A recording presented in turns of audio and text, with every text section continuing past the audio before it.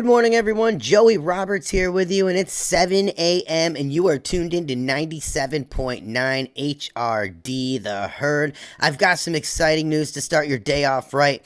Last night, the Wisconsin basketball team brought home a massive win against Indiana in college basketball. Look, the game was a tough one for Indiana as the fans here in Wisconsin brought their A game, making it hard for the Indiana team to think, let alone try to play their best game. So hats off to the Badgers there for a fantastic win. And in other news, Aspen Creek Marketplace is set to open later this week.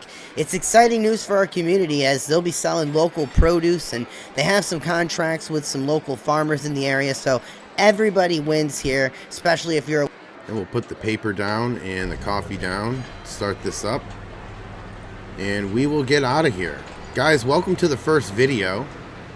This is going to document my move out here to Wisconsin, America's Dairyland, and we are going to try to do just that. We are going to try to start a farm out here in Wisconsin. I would like to try and get some dairy cows or maybe some beef cows. I really haven't figured it out yet. What I have figured out is that I was really tired of my office job and I wanted to get out of there. It felt like I really wasn't living my life for me. I was stuck in a cubicle all day, you know, making a good amount of money, but at the same time, not enough money to where, you know, it's worth my life. So I've decided that I want to start a new life. I didn't like the way the old life was going. I am a single man who does not have any tie downs with family. I don't have a wife. I don't have any kids or anything like that. It's just me out here, and maybe a dog if I decide to get one here, which I may end up deciding to get one because it's going to be lonely out here without any friends. But either way, I went online. I checked out a farm that was for sale out here in Wisconsin, and I found one, and it's a little big. I got to be honest. You're going to look at it when we get there and say, well, it's an average size farm, right? But I don't have any experience in farming, and I am not really sure as to what I'm doing yet. So it's going to be something that we grow into. I don't expect year one to just be going crazy and equaling up to the farmers out here with years of experience. There's a lot to learn, and I'm going to have to learn it. And one of these things that I'm going to have to learn is how to drive this in the winter, because this is going to be treacherous, I believe. I'm hoping that there's another way that I can find around, but this is a really steep hill right here, and I think that sometimes we may end up having a little bit of difficulty with this hill. But either way, the farm is right up here. It's right around this corner, I believe. And we'll look here. And I say believe, I mean, I've been here already, but I spent the night in the hotel last night. I was actually down at the parking lot when I picked this video up because we had just gotten the keys to the house and to the property. So we are now first able to go here, and here it is right here on the left. I don't know how busy this road is, so this is the entrance right here. You see that there were some big silos back there that we can definitely take advantage of, but I think I'm going to pull over here and park it onto the side of the road. We'll get out and we'll look around. And now we'll get out and walk around here. Buffalo Hill Ranch, that is the name of the old farm here, obviously. Cool logo, I like that. The gates open well, I love them. He's got different gates here. These ones are a little bit more rusted, so I guess these have been around longer. It makes sense since the silos here. And we're going to do a lot with these. And this is what I mean by growing into this. I mean, I'm just looking at the mass and the size of those silos, and yeah, it's gonna take a while for us to fill those things. First, we're gonna have to learn how to use this equipment, and then we're gonna have to learn how to grow things. It's gonna be a minute, but let's walk down here. This is the yard right here, and looks like a fairly good sized yard. I liked how you know, it was so open. There's some diesel fuel right there. So we'll be able to fill that up and buy it at bulk so that we'll be able to save a little money, which will come in handy. Just some more storage sheds right there. Storage spaces, I mean. And what's this over here? We got a diesel generator. That is nice and could become in handy in the winter if our electric goes out, or if anything really we need. It's a good amount of power right there. Now we're gonna head over. I guess we'll look over here at this barn first. What do we got up here? Well, it was nice enough to leave me a good start on the firewood, so that's excellent. Appreciate him for that. But let's look at this garage up here first. I'll try to open it here. Here we go. A fairly good size. I think we're probably going to keep our truck in here. This will probably be the house garage, if I can stop from running into the wall. And there's the house right there. So an average size house.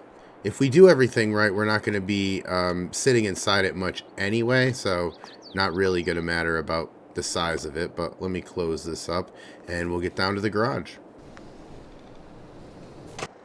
And now down here at the garage, and this is a fairly good sized garage as well. This is probably going to be where we repair things and you know, do things like that. We're not going to keep much equipment in here. We have the storage spaces over by the yard that we just went in to keep all of the stuff over there. So we got a nice little shop here. Couple little tools, and that right there is nice. The storage rack, I like that a lot. Hopefully we can use that and fill it with seeds or fertilizer or lime or whatever, but we'll need it. And it doesn't look like we're gonna have to do much lime either, just as I look around the corner here at random things. But it looks like we have already got the lime treatment. I'll have to figure out who did that, but somebody, I guess, right before. See, the guy that I bought this from was the old farmer, and he really enjoyed farming. He wanted to keep the land as good and pristine as possible in case anyone wanted to, you know, come in here and take over the farm. When I told him that I wanted to start a farm, he was more than happy. So, you know, I think he's just kind of tried to hand it off as best as possible, and you know, we're gonna have to try to learn as fast as possible so that we can continue this and keep up his legacy. But I know immediately we're probably just gonna get some chickens immediately, try to figure out them because they seem to be the easiest, and well, you know, we'll be able to get some eggs as well. So it's a win-win situation for us. But as you see, this farm barn, I should say, that we're approaching, this is where he kept his cattle. And he was a dairy farmer. A lot of people in Wisconsin are. I'm not really sure if we're going to continue with the status quo of the area and go with the dairy side of things, or if we might be a little different, go the other way and maybe do some beef. I'm not really sure yet. We haven't really figured it out, but Wisconsin for sure is dairy. A lot of people around here in the community are dairy farmers, so we would get a lot of help with it. But we'd also be trying to sell stuff that everybody else is. Now heading outside here, and you see that's where we could keep the bales of hay. We could also feed them down there, and way down there you see the paths that the cows have made. But yeah, this used to be a dairy farm, but I'm not sure if we're going to keep that going or if we want to do beef, but we'll head back up to the house. Now the furniture and everything like that comes tomorrow for me, so I probably won't be recording that, but they will be getting that into my house, TV, things like that. But what we're concerned about is farm related stuff, and I really don't have any. I have this stuff. This is kind of homeowner stuff. It's a trailer and a mower. That's pretty much what we're starting with, and I've got my truck here, but let me park this down at the yard, and we will get out and look at the house. Now I'm just going to put this right here between these two buildings first, and then I'll get out, unhook the trailer, and then we'll go up in the truck and I'll show you the house.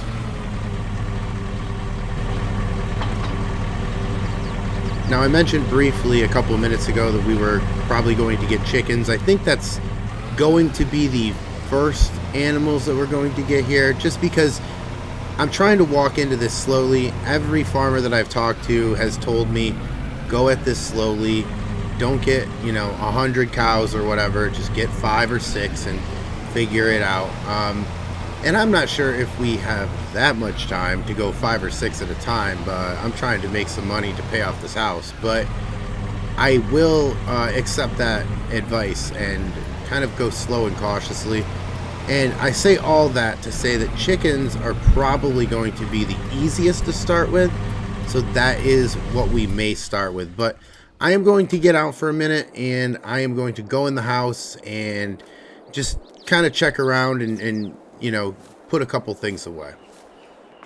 Now guys, that's originally where I intended to leave this video. I just wanted to show you the farm. However, when I went inside, I was looking around, I got this message or note from John, who is the old owner here.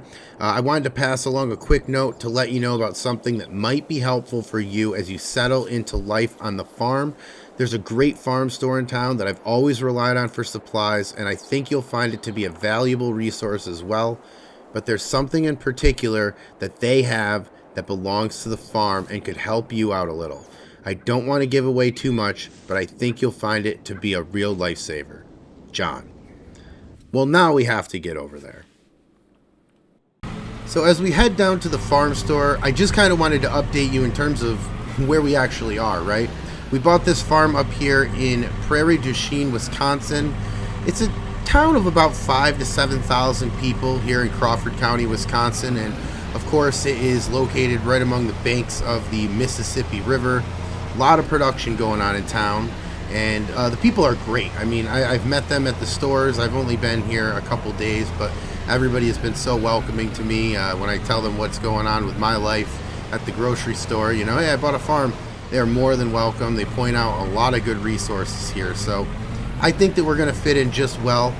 They are salt of the earth type people, you know, really, really nice people here. And the farming community here is also good. We got a agriculture market, a farmer store down there, as well as farmers markets every week for people to come and buy produce. And we also have a big opening of a store that I forget the name of it, but it was in the newspaper this morning. And it was on the radio too, but they are opening down here as well. I think it might be in McGregor, which is the town located right over the bridge here, just over the bridge there, over the Mississippi River, should I say. So yes, this is Prairie du Chien, a small town. We got a local high school over there as well, but we are actually headed to McGregor right now to go to the farm store.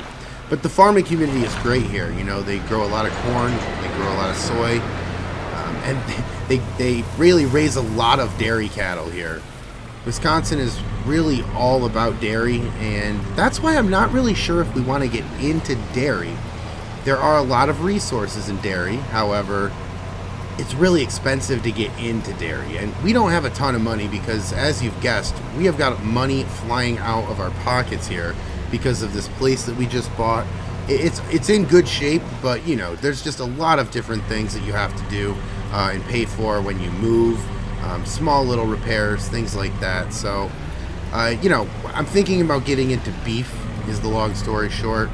I will zig when everybody else zags around here, and hopefully it will make us some money. But hey, let me get into this farm store because I have to see about this note. When I went inside, I was looking around, I got this message or note from John, who is the old owner here.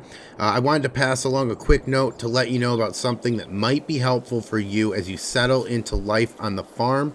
There's a great farm store in town that I've always relied on for supplies, and I think you'll find it to be a valuable resource as well. But there's something in particular that they have that belongs to the farm and could help you out a little. I don't want to give away too much, but I think you'll find it to be a real lifesaver. John. Hey there, can I help you? Hey, yeah, I know this is going to sound crazy, but I just purchased this land up in Prairie du Chien, and Oh, John's old place. Well, actually, yeah, how did you know?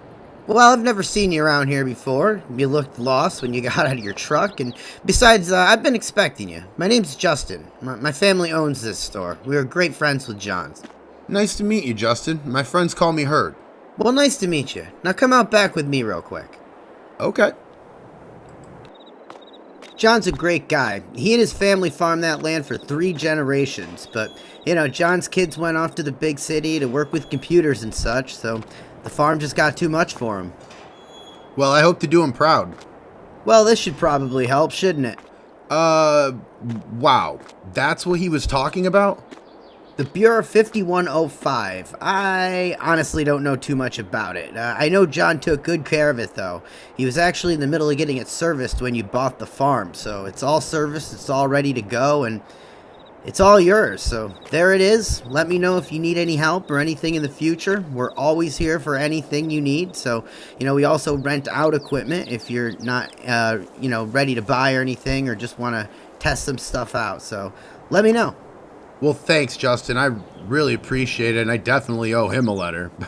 But yeah, I'll definitely be back. Thanks a lot for all your help.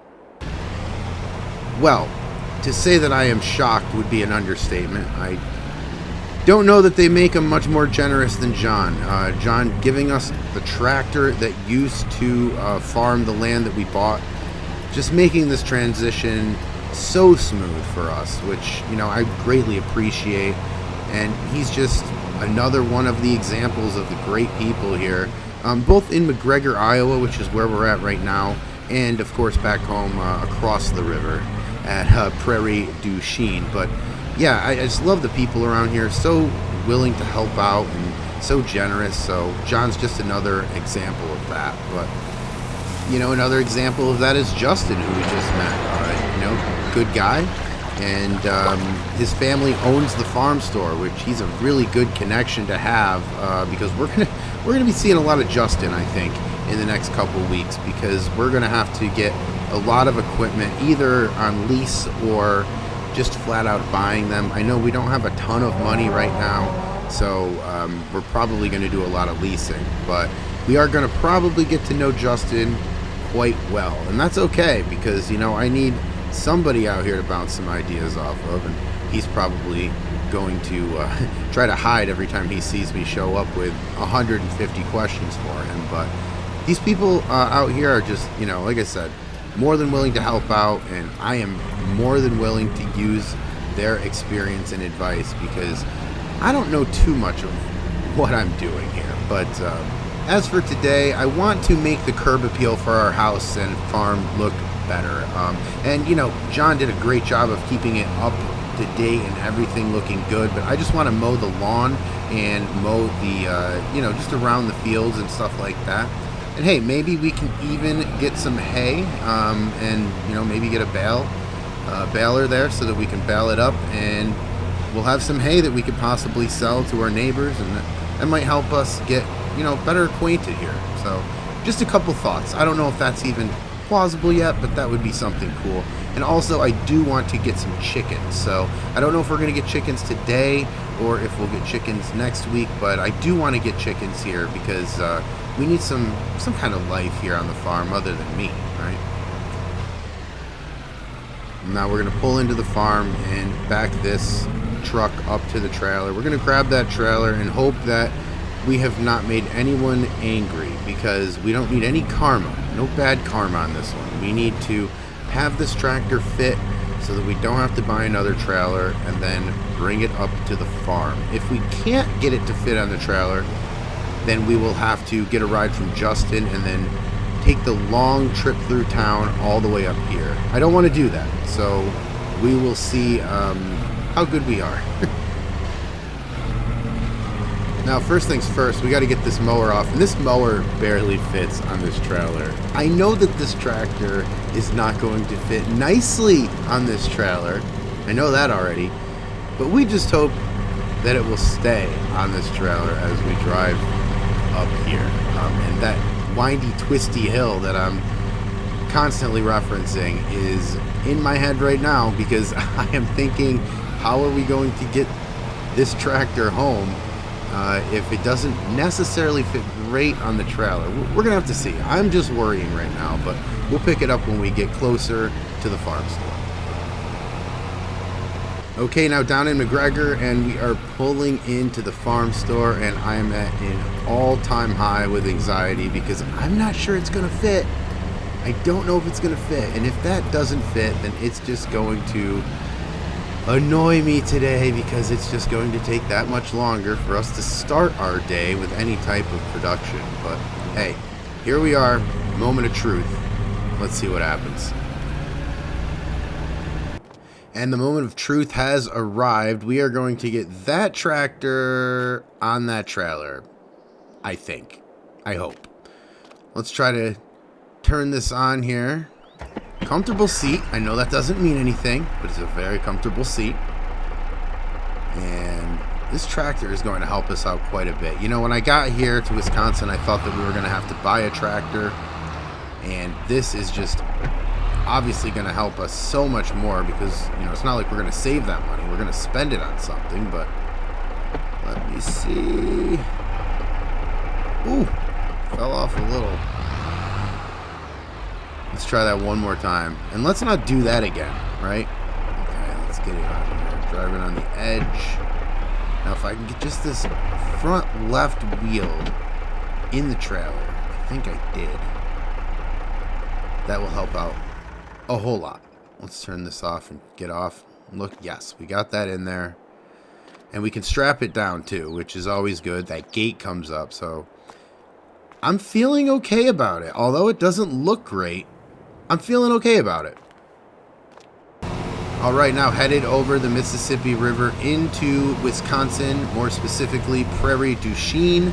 That's where we lay our head at night, and these people are awesome over here. And I like McGregor too. Everybody is really good here. And before I start sounding like a politician, I'll just say that, you know, they are very encouraging to farmers, and especially in my case, I'm a first-generation farmer. I'm a younger guy. They want to see that because they want to see their community continue to thrive. And I would love to make money off the land. I would love to do this. That's why I came out here, you know, to get out of the cubicle life and to get more into the farm life. And here we go. This is what has been making me a little anxious here, which is driving up this windy road with this tractor, and can already feel the tractor pulling. I don't want to pop a wheelie, but I don't think we will. I think we got enough to get it up here. But man, is this hill steep. A couple of these bends around the corner here are also not fun. But thankfully we are here in March and we are not in the winter, because this winter, I don't know, I might have to find an alternative route. I'm not used to all this stuff. Maybe by then I might be a little bit better driver on this, and I'm hoping I will be, but right now I'm just hopeful, or I'm thankful, should I say, that there's no snow. Now we're driving around here and we will begin to see our farm. So that means that, well, I'm not going to say it yet. Not until we get to the gates, right? Because this corner could do something crazy, and it's not going to. We are here. We have arrived. Now what we're going to do is we are going to drop this off, and we are going to head back down to the farm store, talk to Justin, and we are going to try to get a brush hog so that we can start mowing this place around the field. And like I said, I do want to get the mower that I brought. I want to get that out and do around the house. So that's kind of the goal today, is just to clean up this place a little bit and make sure that people know that someone lives here again.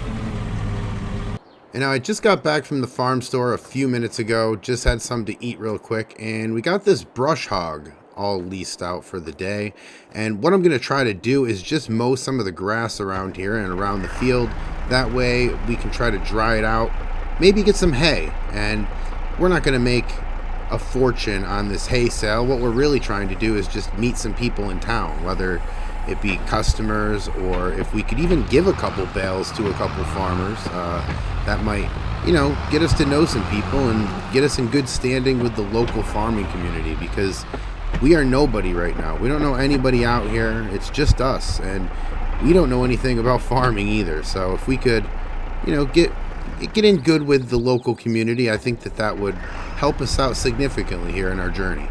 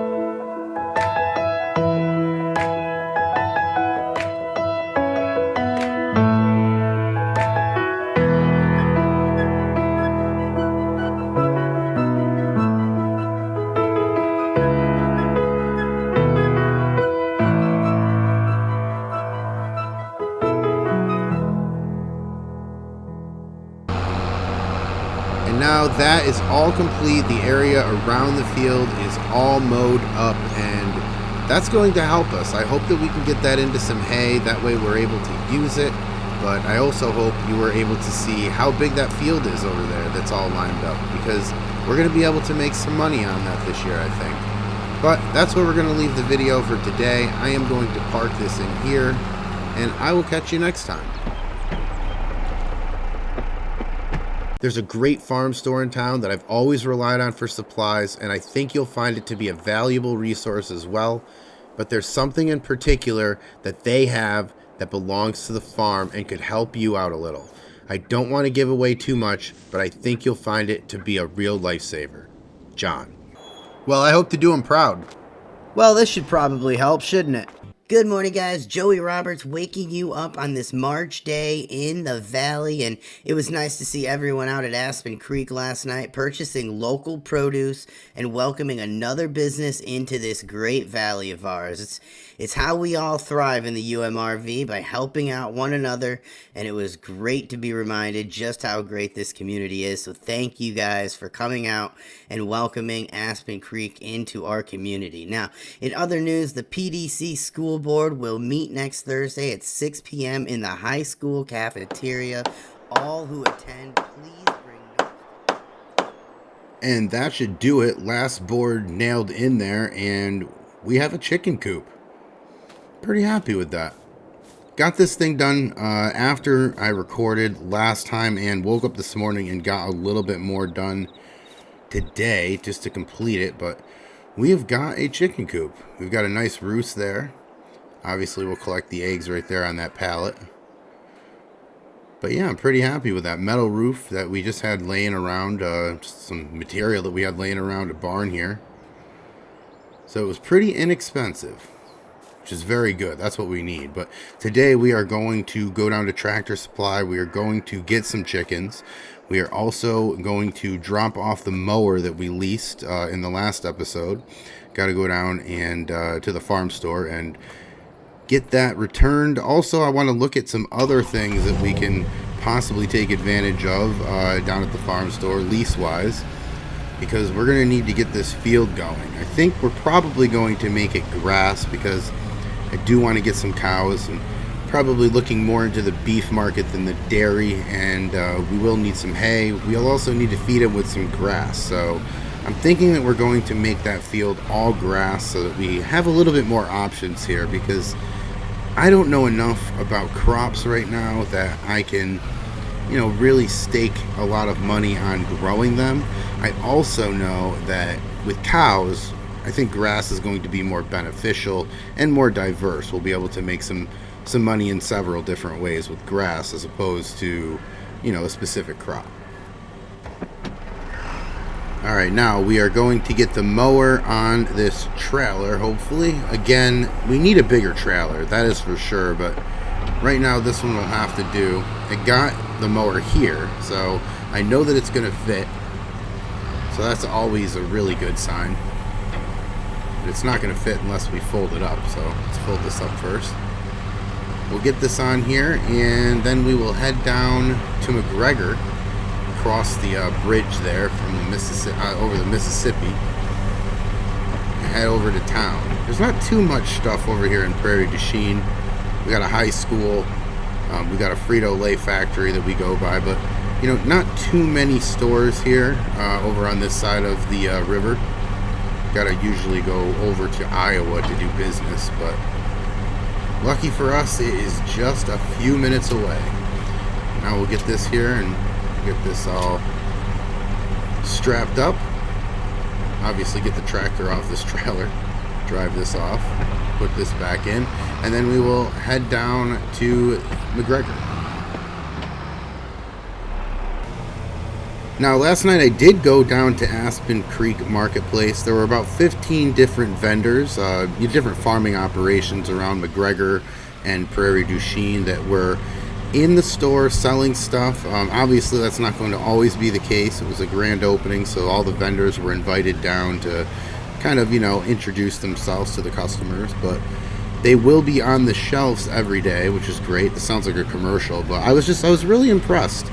from Aspen Creek. And more than that, as I've been saying, I'm really impressed with the people around this area and their support of the farmers. So I'm very happy that we moved here. That's all I'm trying to say. But yes, Aspen Creek hopefully will be around for a while, and hopefully one day we'll be able to sell some stuff there. I know that, you know, milk is obviously a hard shelf to get in, especially in this county, but the beef market not so plentiful around here. You know, there are obviously other beef farmers, but the market is smaller and the competition is less. So that is good for us in terms of trying to get on a shelf. But we are going to head down here to McGregor and get some chickens. That's going to be our first operation on the farm, which is great. But before we do that, I would like to stop down here at Casey's. Just want to get some coffee, get the newspaper. We're a little early. The farm store opens in about 20-25 minutes, so we are going to sit at Casey's for a minute, have a coffee, read the newspaper, and then we will get on with our busy day today. Okay, so I grabbed a coffee. I also grabbed a copy of the local newspaper, the UMRV Today. So let me just put the coffee, get this done. Let me get a sip here. Okay, now let's figure out what's going on today in the UMRV. Let me get this newspaper up here. And let me see. Lake Stanley ready for the season. Okay, so I've heard of Lake Stanley. It's in Iowa, and I'd really like to go out there this summer just to get away, just to check out the area, you know, just a little bit. I don't know if we're going to be able to. I know that we'll be busy with the farm this summer for sure, but I would like to get out there to Lake Stanley. I heard it's a really good campground and just a really good time altogether. So, all right, let me put this away and we'll start up the truck and we will get out to the farm store because we have to get this mower returned so that we don't incur any other fees. So let's get the truck started here. And the coffee here is really good. I do like Casey's coffee. They've got coffee in there. They've got Danishes, and I usually do get a Danish, but we are far too busy for Danishes today. We are headed over to the farm store, and it just dawned on me that maybe we should just ask him how much it would cost to actually buy this brush hog, because we're gonna need, that was a great turn signal, buddy. We are going to need it all the time. So instead of leasing it all the time and incurring such a cost, I think it would probably be smarter to buy it outright. And look at how foggy it is out here. It is a foggy day. It rained overnight last night, and we did get quite a bit of rain. It rained pretty hard. So I expect it to kind of be cloudy today. I'm not really sure though. I haven't looked at the weather like a good farmer. Still trying to get into the, you know, everyday life of what I'm supposed to be doing. And looking at the weather is definitely one of those things. But I'd really like to check out that brewery right there on the right too. So many good places here in McGregor. And my favorite place of all so far anyway is down here at the farm store. So I think that is what I'm going to do. I am going to ask him if we can purchase this mower. I mean, depending on what the cost is, I would enjoy it. I mean, you know, I did try it out basically right now. So anyway, I'll stop mumbling. We'll park over here and I will get in there and see about the mower. All right, so I just talked to Justin and we did end up buying the brush hog. I find it's going to be a lot better for us financially if we don't have to lease it and drive down here every time we want to mow the lawn, especially since we're doing cows, because they're going to need a lot of grass. So that is a good thing for us. We are going to bring it up to the farm and leave it there. But I also grabbed this price list that I wanted to show you guys. And as you see, it's mostly just the leasing price list. They got plows and seeders and harvesters and trailers and everything you'd really ever want to lease down there. And I did ask them about their sale prices and stuff. They mostly get used equipment from other farmers in the area, but occasionally they will get new stuff, and we just happened to luck out with the brush hog. We got that brand new. We were the second person to use it. One other person leased it before, but that's brand new to me, and that's good enough for me. So that's great. We got that down, and now we have one more stop to make here in town, and that is over to Tractor Supply so that we can get these chickens. And now leaving the farm store, headed across the street to the other farm store. How nice is this area right here? I do like this. 2 farm stores right across the street from one another. It allows us, the farmer, to get a lot done in a little bit of time, which is always appreciated. But we're gonna grab chickens over here. My life just flashed before my eyes as I saw that train coming around that bend there. Okay, what were we saying? We're gonna get some chickens, and we are gonna get a year-old chickens. That way they're able to lay eggs immediately. But let's get into Tractor Supply and see what we can come up with. Okay, now the lady in there was actually really helpful. She helped us pick out some chickens. We've got some chicken feed, and this chicken feed was like $70? I mean, I've heard of organic chicken feed. I don't know what this chicken feed is. Is there gold nuggets inside? I'm not really sure, but either way, I did not expect it to be that much and spend $142 on chicken feed, but here we are at the Tractor Supply. At least they were helpful. Let's get in the truck and let's drive up back up to our farm. Now, yes, the chicken feed was a lot of money. That I did not expect. I also didn't expect how helpful the lady was inside of Tractor Supply. Very knowledgeable, very willing to let me in on that knowledge that she's got over there. And she told me that each chicken is probably going to lay an egg a day. Right now, maybe every other day, only because in the colder months, these chickens will slow down with their production, and in the summer, they are going to be healthier, they are going to be happier.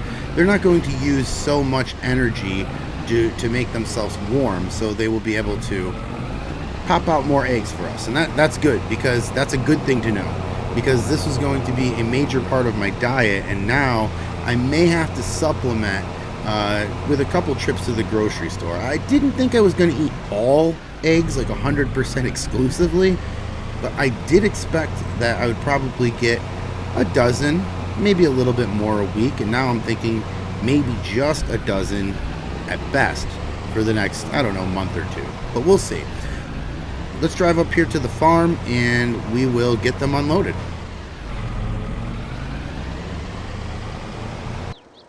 All right, now out here at the farm, and I decided that I would take all the chickens out. It's very hard to record by yourself and get these chickens out of here, but thankfully they're free ranging. They know where the food is, and I'll show you where the food is that I've got. I'm just going to keep it over here. There's a scooper over here, and we'll just take a scoop or two and put it there with the chickens, and they'll be very happy. They've got some water over there as well. So we're now going to get into the truck. We're going to get this brush hog off. It's the first thing that we've bought. You know, it's not the first thing we got because we ended up getting the tractor, and that was just a very glorious day. But this one cost us some money. About $12,000 for this mower. It's brand new, essentially. I mean, I'm the second one that used it. We're going to use the tractor to get it off of the trailer here. Now, I really do like this tractor. If you've missed the first couple episodes, the old owner, John, who used to farm this land, used to do so with this tractor. He left it down at the farming store for me. They were good friends, and it was a nice little surprise when I bought the place, which, man, we owe John a letter, and we do have to write that letter very soon to thank him for all of his help. But we are going to get this brush hog on the tractor. Let's see if we can get this here. Climb up here, and there we go. Now we'll pick the brush hog up so that we don't scrape the trailer. Trust me, that is a move that I would do, believe me. You're like, well, of course we're not going to do that, but watch around long enough. I'll show you what crazy looks like. Believe me. This is the first year I've ever done farming. I don't know what I'm doing. Do you know how long it actually took me to figure out how to hook this brush hog up? Man, oh man. A lot to learn, a lot that you wouldn't ever imagine. I didn't grow up on a farm. This is all new to me. So, you know, like I said, watch long enough and you'll see crazy. We're going to put this over here. And we will drop this off just so we can look at it and maybe sharpen the blades there a little bit. Alright, so March 2nd here in the Prairie du Chien, and we have got a field that has lime all over it. But what we need to do is we need to get down to the farm store and we need to talk to them about maybe possibly leasing out a seeder. Now, I'm not really sure I want to buy a seeder, only because I don't think we're going to need it that much. I don't think we're going to be rotating different crops or anything like that. I just want to stick to grass, because with grass we can get silage, with grass we can get hay, and grass just feeds our cows in general. So I think that that would be a great idea to do that. But it all starts with a seeder, and I'm wondering, I am loving that we got a tractor. Our tractor is 100 horsepower. I am wondering if there is a seeder small enough down there that our tractor will be able to handle this, or if we'll have to lease a tractor, which is something I really don't want to do, because that means that it's just going to be an hourly charge and we are going to incur quite a bit of debt and not own anything at the end of the day, which is nothing I want to do. So we're going to get down there. We are going to see if we have a big enough tractor to pull it. And if we do, I'm hoping that it's going to fit on this mini trailer that we have here. We've gotten pretty far with this landscaping trailer, if I must say so myself. It only had a small residential mower on it, but we have managed to get a couple things up to the farm already. So let's see if we're able to get it on there. If not, it's not a big deal. I'm hoping that maybe I can pay him a little extra to deliver it. But again, let's cross that bridge when we get to it.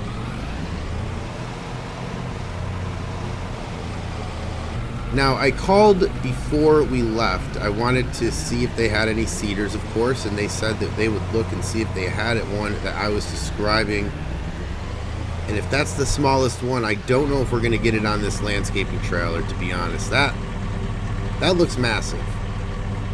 The landscaping trailer has done very well, believe me, and I was, just talking about it a couple seconds ago.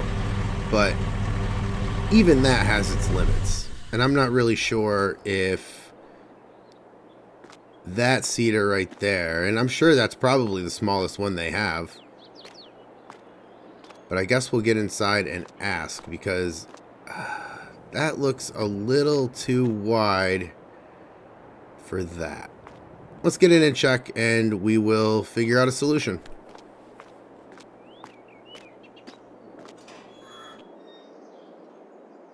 Okay, well, we are driving up by our farm now, and as you can see in the rear view mirror, we do not have a seeder on it. But Justin was nice enough, he was going to come up here and deliver it for us. I was following him for a while, and then he didn't stop at the red light, but we're not going to say anything about that. We are just going to continue on. Now, I'll just park this over here, not too far, because I don't want to have to make him wait for me to walk all over the place, but park this out of the way here so he can get out. I'll go tell him to unhitch. But yeah, he was nice enough to come up here. We looked at it, and there was just no way that we were going to fit it on that landscape trailer. But let me go talk to him, and then we will seed our field. Hey Justin, thanks man, I really appreciate it. No problem at all. Looks like John set you up for success, eh? Limed the field, got everything in order. Yeah, I really owe him a ton, and you as well, so thank you so much. I don't know anybody out here, so it's always good to get a helping hand. No worries. Wish I could stay and actually help, but gotta run back to the store. Have fun. All right, well, thanks again, Justin. I'm sure I'll talk to you probably tomorrow. All right, now he is going to get that unhitched for us and head on out of here. What we're going to do is take this truck. I just want to get this trailer in this garage, keep everything nice and tidy, not have the chickens climb all over that and be pelted with white dots, if you catch my drift. But either way, we're going to put this in the garage, and then we're going to get the tractor out and hook it up to the seeder, and then we will start seeding this field over here with grass. That's what I want to do. That will take a good amount of the day, only because our fields are so big, but I'm not complaining about that at all. More land, the better. But let's get that started now. And now we're going to back up to the seeder, get all of this hooked up. And yeah, we do have a small seeder and a small tractor, and we have a huge field. So it's going to take us a little bit of time today. Let me get this hooked up here and get all the hoses attached. And we are ready to go. Yeah, it's going to take us a little bit of time today, so I've reserved the rest of the day to get this done. But that's exactly what we're going to do. I'm going to throw on the drone, and we are going to get this field done.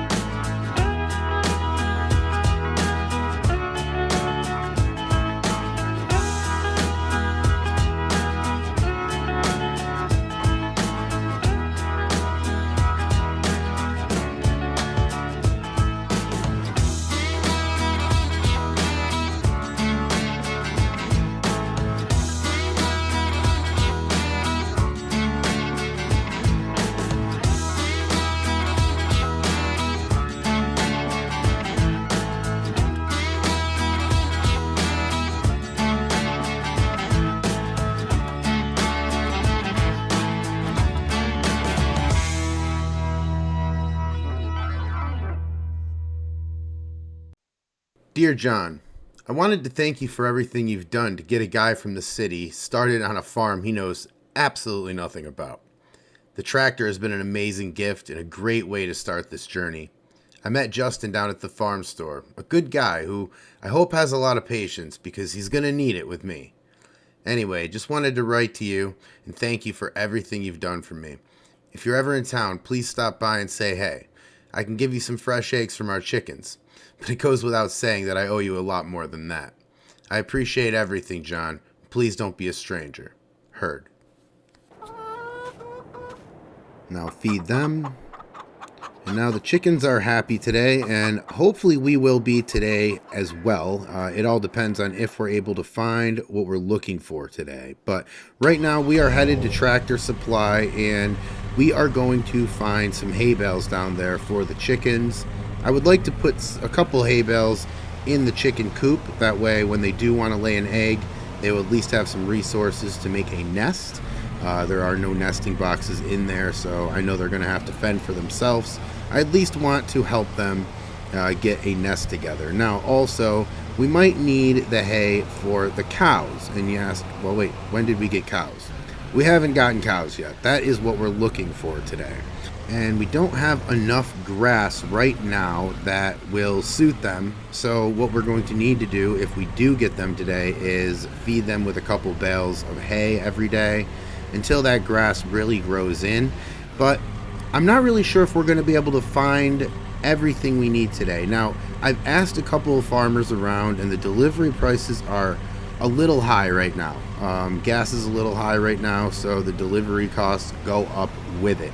And that is not good news for us. But I'm thinking maybe we should just buy a trailer, because if we buy a trailer, then we will be able to obviously cut all of the delivery costs outside of our own gas that we would use out.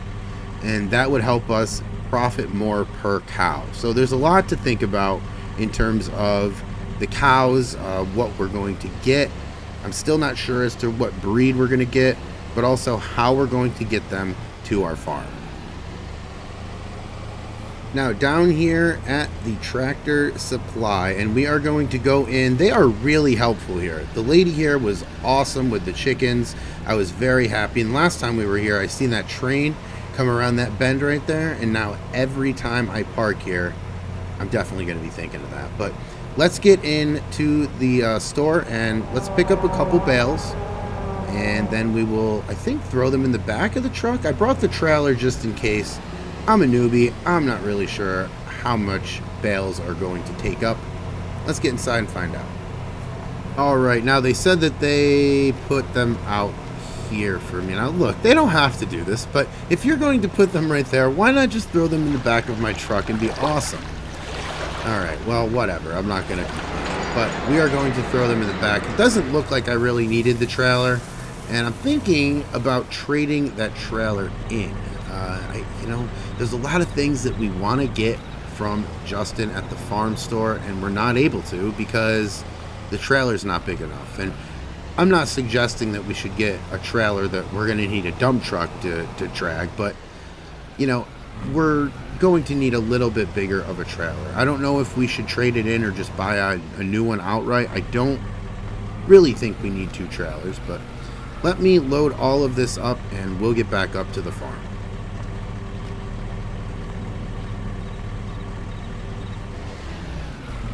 And now back up here at the farm, and we're backing the trailer up. I do not want to try to back that trailer up into one of these bays with all of this hay in the back. I'm just going to admit to you, I am not that good of a driver yet. I mean, this is the first week on the farm. I don't need to hit anything. So we're just going to have a layup here and put it in the middle because we don't have really any equipment that's going over here yet. But what we're going to do with the hay is we are going to drive it over to the barn where we're going to keep the cows. We'll keep it over there because I think if we need hay, we're going to probably use it more with the cows, giving them about a bale a day per cow. But with the chickens, it's probably only going to be about a weekly thing. One bale every week will go into the pen.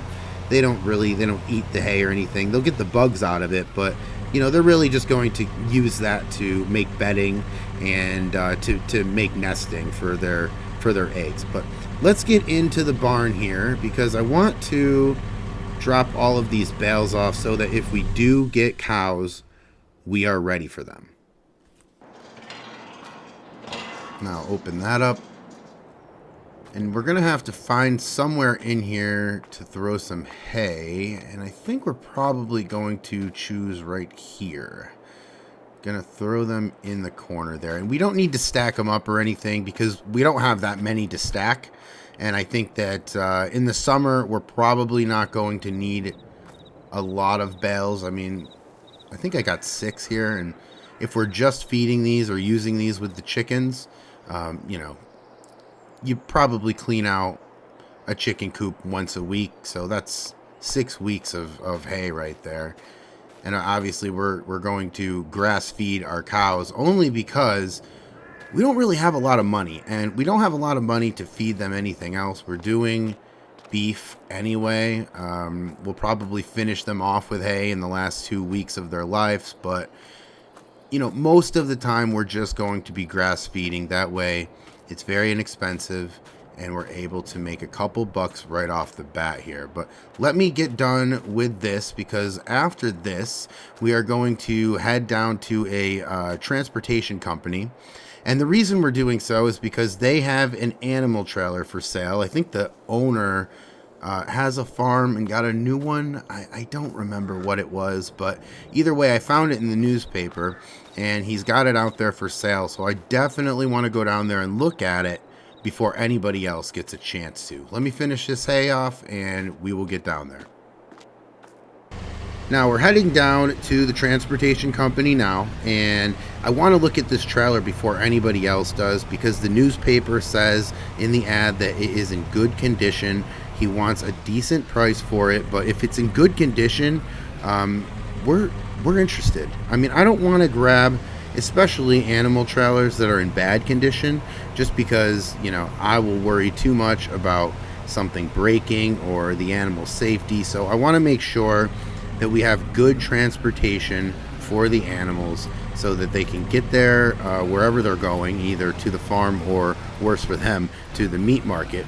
Either way, they are calm and collected so that it's easier to move them. But I am going to drive down there now. It takes this way, and I haven't went this way yet, which is kind of exciting. I'm usually going down to McGregor, going down to town. This is a little out in the country more, I guess, as I sit here in a farm, you know, out in the middle of nowhere. I'm talking about somebody else out in the country, but we're going to take this road, and then this road's supposed to connect, I believe, to like a highway or something down here, and then they are off of that highway route. But let me get down there and we'll take a look at this trailer. I really hope that it's something that we can buy, because we are in need desperately, especially with all these deliveries costs. I mean, they're through the roof. So let's hope. Let's get down there, and I'll pick it back up when we're down there.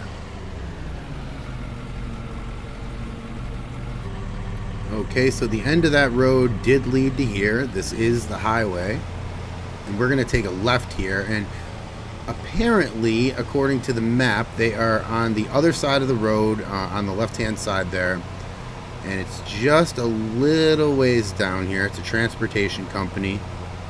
I should actually just get a business card from them, because we might need them at some point. I mean, this trailer that we have is very small, and we can't really keep relying on Justin, and we can't expect Justin to continue to help us like this. So we're going to need to figure out our own solution. But there is the transportation company, and there's the trailer. I see that. It's a nice sized trailer from over here. Let's just pull a little Yui right here. Nobody coming. And we will drive in here and check out this trailer. It looks like it's a good size. I think my truck will handle that fine.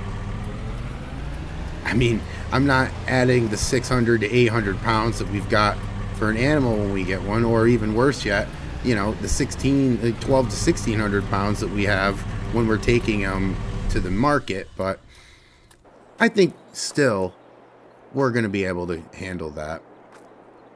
And yeah, it's a nice trailer. It is in good shape. I like that. Yeah, I think we're going to have to call this guy about this, because I don't know how many, maybe 6 cows just from looking at it. I'm not really sure. But yeah, let me call this guy right now and try to figure this thing out.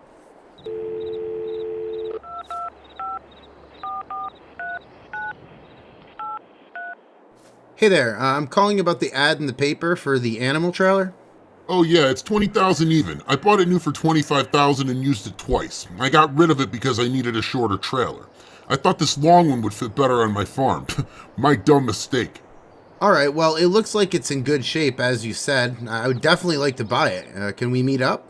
Yeah, I'll be ready in a few hours. I'm just out doing a couple things. If you want to meet me at the shop in a few hours, we'll look at it and we'll finalize everything then. Thank you, sir. I look forward to meeting you later. Alright, well, that is official. We have got the trailer all lined up to purchase. If everything holds true, then we are off to a great start. I mean, we're going to be able to profit 100% off of these cows.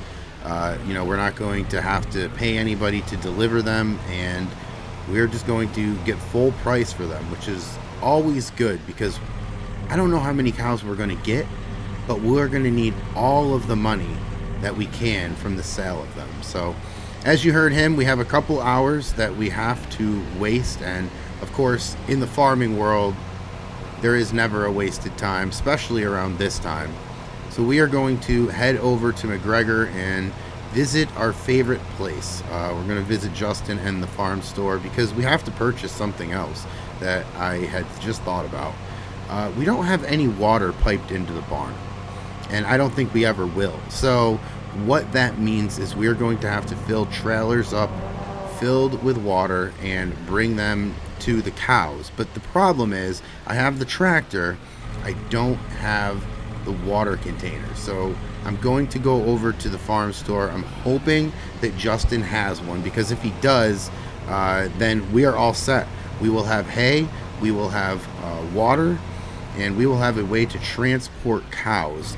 And I think we'll be ready to get them right off the bat. And you know, the earlier we get them, the more we'll be able to put weight on them, and the more money we will end up making. But let's go over to the farm store now, cross the Mississippi here, and let's try to figure out if we can get something to transport this water. Now, if we can get a trailer here from Justin that will transport water, we will be all set for cows, which is great.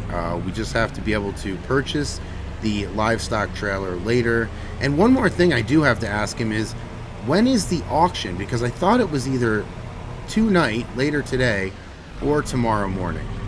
I'm not sure, so let's get in and find out.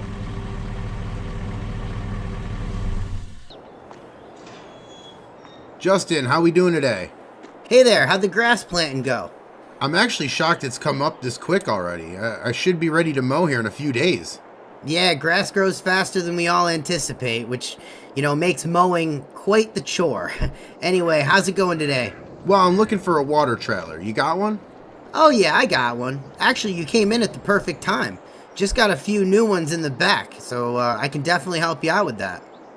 Great. Then that means I'm ready to get these cows, which is, wow, nerve-wracking. Anyway, there's actually another thing I wanted to ask you. Do you know when the auction is to get cows? The auction? Oh man, I want to go to that. What do you mean? Man, they talk so fast, I have no idea what they're saying half the time. You'll really feel like a cidiot then. A what? A cidiot. A cidiot is what us folks out here jokingly call city folks. I'm just busting on you. Yeah, well, you think you are, but you're probably more accurate than you think. Anyway, yeah, it's tomorrow morning. All right, Justin. Well, anyways, it's always a pleasure. I'll let you know how it goes tomorrow morning regardless, and I'll meet you out back here to hook up this water trailer. All right, sounds good. Thanks, man. All right, well, there is the trailer hooked up, and this water trailer doesn't look like it holds a ton. It holds enough, considering we're not going to have that many cows, so we're going to be able to grow into this and do it smart, not cidiot style. Cidiot. Anyway, we are going to head up to the farm, and it is a bummer that we're not going to be able to get the cows today. We are going to plan tomorrow morning to be there, you know, first thing, because I'm not sure what kind of paperwork we're going to have to fill out. I'm not really sure where to go, even if there's a main office or what there is. I just know that the location is near us, and I know that we are able to get our own cows if we can get this trailer squared away, which after we get back up to the farm, we are going to rest for a little bit, get some lunch, and then we are going to head down and grab the livestock trailer, because without the livestock trailer there is no auction option for us, and I really want to get these cows. Alright, and just got done eating, and what a perfect time. He gives us a call to head down to the transportation company, and I'm excited. I really want to get this livestock trailer. I really want to go and get these cows tomorrow at the auction, because right now it just doesn't feel like we're farming so much as moving into a house, because off camera, you know, I'm unpacking a whole lot of things and, you know, just doing, you know, yard work mostly, for lack of a better word. So I'm really happy and excited that we can get these cows. I'm really hoping that this goes well, and I think it will. You know, he's got a good reputation, and he's got a reputation to uphold too, especially if he's gonna own a transportation company and sell me a bad livestock trailer. Not necessarily a good look. So let's get inside, let's talk to him, and let's try to finalize this deal. Alright, and all hooked up and ready to go. He was a great guy, super nice guy, couldn't have been more friendly, and wished us good luck on our farming venture, which is exactly what we're going to need. But he was nice, so let's not drive through his yard. We will just do a little Yui here and head on up to the farm. But this has been a good day. We ended up getting the water trailer. We ended up getting some hay for our chickens and for our cows. And by the end of it, we are driving away with a livestock trailer. I'm really happy with today. I think that we progressed pretty good.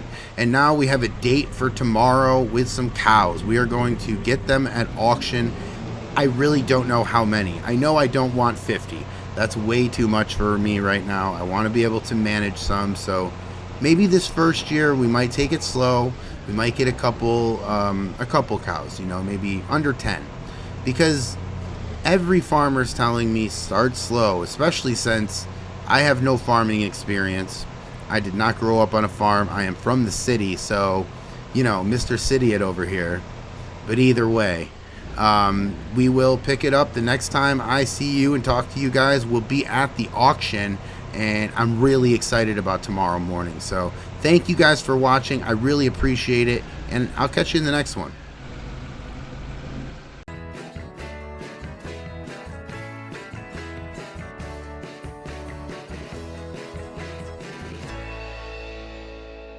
Midnight North on the herd, and for all of our farmers out there, don't forget the UMRV auction is taking place today over at the livestock yard. Cows, horses, chickens, hey, even my mother-in-law will be over there as a bidder. Anyways, head over to the livestock auction today and don't miss out on all of the... And we'll turn that off. And guys, today is full of anxiety. I have to be honest with you. Today we are going to the auction for the first time. We are hopefully and potentially going to come out with cows and have cows for the first time. And being as though I grew up in the city, being as though I've never really touched a cow, which is crazy. But we are going to hopefully bid on some cows. I've looked in some research and seen, you know, what we have to look at for in terms of the auction, which cows are good, which cows are bad, things like that. So I feel a little prepared, but at the end of the day, who can really prepare themselves for something like this? I'm going against all of these farmers who have, you know, I'm assuming, but probably grown up here, grown up on the farm, have got a lot more experience than I. So it's going to be a nerve-wracking day, but I think if we do everything right by the end of it, it could potentially be a very good day here on the farm. Maybe our best day yet, because it doesn't really feel like a farm right now. It feels more like I just moved out to the country and I've got a lot of land. And yeah, we have chickens, but I think the cows will make this feel even more like a farm, I guess. But let me park this. I'm gonna get inside, do some paperwork that we have to do, and then I will pick this back up in about 25 to 30 minutes when we're headed out to the auction. And now the paperwork has been filled out, and I noticed the address. They are right next door to the farm store. So I decided I'd give Justin a call and ask him if we could park the truck and the trailer over at his lot just for a couple hours when we go in and try to figure out if we can get some cows. He was more than happy to help us out with that. So we're actually headed over to Justin's, over to the farm store right now, and we're going to park this. And I'm running a little early, and the reason is I'm not really sure where to go. I'm hoping that there is proper signage over here, and I'm not looking very confused over here. But either way, I'm hoping to get over here a little early so we can get situated. And wow, I never hit that green light, so that is, hopefully that's a good sign. Now, when we head over to this auction, we are hoping that everybody wants dairy cows. We want them to grab Holsteins because we want beef cows. We're trying to go against the grain here for a couple reasons. One, there is a lot of competition in this town for milk, but also because no one is doing beef in this town. I mean, there's, I think, 3 other farmers in the whole area that are doing beef, so we wanted to jump in on that. And I'm hoping that there is definitely going to be some cows over here for us to purchase. So let me back this trailer up and we will get over there.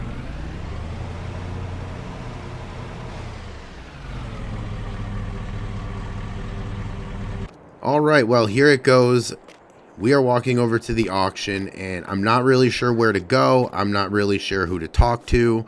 I'm a little nervous, but more excited to see if we can get some cows. I'm just nervous that I don't know enough about what we're buying, but I'm hoping that we get a good beef cow, or 3 or 4. I'm not really sure. I would like to see how many would fit in the trailer, but let's get in here. Did I see a sign? Here we go. I bet a dung bear on 15, I bet a dung bear on 15, 20, I bet a dung bear on 15, bet a dung bear on 20, down 5, bet a dung bear on 30, and 30, and 30, 20. And yeah, that's how all of that went. I'm still not really sure what that guy is saying. I mean, I know a little bit to get me through an auction, and thank you so much to the nice guy that was sitting next to me, helping me, seeing me struggle, and coming over and helping me out with this. And thanks to him, we are able to say that we're pulling a trailer full of cows. And by that I mean 6. We can fit 6 in this trailer. And we were looking to get 18-month-old cows because they'll be able to reproduce. They will be able to grow our herd. And that's obviously what we want to do. We want to take as many cows as we can down in November to the auction so that, you know, they can go to Camp Freezer, right? But either way, we got 2 18-month-old cows. We got 2 12-month-old cows who are 6 months away from being able to give birth. And we got them because they were a good price. We weren't necessarily looking for 12-month-old cows. They just happened to be 12-month-old, and they happened to have a very good sale price on them, so we did take advantage of that. And the other is we got 2 calves, and we were looking for calves, but they didn't have a ton of calves there for sale. So all of these cows are Angus cows, which are good because they will be able to resell at the market. And, you know, I think that we're well on our way to having a good start to this farm, but here is my worry, this left-hand turn up here, because this hill has been, I mean, just windy and steep, and I can already feel the trailer pulling the truck on flat ground. So I can only imagine what it's going to be like here, and I have got my foot on the floor. And so far, so good. These turns are going to be a little tough. Now I think we're going to be able to do it no problem. I don't know about the winter though. I'm feeling this thing pull pretty heavy, and I mean, we're obviously carrying a lot of weight in this trailer, but we are going to make it. I shouldn't say that until we're up here, but I feel like this is the home stretch here. And yes, I was really worried about that hill coming up the first time to our farm. And every other time I've just thought about that, and I don't know if I'll be doing that in the winter, bringing cows up or down, but you know, November can get a little tricky at times, but we'll see. We are going to drive the cows obviously into the pasture here and let them out, and then we're going to go get some water because they don't have any water. I forgot to fill it up. I was anxious and worried about everything else, so, but we do have a water carrier here, so we'll just get the trailer and carry some water over to the cows. But yeah, it feels good. It feels really good to be here and have these cows. And now let me put them into this barn. And now we're just gonna back it up over here to this gate. Usually we'll put them in the barn, but turn it off and get these cows unloaded. And the cows are now in the pasture. All 6 of them are in there, and our pasture stretches way down there, so even though they're herding animals, I guess these cows at least like their own space. I just love seeing the cows out in the pasture. I mean, now this starts to feel like a farm, and no offense to the chickens or anything, but now we have an actual animal that is very big and very easy to see. It looks like a farm animal, and it's going to get a lot more money at the auction than the chickens would. But it's not going to do anything if it doesn't get any water. So what we're going to do is drop this trailer off here, and yes, I am going to lay it up again because I do not have the time right now to try and put these things in here. I am just learning how to drive these trailers. I am an office guy through and through, and now I am trying to run a farm. I don't know what I'm thinking, but either way, we're going to back this up and then go get the water trailer. Alright, now we have the water trailer hooked up, and you're wondering where we're going. We have no lake, we have no pond, at least not anything that we can access for free. So when you live out here, you're not on the city sewer line or anything, so we can't utilize just free water all the time, and besides, that would get very expensive. So we are going to have to drill to get some water, and I have made a call, and probably by the next episode we will have a water tank out here just for the cows and for the chickens, although the chickens aren't going to use anything really.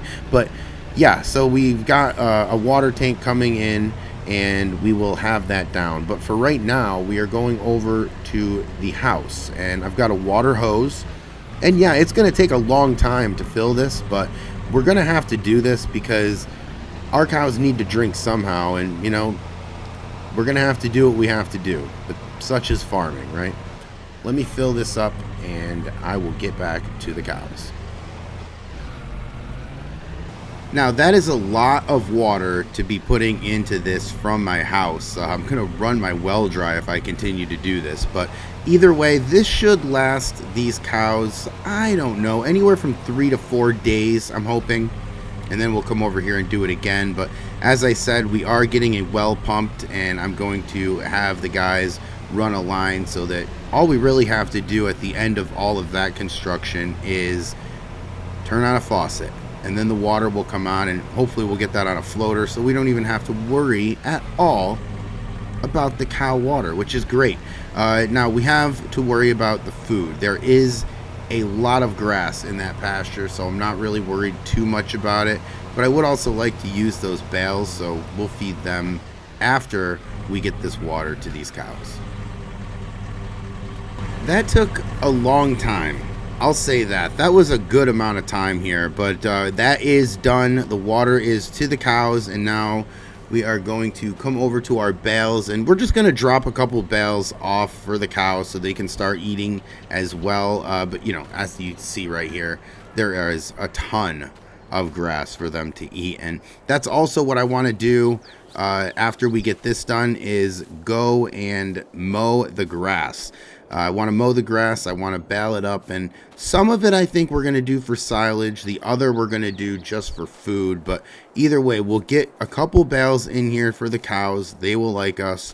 They also have a lot to eat. They're all watered up and everything, so they're all happy. We can now focus on our field work, and like I said, that is to mow the grass today. The cows are happy. They are chewing on the bales, they are eating the grass, they are drinking the water. They are thrilled to be here, and I'm really thrilled to have them here. It's starting to feel like a farm now, which is really good. And now with all of that done, we are now able to focus on our field work, and today we are going to be cutting some grass. Not this grass though, so we can leave this truck right here, and the chickens will eventually, I think, eat most of this grass. But we are going to get the tractor hooked up to the mower, and then we are going to start mowing, and I'll put a time lapse in here so that you can see just how much we got done.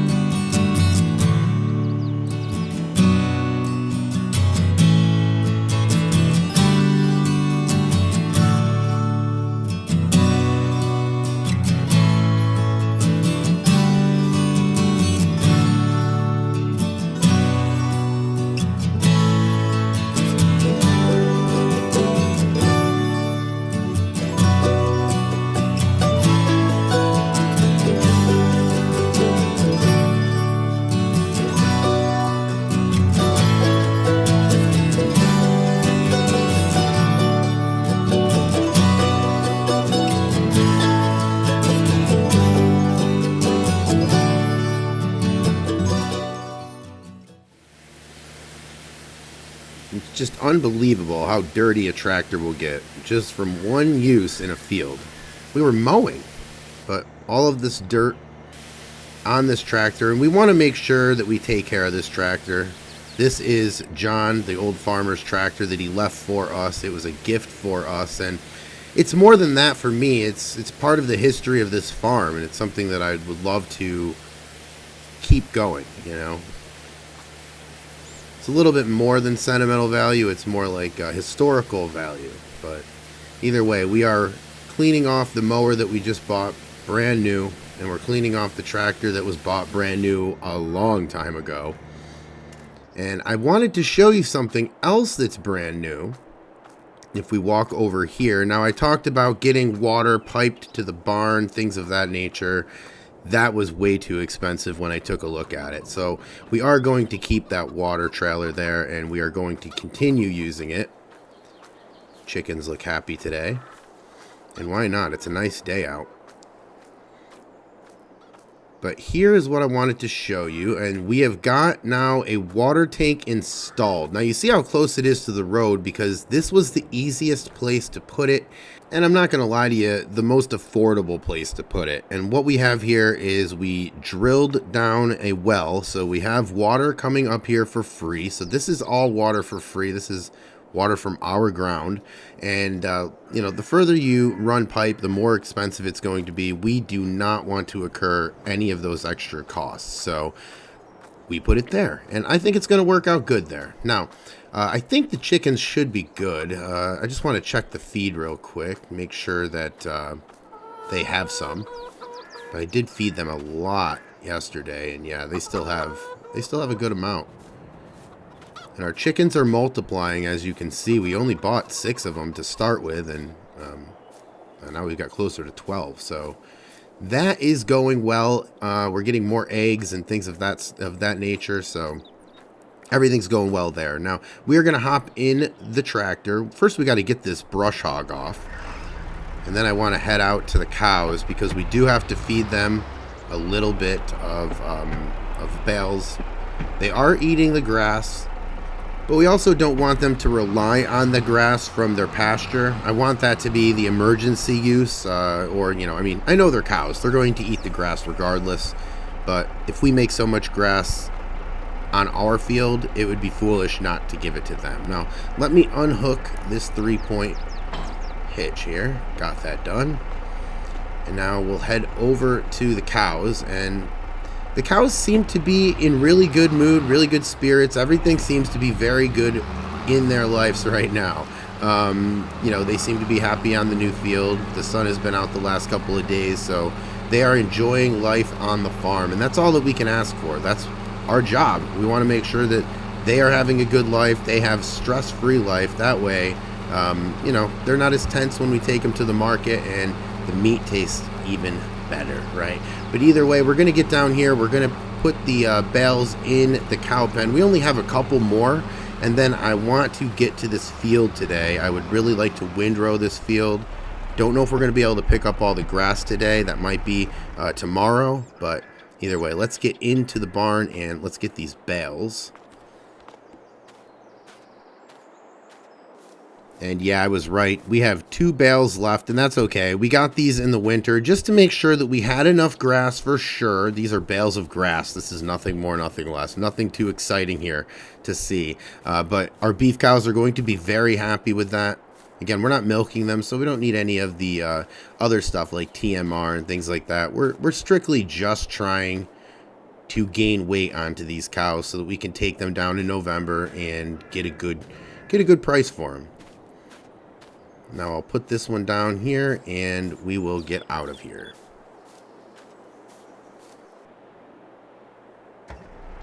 Alright, so the cows just got fed. They had water. The chickens are all fed and had water.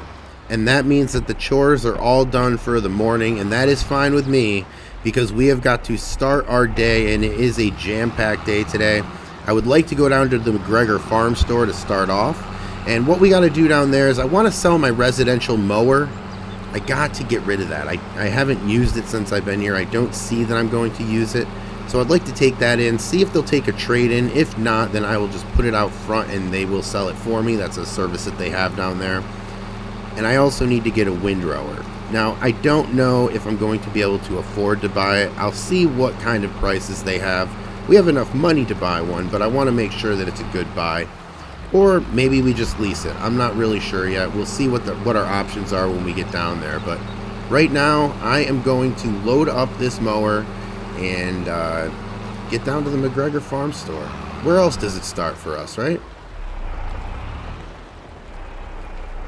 All right, now we have got to unattach this first, obviously. Now we got to back this truck up to this trailer, and then we're going to load this lawnmower onto the trailer and bring it down to the McGregor Farm Store. So I'm really hoping that we can get some resale value on this. It's pretty much new. I mean, I haven't used it at all. I bought it for out here because I had no idea what I was getting myself into. I was very naive and thinking, hey, you know, this might be our only mower, but very early on, we ended up getting a brush hog, and to be honest, if you see all the traffic that doesn't go by my house, I think that the brush hog will be just fine. I think we'll look good for traffic. No one is going to tell me that my house looks terrible. That, though, is terrible. Are you kidding me? Let's get back into the truck. And there we go. My goodness gracious. And now load this up here. And I'm really sad to see this go, only because I bought it thinking I would use it a ton, and oh how things change. We're getting rid of it before we even use it once. So I did lose some money on this. I'll learn my lesson. All right, now let's head on down to McGregor and sell this mower. Let's turn on some tunes too, because it's going to be a little bit of a drive. Oh, here's that commercial. Wild. Look no further than Kodiak Brewery in McGregor, Iowa. Our handcrafted beers are made with only the finest ingredients and are inspired by the rugged beauty of the great outdoors. Whether you're a fan of hoppy IPAs or smooth stouts, we've got something for everyone. Come visit us at the Kodiak Brewery and experience the true taste of the wilderness in every sip. All right, let's turn that off. Enough of that. But honestly, Kodiak Brewery, I would like to go down there. I heard they got some good foods. They've got some good beers. I would like to go down there and check that out. And also, I would like to be in a position where we might be able to help them next year. Maybe growing some wheat for them, or maybe even getting more cows, because again, they have a restaurant there. So I would really like to, see about that place, and at very least taste the food and taste the beverages. But let's get down to McGregor.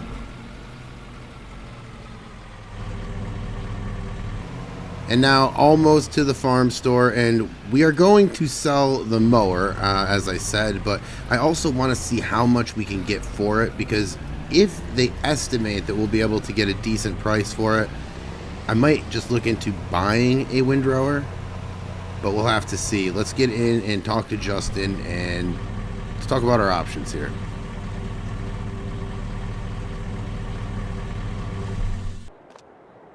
Hey, Justin, how's it going? Hey, Herd. Boring old day here. At least it's warm. How can I help you? Well, I'd really like to sell this mower I got out front. I wanted to leave it here with you guys, and I also wanted to talk about some windrowers. Oh, sure. Yeah, we can sell the mower, no problem. Might even buy it from you, to be honest. Ours has been running terrible, and we need to mow this place. You know, appearances and such. But yeah, windrower we can help with too. You looking to lease or buy? I probably have to lease, but if you have anything small enough for me to buy, I would love to do that. All right, well, let's take a look out back and see what we can come up with. Follow me. All right, following you. All right, now, after thinking about it for a little bit and talking with Justin and figuring out the right price, we have decided that we are going to buy this windrower. And it's going to help us get around this field pretty quickly so that we don't have to drive all over our field, and we can at least tidy them, the grass that we cut up into some rows, because it's daunting enough. It takes long enough for us to get around all of that field with the tractor we've got, but that's okay. That's farming. That's definitely first generation farming. I don't have any of this equipment already, but Remember that we are going to sell this mower, so I have to just drop it off out back here for Justin, and we will drop this off over here.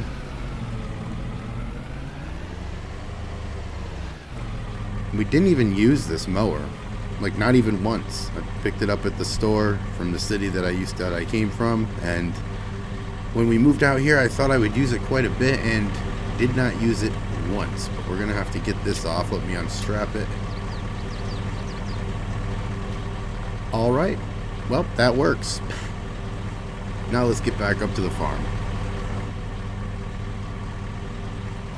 Now, while at the farm store, I was talking to Justin about the price of chicken feed, and it is not low, okay? It is a decent price, for a premium price, if you will, at the Tractor Supply, and he recommended that I just plant some wheat. And, you know, I mean, that would be fine, but I don't have that many chickens. But then I started thinking about the Kodiak Brewery and maybe selling them some wheat for their beer. So I'm trying to think about different enterprises that we could go into to make some money. I mean, of course, we're going to make money off of cows, but while we wait for them, I'm wondering if we can't grow some wheat, maybe talk to the Kodiak Brewery, think about getting a working relationship with them, and we could produce all of the wheat right here in Prairie du Chien, which is right over the river, which you can still call local to McGregor. But that's just me thinking out loud. Let me unattach this and get into the house for a minute. I'm going to grab some lunch, and then we are going to work on this field over here because we have got a lot to windrow. Alright, so after lunch we went down to McGregor to retrieve the windrower, and we are now finally back here. It's about an hour drive down there with this tractor, as opposed to about a 15 to 20 minute drive round trip with the truck. So it's quite the difference, but either way we are here, and we're going to get in the field that we mowed up last episode, and we are going to tidy it all up so that we can either bale it or pick it up. I haven't really decided yet. I know we have a whole other side of the field that we can use to maybe make hay, because although we do have a big pasture, and even though we only have 6 cows, I would still like to have a little bit of backup with the grass so that we're not really worried about their food as much. Now we are here in the field, and we just got to line everything up. Let me get this opened. There we go. And then where's that lever? There we go.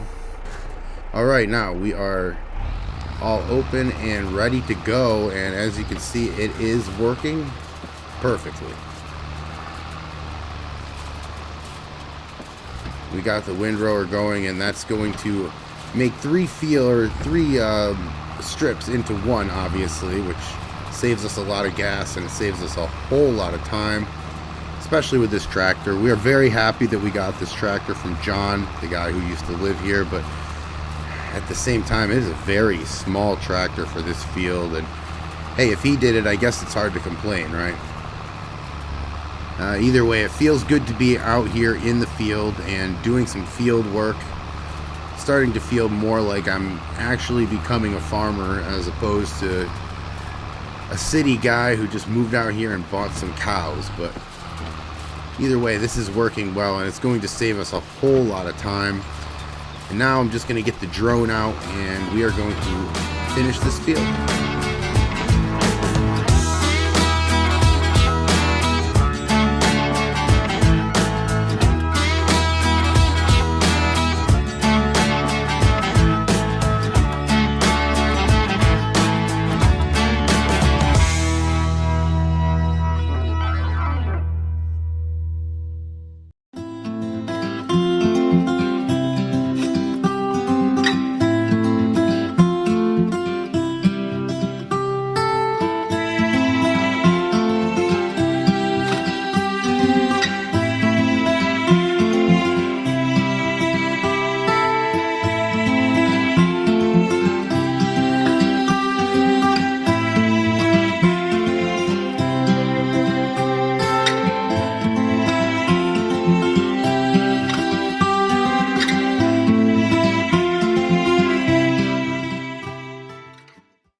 And that meeting went okay. I'm down here at the Kodiak Brewery, and I was talking to the owner about meat.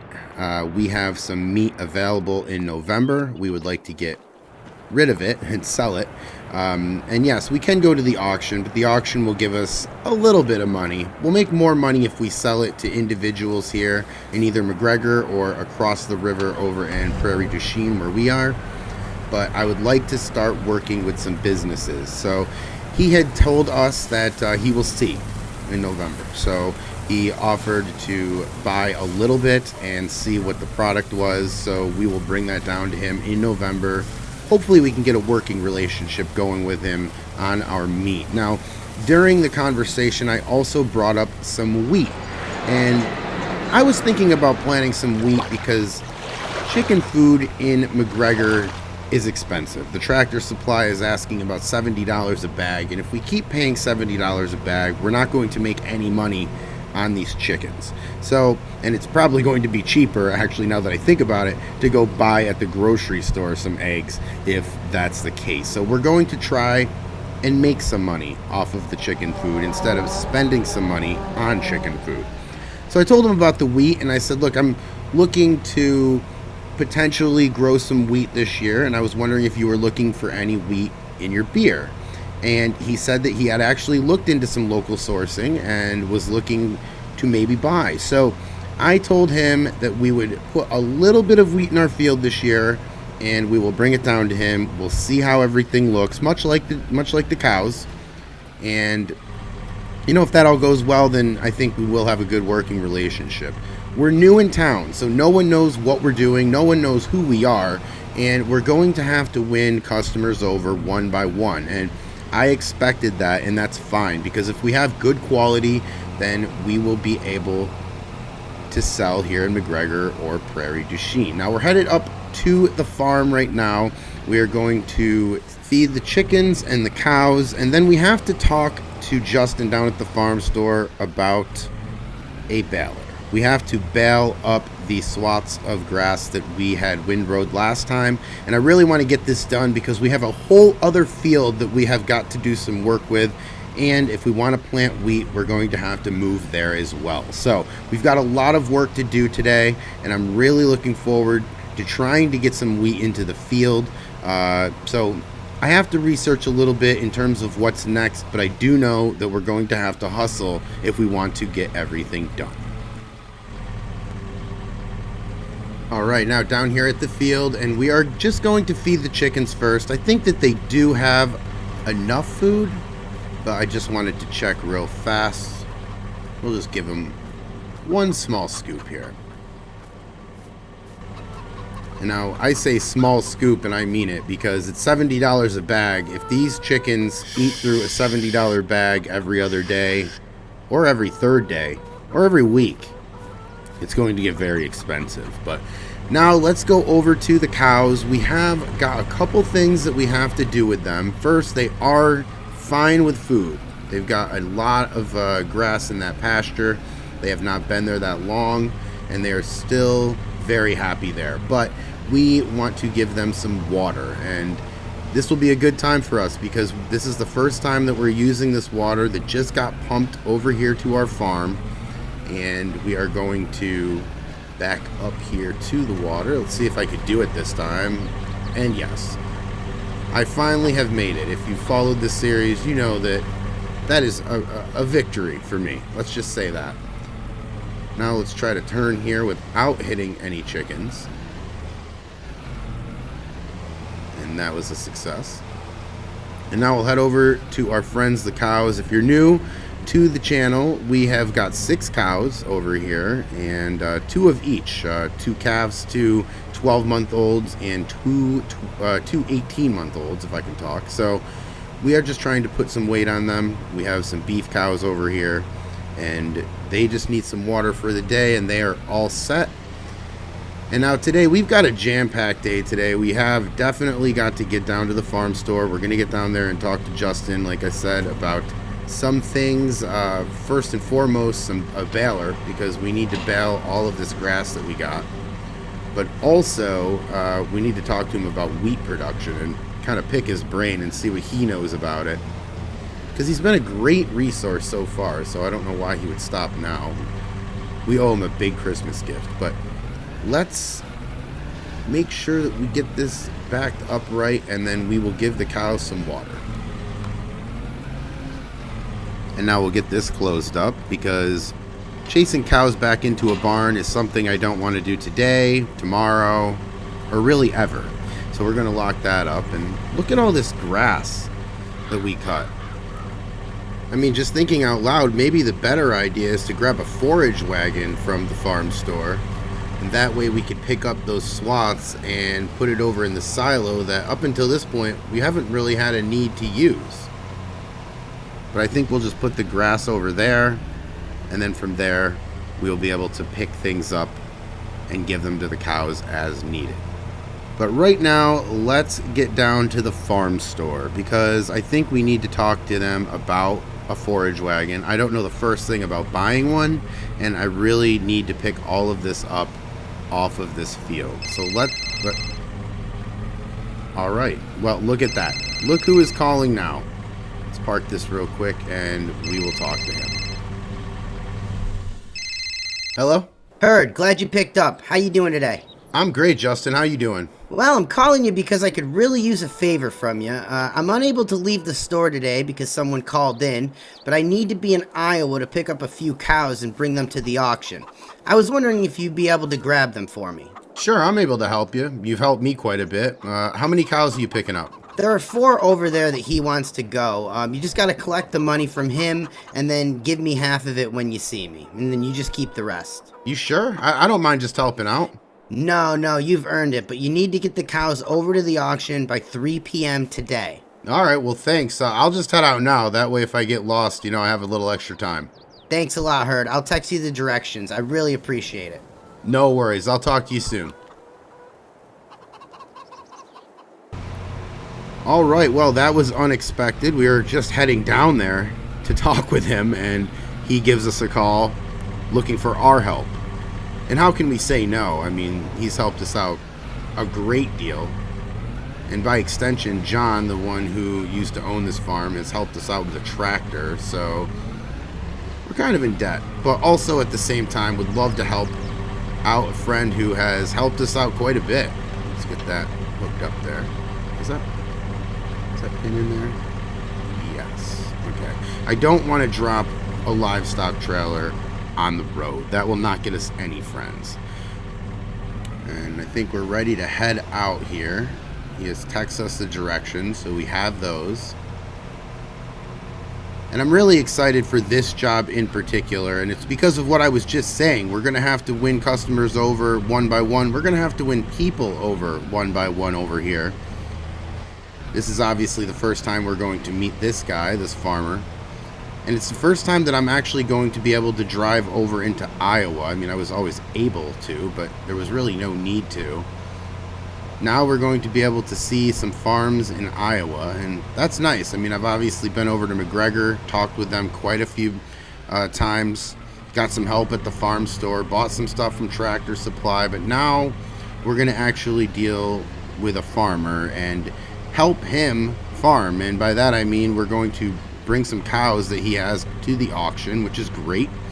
And just one more opportunity for us to gain a little reputation in this town, a name for ourselves, and hey, who knows, we might be able to get more transportation jobs while we're at it. And I like this job because we're able to drive around and see more of the area. I'm just getting more and more familiar with people, and I'm also able to introduce myself to some new farmers and get a little bit of networking done here, which is important. But let's drive a little bit, and I will pick it up when we're closer.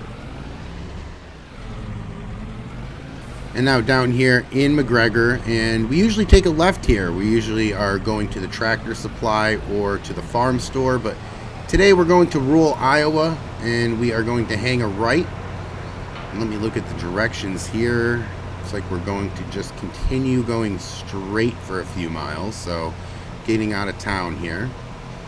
And the more I think about it, the more I think we should ask Justin if he has any more transportation jobs, because I do enjoy doing this. I do enjoy driving out in the countryside, and learning this area more is something that I need. And hey, if we're going to get paid to do it, why not, right? But we're going to keep going, and we are going to eventually find this farm up here, and then I'll pick it up when we get closer. Now, I think we've found the farm over there on the right, and the text message said that the gate would be closed, but that I could open it. The farmer is going to help me. I think he's in the barn getting everything ready. No one's out here, that's for sure. We like to follow the law, but at the end of the day, no one is going to hit us because there's no one out here.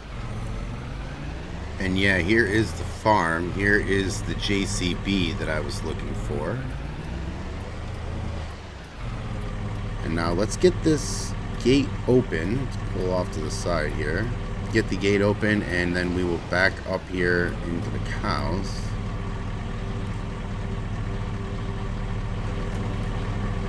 Nice place. I guess the guy does dairy, so he's not really competition for us. Most people in this town do dairy. And he has got a few Holsteins that need to go. Let's see, on the right there is where we need to back up. I'm assuming, but I mean, it's not much of an assumption. Now let's just not hit that tractor if we could. Let's see if we can get this. Yeah, I'm gonna need to reposition that.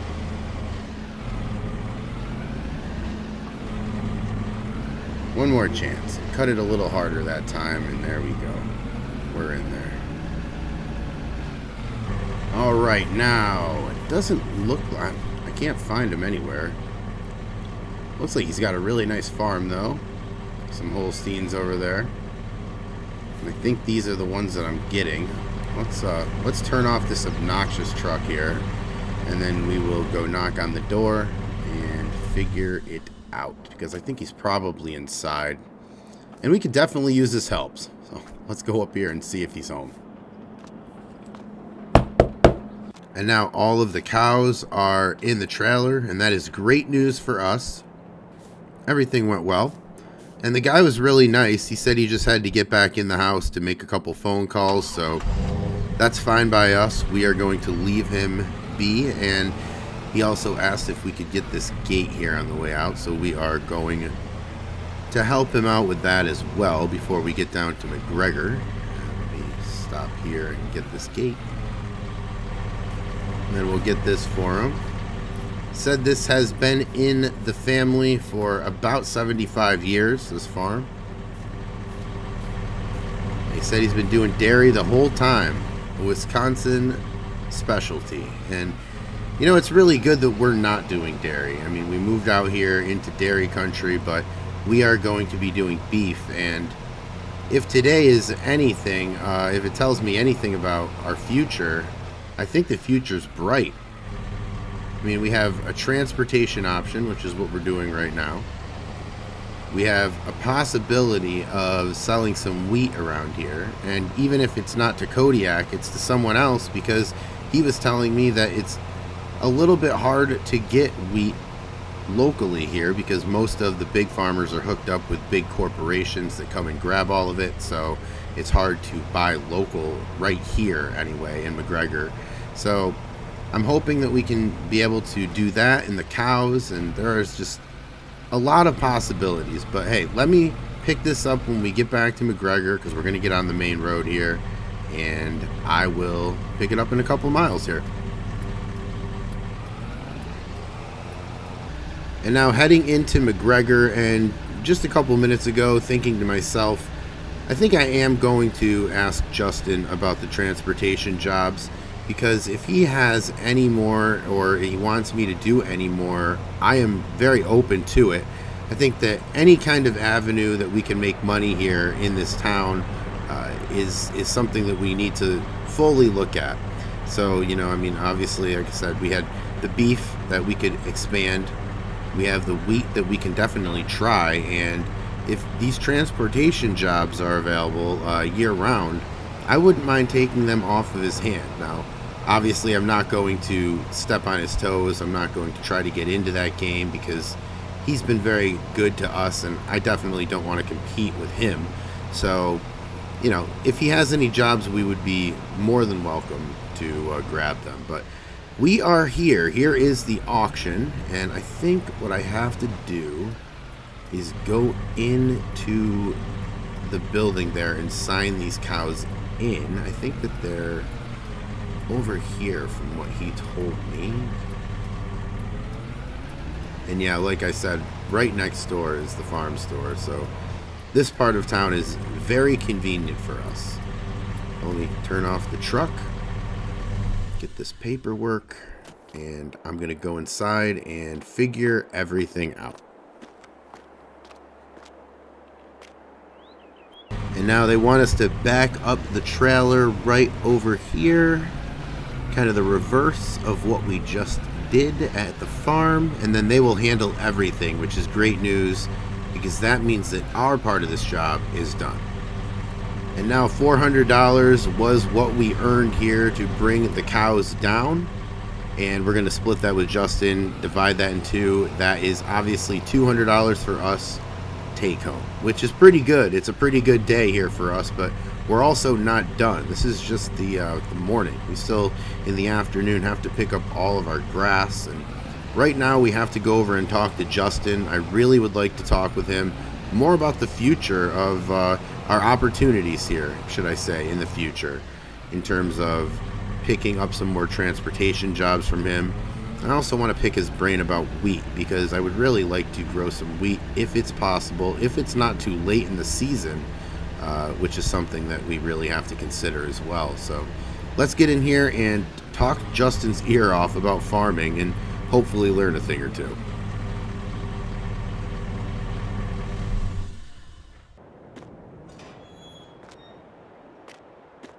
Hey Justin, I'm back. The total was 400, so here's your half before I forget. Thanks, Herd. How'd it go? It was great. I got to see some of the countryside and also got to meet someone new, so that's always good. And I was actually going to tell you, if you have any more of those jobs that you can't do or you need someone to fill in, let me know, because I really enjoyed it. Well, funny you say that. We've been getting a lot of those jobs, and I'm having to say no because I couldn't get out there. I'd rather tell them yes every time if you want the extra work, but it doesn't happen all the time, but it's frequent enough. Yeah, actually, I'd love that. Thank you. Sure, I'll let you know the next time one comes up. Hey, I also wanted to pick your brain about something else. I'm looking to grow wheat this year, and I was wondering what you knew about it. Oh, you have a few months before you have to worry about anything like that. But yeah, all the big farms around here in the area hook up with national distributors who, market for them and basically take it all. Yeah, I was thinking of growing it for Kodiak. Oh, that's great. Yeah, I think I know a few others in the area locally that you could sell to. Oh, that's great. Awesome. Well, thank you. I got to get going, though. Thanks for the info and the work. I have to go up and start collecting all that grass on the field. Probably going to make silage to sell. Well, good idea, Herd. All right, take it easy. Don't work too hard. Well, good news all around right there. Transportation jobs will be available, I guess, in the future. And I really don't mind doing them. I did have a good time. And anytime I'm able to meet anybody out here is really good, because I'm very far away from where I lived last year, and I have no friends out here yet. Justin, I guess, is the closest that we have, and we just met. So trying to meet some new people out here, it's a hard one, but at the same time, if we're going to make some money, then I'm all for that as well. Now we have to drive up to the farm, and we have got to get rid of this trailer. We're just going to park it where it used to be, and then we are going to get the tractor and make the long trek back down here to McGregor, because we are going to need to get a forage wagon, and there's just a lot of driving today. But let me put this down for a little bit, and I will pick it up probably when we got the tractor and everything is all turned around here. All right, so as promised, we have the tractor down here at the farm store, and we are going to pick up this forage wagon right here. It's the smallest one that the farm store has, and it's perfect for this size tractor. So we are going to back up and hook it up here. We got a Pottinger. And I mean, the size field that we have, we're going to eventually need to get something bigger here, but for right now, this will work. It will pay the bills. Let me hook it up here. Alright. Climb back up here, and we are on our way up to the farm. Now we've got to pick this up, and it's a change of plans. In between picking this tractor up and dropping off the livestock trailer, I put a tarp down, well, a little tarp and a little canvas with boards. That way we can put down the grass, and we can make it into silage, because I know that there are some people in this area that are looking to buy silage, and it's going to be a lot more money doing it that way. So let's make it silage instead. Our cows, like I said, are in that pasture, and they're able to eat the grass that they are standing on.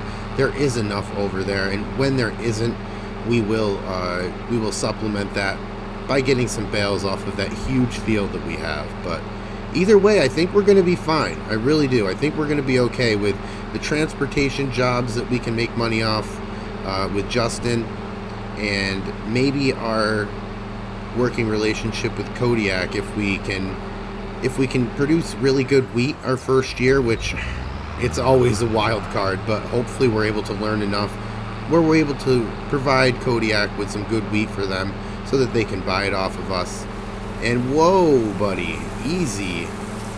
This guy did not want to wait for the tractor, and I couldn't stop that quick.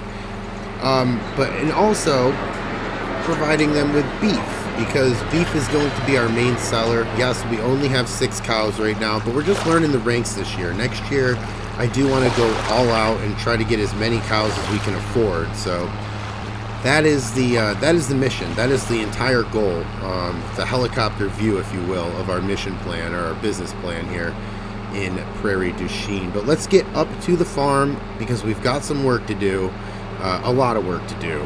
And it's already 2:30, so hopefully we are able to get this done all today. But I'm going to put this down and get up to the farm now. And now that is a long trip, about a half an hour down to the McGregor farm store with the tractor, and not all that enjoyable either. People going around you in cars and things like that, but maybe that's just a rookie thing that I have to get used to. But either way, it is done, and we are here, and we are ready to get into the field and get some work done here, because once we pick this up, we'll be able to start putting it onto the boards that I have, and I'll show you that in a second. But then we'll be able to start putting all of this onto that platform and then letting it ferment into silage. But let's just get this all hooked up here. I'm kind of excited to do this, and a little nervous too, because I've never done this. PTO seems to be spinning, everything seems to be hooked up, and it looks like we're ready to go. I'll just drive down here just a little bit. I just want to see if it's collecting. Look here. I don't know. Is there any grass in there? Yes, there is. All right. So it looks like it's working. Beautiful. I didn't really have any doubt in the machine. I had more doubt in me hooking it up, but pretty proud of myself for actually getting that done. Now, on the left, that's the platform that I placed down there. It's just a bunch of boards, and there is a black tarp over it. What's going to happen is we are going to pick all of this grass up, and then we are going to dump it all onto the platform and then cover it and let it start fermenting, and then we're going to put a newspaper ad out letting people know that we're here and that we sell silage. So that is the plan. Now I'm going to get the drone out, and we are going to get this field done.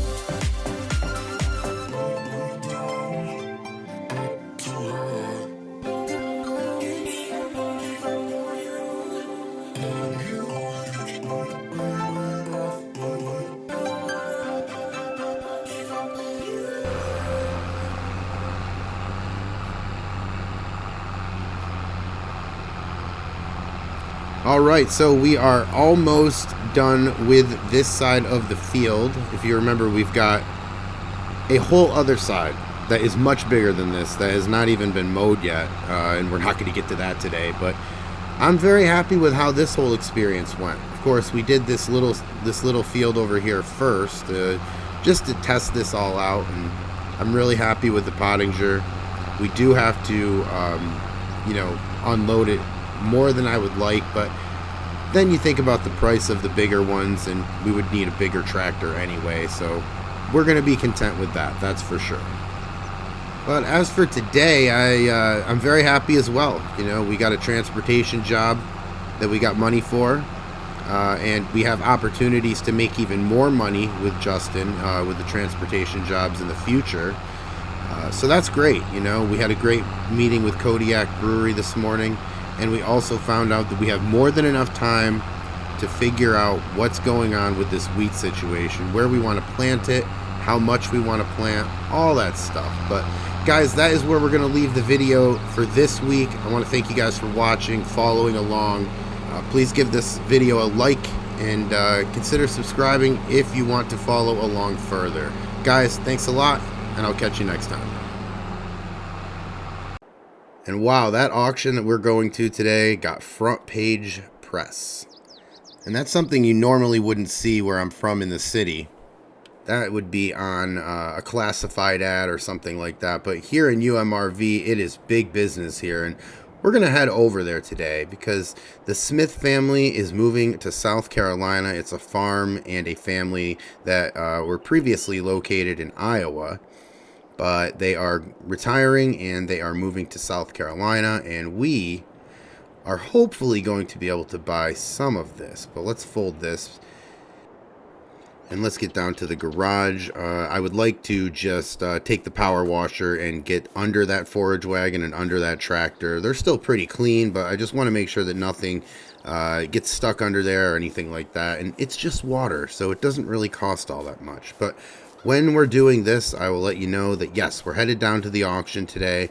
We have to buy certain things for this farm, and whenever there's an auction, a place to get secondhand equipment, it's obviously going to save us some money, so we're obviously going to look into that. And we do want to go over there because the Smith family is a well-respected family here, and I know that they took care of their equipment very well. So the problem is it's a big dairy farm, so I'm not really sure how many things we're going to be able to afford over there, or if there is anything over there. But either way, it's a good place to network and kind of just get my name known. Hey, Herd! Jeez, Justin. Whoa, how you doing, man? How are you? Well, good, and it's safe to say that I got you, right? Oh, no, you got me. You got me. Anyway, what brings you up here? Well, I was wondering if you were headed over to that auction today, the Smith family auction. I was going to go over there, and I don't know, I just wanted to see if you wanted to tag along.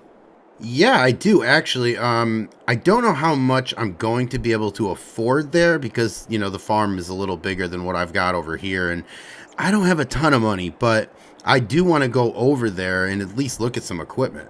All right, well, are you driving or am I driving? Oh, no, I'll drive. I don't mind. I was headed over there anyway. Actually, looking at the clock here, let me go get my keys, and then I'll meet you in the truck. All right, sounds good. So, Herd, what made you want to move all the way out here to Wisconsin or Iowa? I mean, you're running for something? Debt? A woman? Both?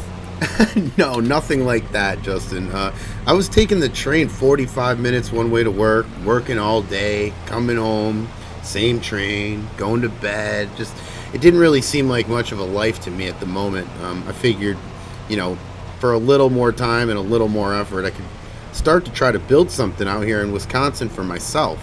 Well, you bought the right farm. John really took great care of that place, and you got a really good piece of land over there. Well, what kind of farming did John do most of the time? Well, John didn't have any animals for the past few years. He'd been trying to sell that place for a few years now, but there isn't too many people looking to jump into farming these days. And what is it? We lose like 12 farms a day just in the U.S. alone? Average age is like 50 or something like that? People our age are rare. People our age with this much money to start just doesn't happen. So it's not very often anyway. So then you come to town, and you're a younger guy, a first-generation farmer.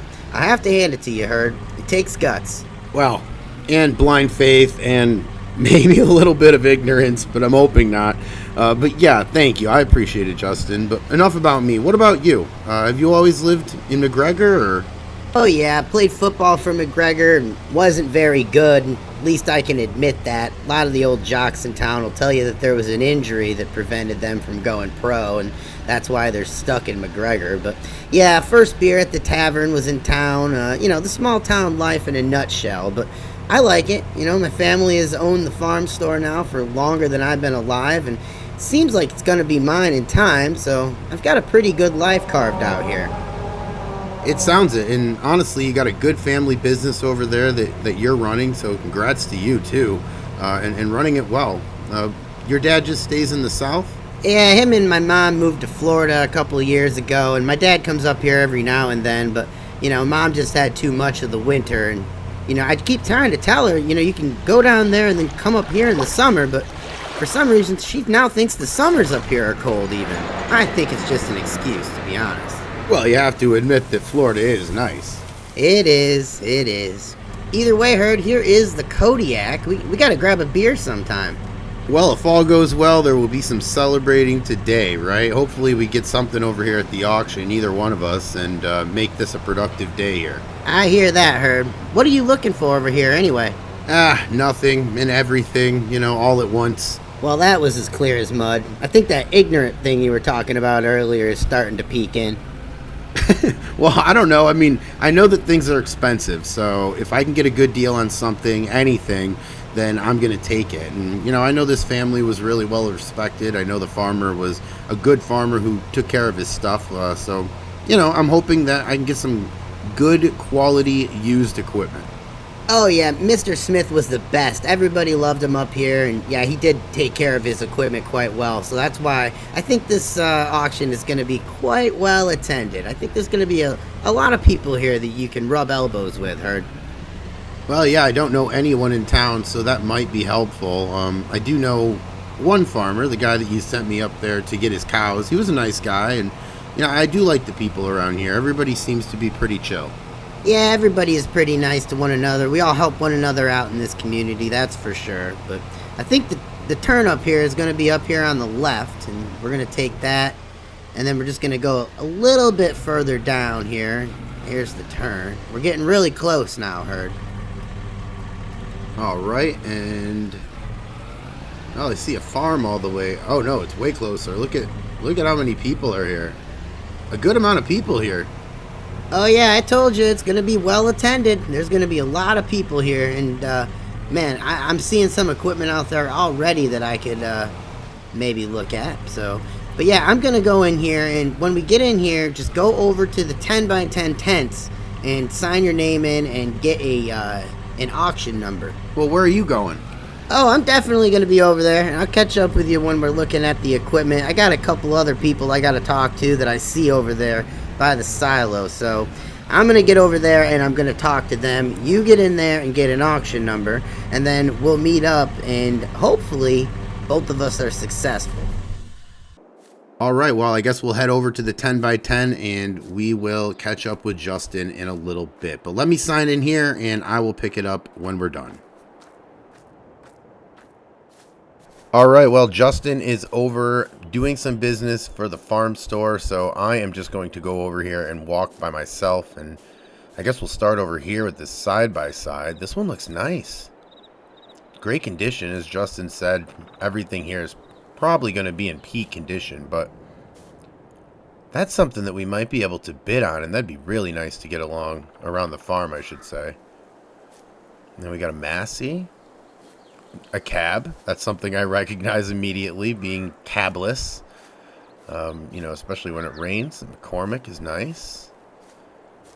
And all this stuff is in really good condition, and that scares us because I don't know if we're going to be able to even afford to bid on that McCormick. That New Holland, we're just going to keep right out of sight because there's no chance that we have that money. Ditto for the fertilizer. And the truck and trailer we already have, so It's nice. Is that Kingston Trailers? Yep. It's a nice trailer. We just don't need one. Speaking of trailers, we have a small trailer, but the thing I don't like about these is the back. This is for big equipment only, really, and we drive a lot of small things. We got a food truck if we were doing that sort of thing, but we're not. Baling, the same thing. And a cultivator, but... Oh, what is this? Now this is nice. This New Holland right here. Man, I could imagine how many things we could get done. We could start accepting deliveries a little easier. We could start cleaning up the barn a little easier. And if we're going to be loading silage, this looks like something that might come in handy here. Let's just check it out real quick. Oh yeah.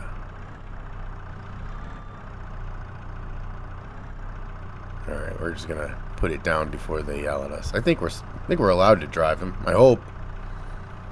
Either way, I didn't drive it too far. Turns on, it sounds great. And if I'm looking to bid on it, that's something that I'm gonna want to know. So, and it also comes with this over here. Yes, look at this.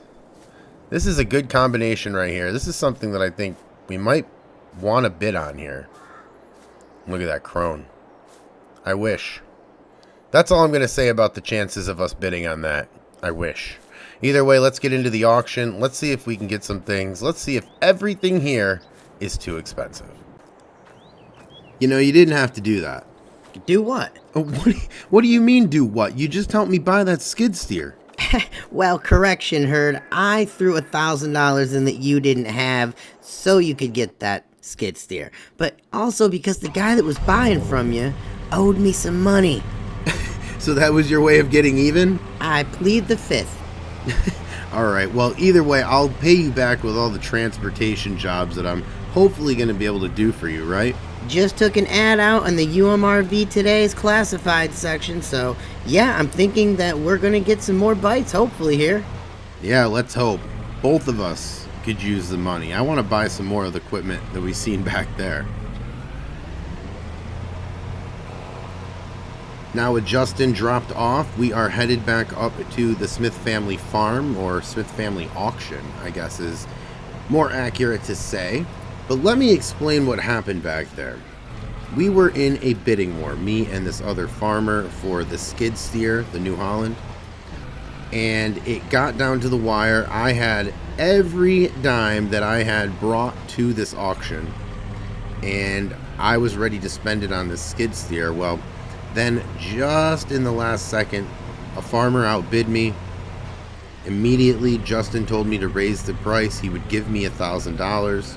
I did, and we won the auction. And now, later, I am shown that Justin's pettiness has gotten us this skid steer. Now I'm a little nervous to come around here and pick it up. I don't see that man, so I don't think I'm going to have to worry about any altercation or anything like that. I don't even know if he's mad at me, more so Justin. But either way, we are going to win this skid steer, and we're going to take it back to the farm.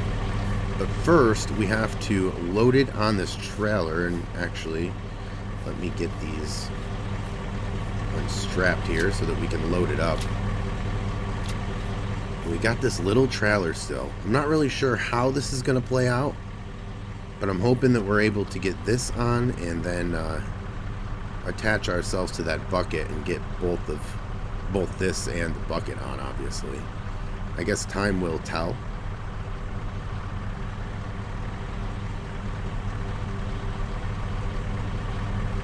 Now we're going to try to put this all the way in the front.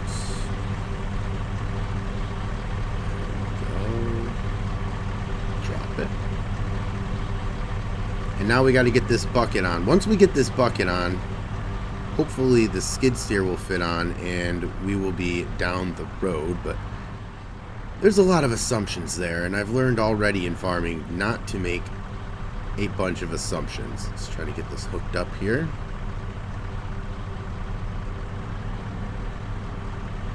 big bucket in the way here. Let me see if I can see underneath this. And now this is where we hope. Let's get it on there. And yes.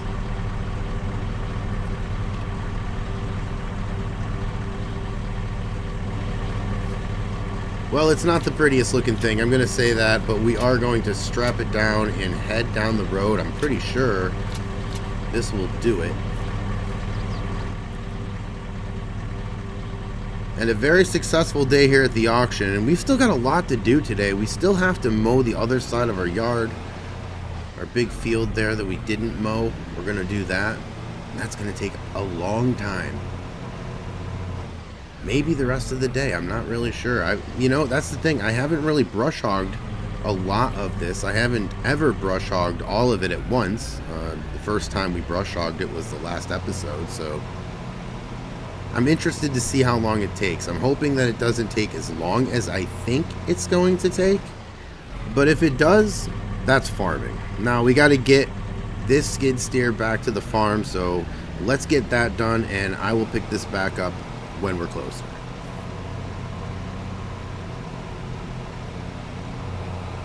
And now back up at the farm, and almost lunchtime already. Time flies when you're trying to get things done in farming. Man, I wish my previous job went this fast, but it did not.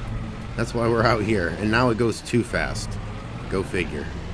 Either way, let's get this to the garage, and we are going to take it off the trailer. I think we'll probably look at it later. I've had no indication that there's anything to worry about, and if we're really telling the truth, I'm not really sure I would be able to identify what was wrong with it outside of it not starting. That's the kind of knowledge mechanically that I bring to the farm, which obviously needs to get better if we're going to keep farming. But let's turn this off and let's get this skid steer off of this trailer. Looks like it rode okay. It looks like it's going to ride right off of the trailer without us there, if not for those forks right there. Let's pick this up. And now I want to put these in the garage, but the tractor's in the way right now, and I do not have the key. It's up there. So we're just going to put it in front of the garage for now, and then when we get done with the mowing, or eventually, we will put it in the garage. But let's just put them right here for right now. That way we can get everything off.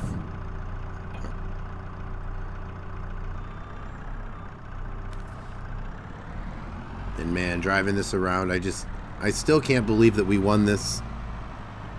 But it's on our farm now, and I think what we're going to use this for most of the time is to load and move silage. I would really like to start delivering the silage if we could. We're obviously a trailer short, but I would really like to do that sort of stuff so that we can bring farmers some stuff that they need for their dairy cows that we really don't need, and the grass just grows like that, so we don't need to spend countless amounts of money on seed or anything. I think it's a great way to start off. Alright, now we have a couple more things that we have to do before we get out to the field. Obviously, we are going to have to get that mower, so we've got to take care of the pottinger here, and by take care of it, honestly, at this point in the day, I really just mean move it out of the way. So let's just take it over here and just put it over here in the grass, get it out of the way of the road, so we're not blocking anything like that. And we can leave that there for a minute when we get the brush hog here. Now I'm hoping that we can back up in to the garage and not move the windrower, just so we can save some time. It does take some time to hook these things up and get them off the tractor, so let's see if we can do this without moving the windrower. That would be excellent. Just looking at that skid steer just brings a smile to my face every time, because it is a new piece of equipment here, well, new to us piece of equipment here on the farm. Let's see if we can just push it back. There we go, and look at that, perfectly lined up. Let me get all of this attached. PTO. That's on. Is it right? Let me do that again. There we go. Now it's on. Didn't feel right the first time. We'll lift that mower up and we will get out of here and into the field. And we have got a big field to mow. We mowed the last time and we mowed, I don't know, maybe an eighth of our field, a fifth of our field. I've never been a math whiz, but it's the shorter end of the field. Let's just say that for sure. And now what is this? Text message from Justin. Found an incredible deal on some beef cows. Are you still interested? It's a steal for these. Alright. Oh, let's just message him back. How many? Alright. Well, a lot to consider with that text message. As is usually the case when Justin messages us, it's usually something to consider. He is always a busy guy. He's got a lot of opportunities for us, so it will be good. If we can get a couple more cows, I guess. I mean, we've got 6 cows right now, 2 calves, 2 12-month-olds, and 2 18-month-olds. So let me get this mower here started. We can continue the discussion there, but fold that down, turn that on, and we are ready to start mowing. But yeah, the cows, we're keeping the 18-month-olds for a couple more months until they hit the prime level of on the beef scale here. We are going to take the 12-month-olds and make them get a little bit more weight on them so that we can add a little bit more weight to them so we can sell them at a higher price, obviously. And then obviously the calves are going to be in the barn over the winter, so we are going to need to get some straw, some hay, something like that to throw down in the barn for them, because the winters up here in Prairie du Chien are not comfortable. I will say that. Justin's mom just left, you know, and his dad's down in Florida now, coming up partially, but I don't blame him. I mean, it does get pretty cold up here in the Wisconsin and Iowa, northern Iowa area, so who knows? But either way, we have to get this field done. As you can see, we've got a lot of field to do, and when we wait on Justin's number to see how many cows there are, I'm hoping there may be, 5 or 6. That would be nice. Start a herd of like 11, get that all set up, and then everything would be perfect, because I think we have enough field, we have enough grass, all that is already considered and plentiful over here at this farm, to be honest. But we have enough barn room, so that would be easy. I'm hoping he says 5 or 6 more. Like I said, a herd of 11, 12, that would be excellent. But right now we got to get this field done, because I want to start selling some silage.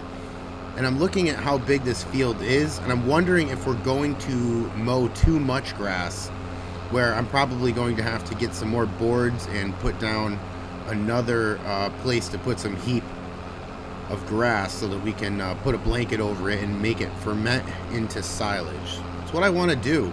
The more I talk around town, the more I find that people just don't want to spend the time or the land cutting grass. They would rather be growing a crop.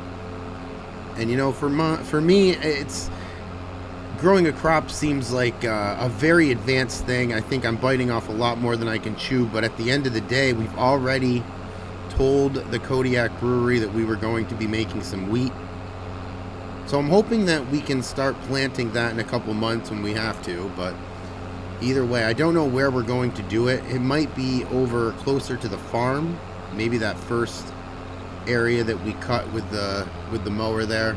Maybe we'll just plow that area up and make it wheat, because we've only got a couple chickens, and I'm not really sure exactly how many customers we're going to get right off the bat, because we're new in town, nobody knows us, so I get that. But at the end of the day, I'm going to have to start making some sales calls around town.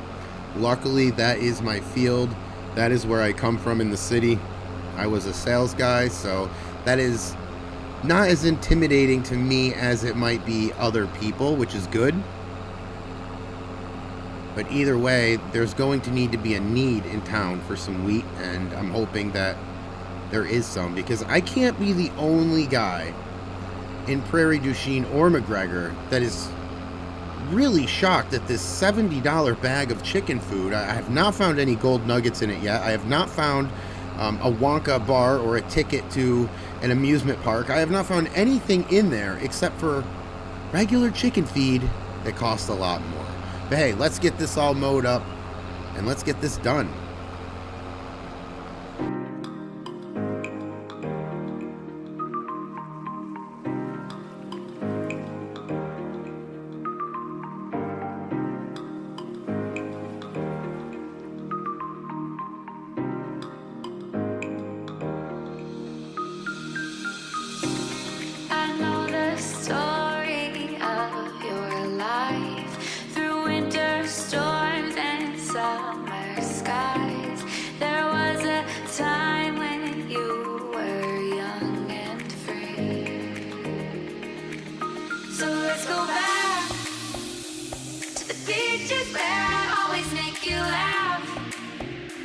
To the forest where we found a hidden path. To the summertime of 2005, when we were still alive, when we were still alive.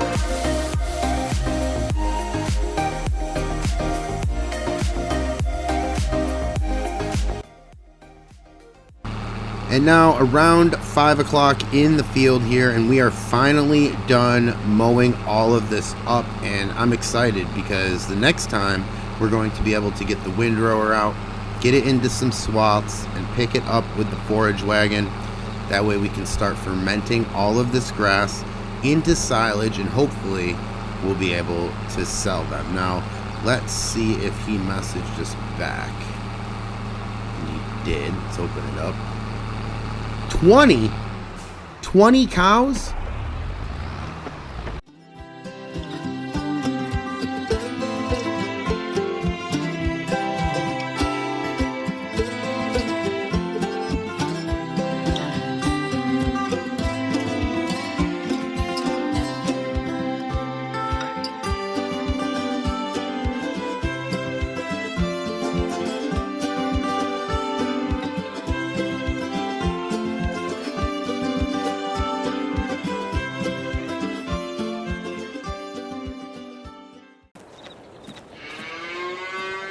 If I'm being honest, I'm a little intimidated.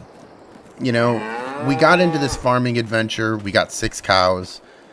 Before I got into this farming adventure, I'd asked every farmer that I knew, what should I start with? What should I do? What's the best plan of attack immediately? You know, starting from nothing. And they always said, do not run to the finish line. Please just start slow. Well, we started slow. And then in a week, Justin convinced us to get more. And I did say yes, and that is my fault. But at the end of the day, I'm left very anxious. I've got a lot of anxiety towards this, and it's because 6 cows are easy to see. I'm going to have to count them out, and I'm going to have to count 20 all the time. What if one gets out? Will I know? What if he gets out in the middle of the night? Now, obviously, this could happen with 6 cows too, but 20, it's just a little bit more possible. Either way, we're going to try to get that out of our heads right now. We're going to hook up this trailer. I just want to start off the day by getting everything cleaned out, and everything is everywhere. And I think that's kind of the problem here with my mind, is that, you know, a clean place and an organized area, I think, will make, you know, my mind be a little bit more free. Because right now, I've just been in my own head for the last couple days since we last recorded here, because 20, for somebody who's never done this before, I don't have any family in town. I don't have a grandpa that taught me farming. I never went there on the weekends. I am, in the eyes of the Prairie du Chieners, in the eyes of the McGregoronians, the McGregorans, I am a citian. A guy from the city who came out here and tried to farm. And I don't want to be the guy that fails. So we've got to get this done. So let's put this trailer away. Let's get the water tank put away. Let's get all this stuff put away. And let's get going, because I want to do something here that is a little bit more productive today. Now, obviously today we have to go down and get these cows. Now, I get that. Let's get the cows, and then let's get back and let's get this grass that we mowed up off of our field, because that's what we have to do today. And you know, I could sit here and I could tell you that I have anxiety and that I'm worried about the future, and I could do all that for longer than you want to listen to me for, believe me. But I'm not going to do that. What I'm going to do is just move on with my day, hope that everything gets better, and just go forward, because I think that in order to advance in farming, in order to advance in life, I guess, you got to feel uncomfortable. And believe me, that's what I'm doing now. But let's get this yard cleaned up and I will turn it back on.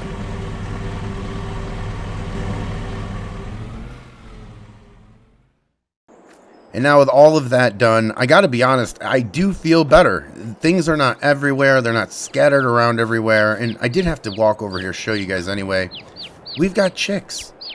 And that's a good thing and a bad thing. A good thing because it's always great to have growth of the farm. There's always new life on the farm. That's the good part. The bad part is we are rookies. We put them right where we didn't need to. There's a bunch of traffic that's going to be going around there. So I think we're going to probably look at something more permanent and a little bit more out of the way, because our chickens are expanding. I didn't really expect there to be that many chicks, but that is what we got. Now this door, I never understand.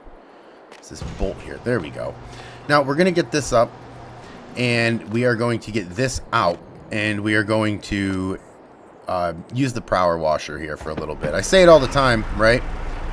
It's just water, and especially since we got it drilled out here, so now it's just our water that we've already paid for, so we might as well use it. And we want to take care of our stuff too, because this brush hog is the first thing that we have bought, and it's all new too, so we want to make sure that it's taken care of.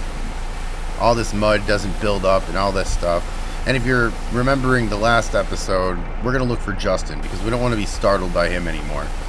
But that's what we're doing right now. I'm just kind of wasting time until we can go up to Iowa, grab the cows, and then be on our way. We are grabbing these cows from a former beef farm that is actually going to be converted into tractor repair. That's what they're going to be getting into, is having a mechanic shop up there, but mainly for agricultural equipment, which is great for us because Justin does fix some stuff, but mostly he just sells new and sells used equipment. He does some delivering on the side, which is one of my jobs, and I had to pass one of those up today because I have to go get these cows. But the cows are going to make us a lot more money than the delivery long term. So let's get this done. I'm going to park this in. We'll get in the truck and we will head up to Iowa, because it's about time. And now we'll start the truck up here, and we're going to back up to that livestock trailer there. I'm guessing we're going to need about 3 or 4 trips. We're getting 20 cows, so it really depends on how much they weigh. It really depends on how many I can fit in this trailer, how much I dare to drive down the road with this trailer. Got that locked in there pretty good. Throw the pin in there. And now we are on our way to Iowa. And man, our herd is going to increase quite a bit today.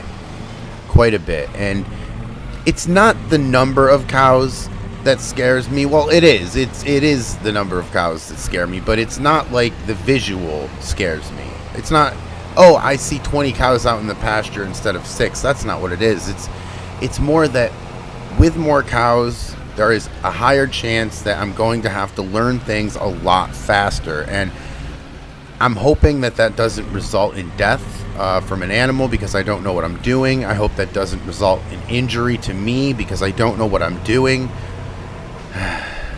That's why all these farmers told me, start slow. In fact, all these farmers told me don't get in. And I still did.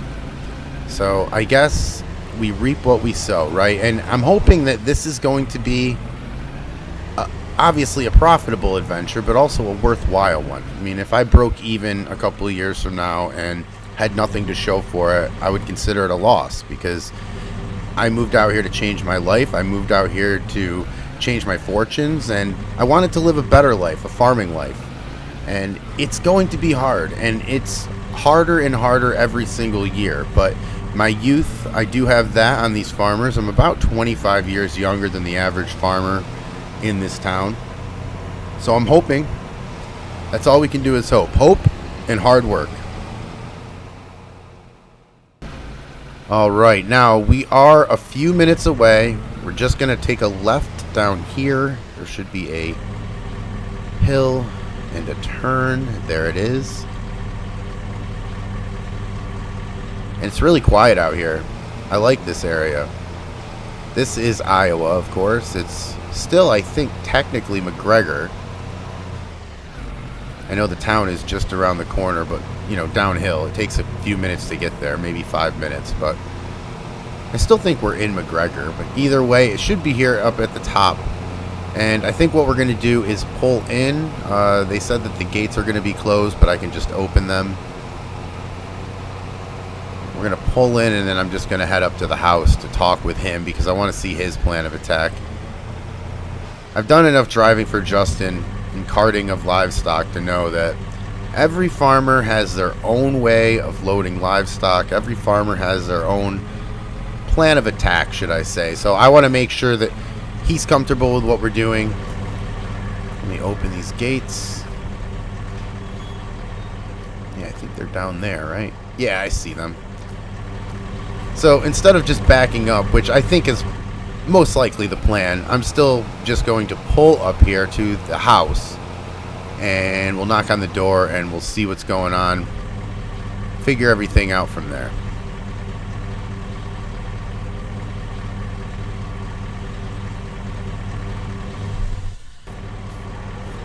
Alright, so we got him in. There's usually one of two ways that this goes. One, which is about 10% of the time, is it's easy. They just go right in. Sometimes you might have to throw some sweet feet in there, but usually they'll just follow you in. And then there's the second time, which is about 90% of the time, where I got to play cowboy. So we got them in. That was exhausting, but they are in. And we are going to bring them down to our farm. They are going to want water after this trip. They're going to want to get into the pen. Our cows are going to want to smell them up and make sure that everything is okay. But either way, wow, what a day so far, you know? Let's get down to our farm. Okay, now headed up to the farm, and just around the corner here is our property, and we're going to drop these cows off at the barn. And thankfully, these cows in general, are not like chickens. When you try to integrate new chickens with existing chickens, sometimes it doesn't go so well. Let's just say the chickens are not nice to one another. But thankfully, cows are not as bad. They're just they're big dogs, really. I mean, is what I'm observing so far with my limited time here with cows. They're just big dogs. You know, they're going to sniff one another.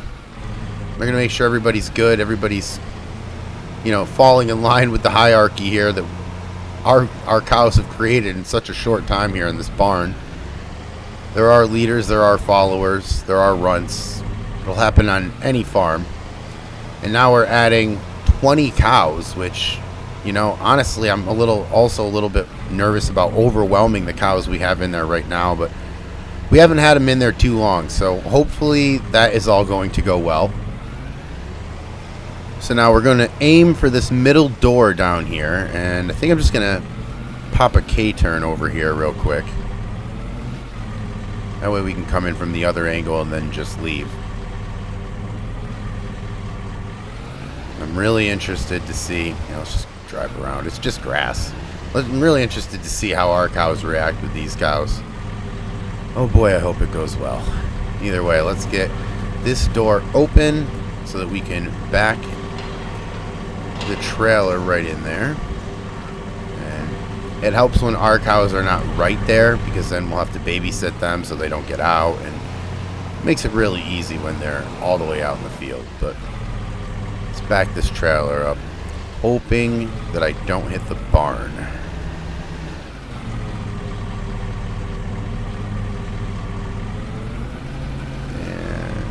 There we go. Might have to try to smooth that out, that grass there. I don't like that bump. Either way, let's get out, get them unloaded.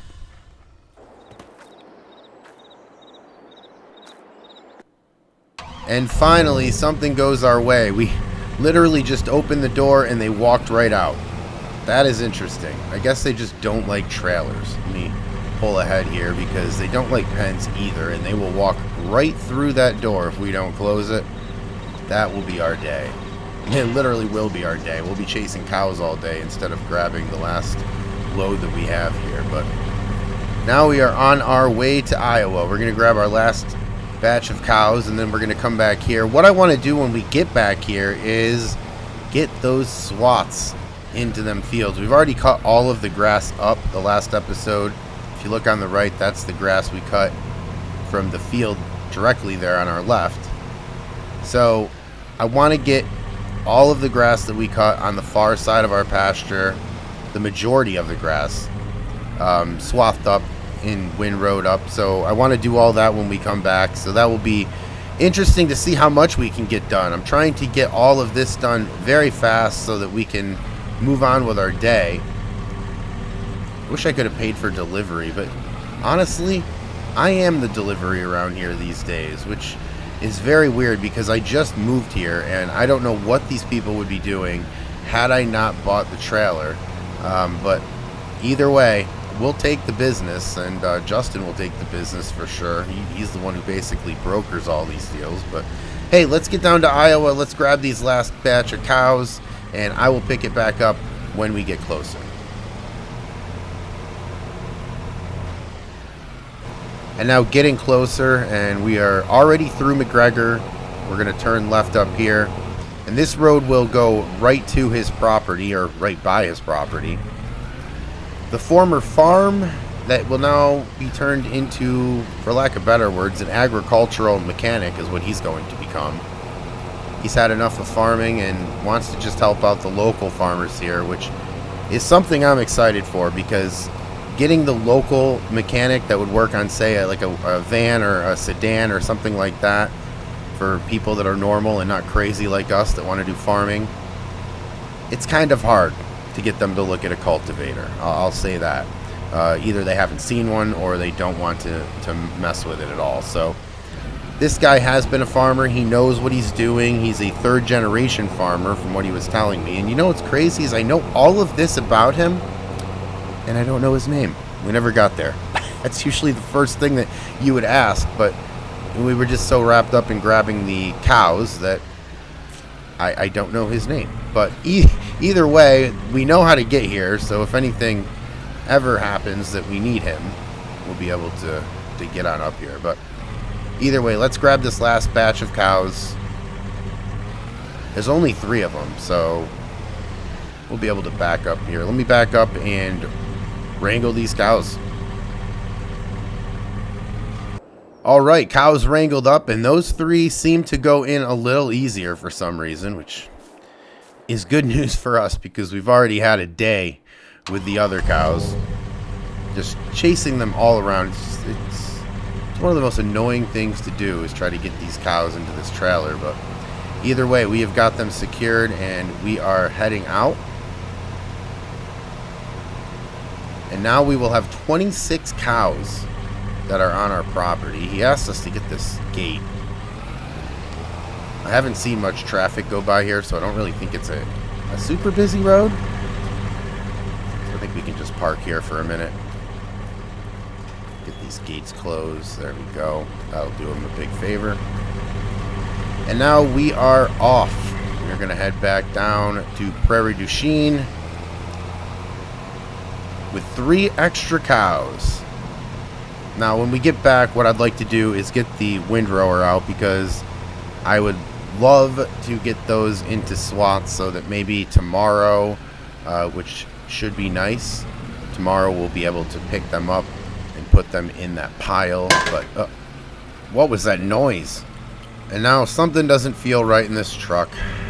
I gotta pull over. Well, I've been looking around and I'm not really sure where that came from. I don't see anything wrong over there.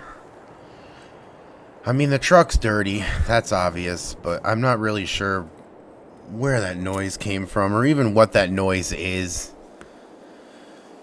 Alright, well, what are our options here? I think I'm gonna have to... I think I'm gonna have to walk back up there. This'll be great.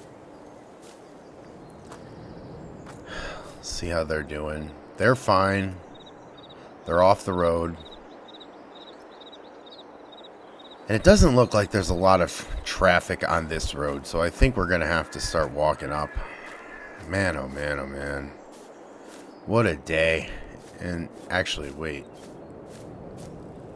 I'm thinking, should we put those directionals on? I think we should. I mean, yes, who can't see this trailer, but if today's taught me anything, if it can go wrong, it's gonna. Let's just make sure that we have exercised all precautions. We've got the directional on, and now we've got to walk up this hill and go back to the farm. I don't remember this guy's name, but man, oh man, is today frustrating. Just one of those days that when you wake up, it just doesn't seem like anything's going to go right. That's today. But, you know, with all of this, it makes us a better farmer because it's just another experience that we have.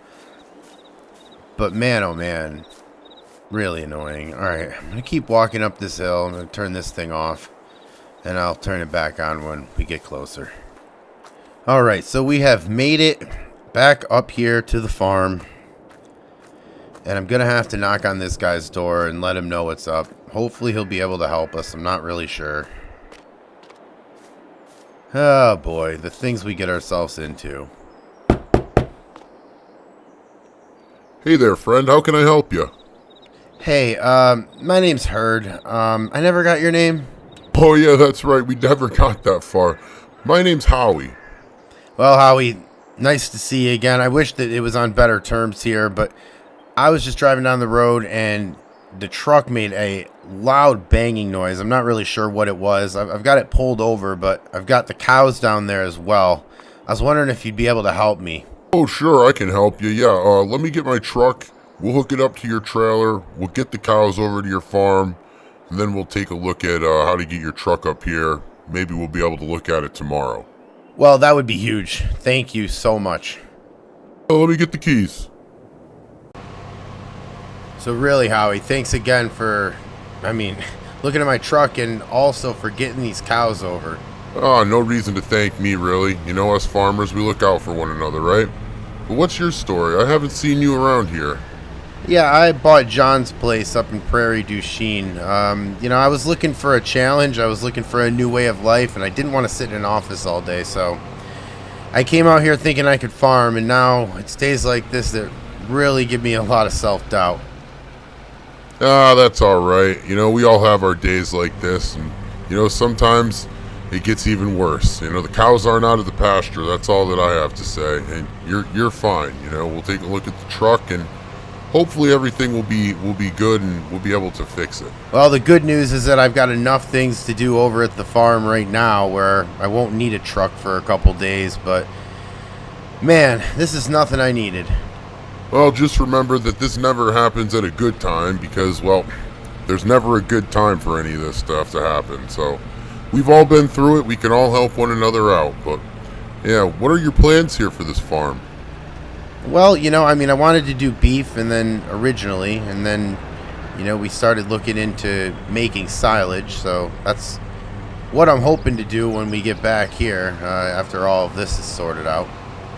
Well, not a quitter. I like that. Well, enough about me, Howie. How about you? What's your history here? Oh, my family's been in this area for as long as, well, I've been alive, my dad's been alive, and my grandfather's been alive, so... I know everybody here. I got local connections here, so never really left here, to be quite honest. I've just worked on the farm my whole life. Yeah, now you're getting rid of it. Yeah, well, I like to say the economy got rid of us. You know, the last couple of years I've been working on other farms doing mechanic work, so I figured, why not open my own business? That way I don't have to go anywhere and they can bring it to me. Well, I gotta say, Howie, I think that's a smart idea, and Also, I think I might be customer number 1. Oh no, we're not open yet, friend. This is just free of charge. Let's see if we can get this stuff up and running for you so that we can keep another farm alive over here in the UMRV. So how do you know Justin? Oh, me and Justin's dad have been friends forever. We used to farm together, used to help each other farm each other's farms, if that makes any sense to you. An old guy like me, I don't make tons of sense anymore, but yeah, we used to be very best friends. And then he went and moved south on me. But I'm just kidding. You know, we talk frequently still, and he's having a good life there down in Florida. Yeah, well, I'll be thinking of him when we are sitting here in tons of snow. But either way, yeah, up around this bend here is going to be my place. I'm right there on the left. I think you... have you ever been here before? Yeah, a long time ago. I've been up here. I don't make it over to Prairie du Chien much. You know, everything is up in McGregor, and especially up in the hills here at Prairie du Chien. Don't really come up here often, but yeah, I remember this place. This is you right here? Yeah, this is me right here on the left, just pulling here. I got some chickens over there because, let's be honest, I put them in a bad spot. No, you put them in a great spot if you're looking for chicken dinner every week. You ain't kidding. Either way, around this corner here, and then it's going to bend to the left. Then you'll start seeing the barn. But thank you so much, Howie. I really appreciate everything. And, you know, you selling me the cows, that's awesome. You coming to the aid when the truck broke down, that's even better. So, you know, again, thank you. I really appreciate it. Oh yeah, no worries, friend, no worries. Let's just hope that these cows get out of this trailer pretty easily. Well, the last ones did. I think they're trying to avoid the trailer as much as possible. I don't think we're going to have much trouble there. But yeah, we're aiming for that middle door right there. So do what you got to do. I'll hop out and I will get the door open for us.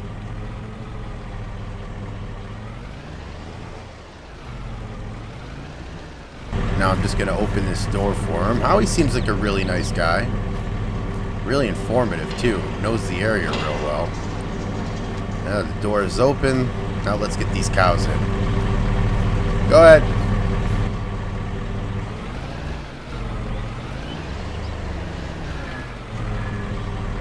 And let's just get this door done and closed. There that is. And hey, thanks, man. You know, I've said as many times as I could think to say it, but I really appreciate it. Again, no worries, friend. We help each other out. Now get back into that field, right? Oh, yeah, you know it never stops, right? I got to get into that field and do some windrowing here. Lucky me. Well, when you're doing that, I'll take a look at the truck. I'll tow it up to my house with one of the tractors that I've got, and we can take a look at it tomorrow. How's that? Yeah, I'd really like that, Howie. Thanks a lot. I really appreciate all the help, and I will definitely see you tomorrow. Thank you so much for the cows, too. You know, you've really turned this place around, I'll say that. I'll talk to you tomorrow, friend.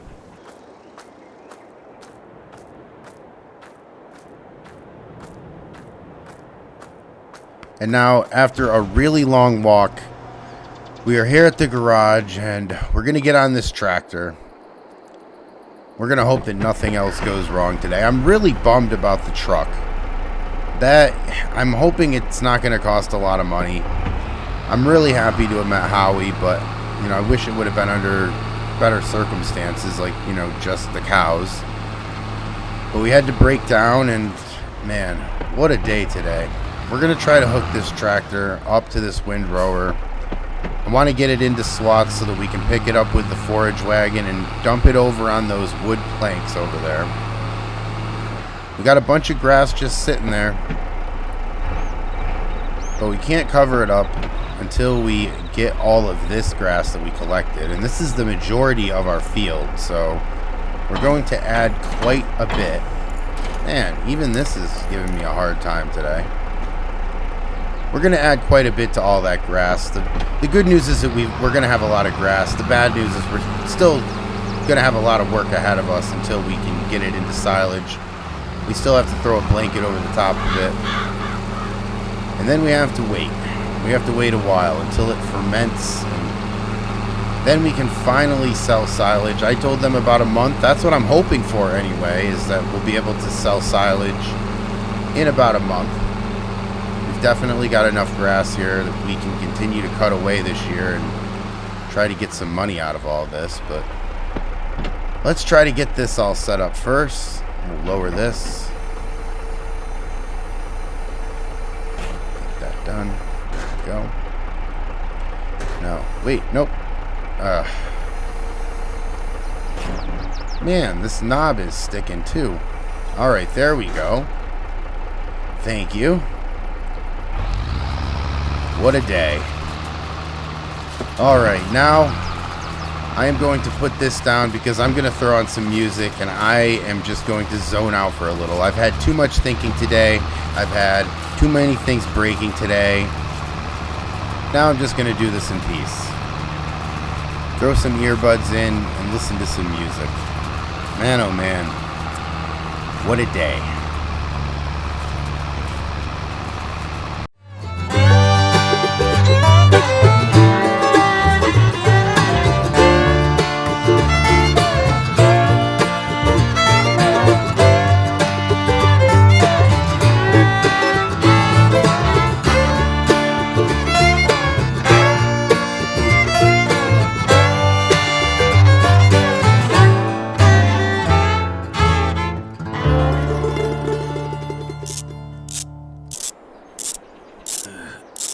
There we go. Alright, that should do it.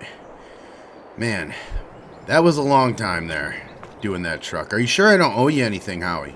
Absolutely sure, young man. I just hope she doesn't have any more problems for you. Well, I agree. Definitely agree. I don't know what I'm doing with this truck, and I really appreciate all of the lessons you gave me here this morning. All the patience, you know. I'm starting from zero here on this thing, too. Well, if you ever need any help, let me know. Just bring it on up here and we can take a look at it. But this will help you get around town a little easier, I would think. And, don't rush knowledge. It all comes with time. Well, time is the thing that I do have. That is for sure. Money is not, but time is definitely the thing that I do have. Oh, I know what I was going to ask you. Did you ever get that grass done? Well, I got it windrowed, but I have to pick that up today and put it on the boards that I have over at my place. I'm going to blanket it up today, and then, it'll start the fermenting process. But I also have to head over to Justin's today, too. I got to go grab a plow. A busy day as always, Howie. Oh, aren't they all, friend? Aren't they all? You'll find that out after this season. It never slows down. There's always something else that's happening at the farm. Well, you're likely right, Howie. You're likely right. But all right, well, I guess I'll get going. Thank you so much for the coffee, the help, the education, the picking up, on the side of the road. Just everything. Thanks, Howie. I really appreciate you, man. You got it, friend. Don't worry about it. Just don't be a stranger, all right? Well, let's meet on better terms then next time, right? All right, have a good day, Howie.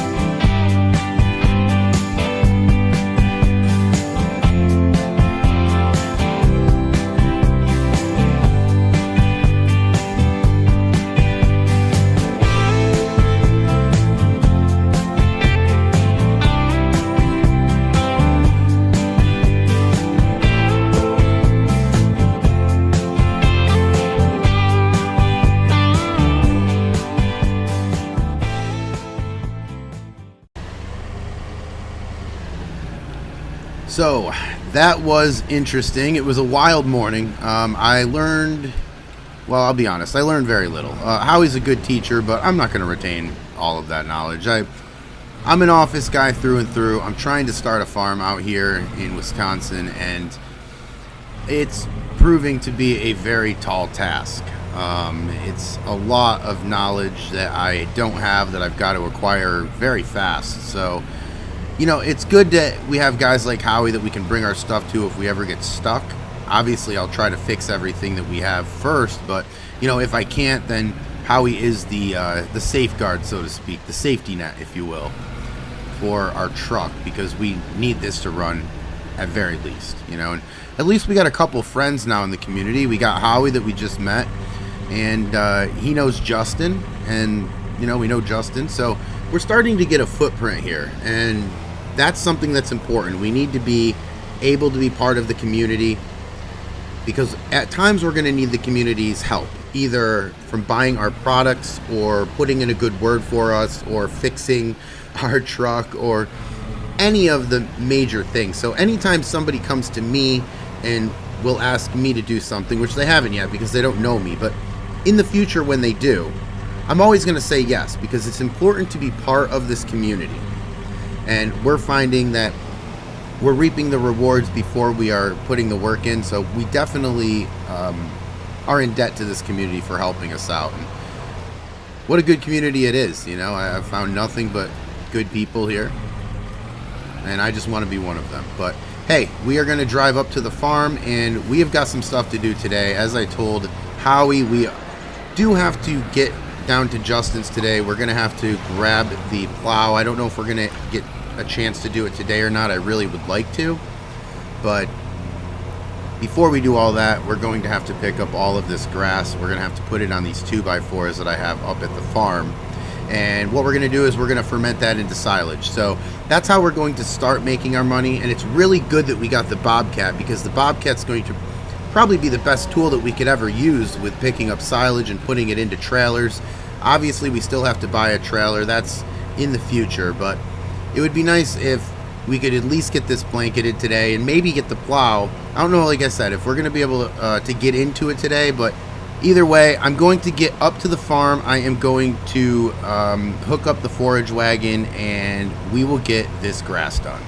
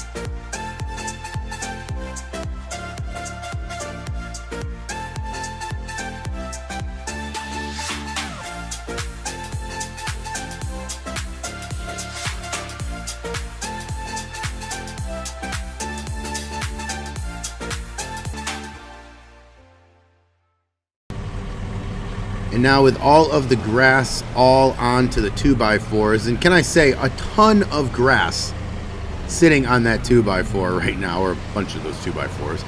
Either way, we'll put the blanket over it in a little bit, and we will start fermenting it into silage. That is our plan. We are going to sell some silage just to get some money here, because the cows are going to be a few months from now when we can bring them down to the auction, and that's the only way we get paid as a beef farm, is to put some weight on these cows. And unfortunately, that takes a little bit of a time. Actually, it takes about a summer. So in November, we're going to sell them. And we're coming down now to Justin's. I would like to get a plow. And the reason that I want to get a plow is we made a deal with Kodiak Brewery a couple weeks ago.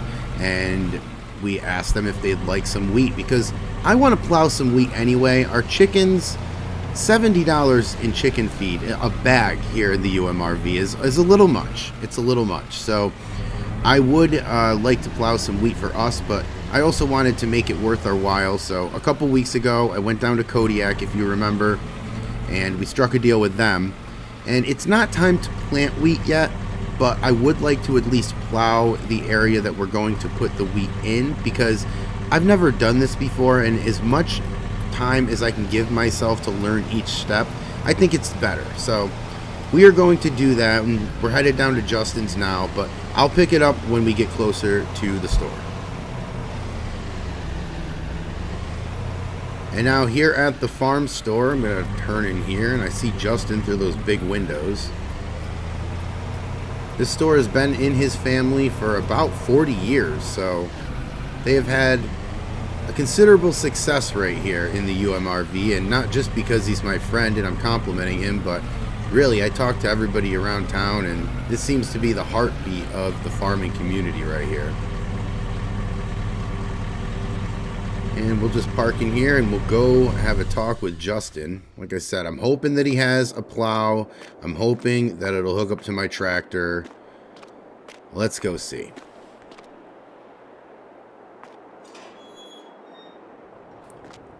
Hey Justin, how you doing today? Well, I gotta be honest with you, Herd. Not doing very well. Not doing very well at all. Oh, I'm sorry to hear. What's the issue? Well, it's the Robertson farm. Are you aware of the Robertson farm? I am aware of you, this store, Howie, and the mechanic place that he will be running soon. Outside of that, I don't really know anybody here. Who are they? Well, the Robertson farm has been a family farm for about 150 years up in northern Iowa and not too far from McGregor. And they just lost their big contract to a bigger company coming in from the city.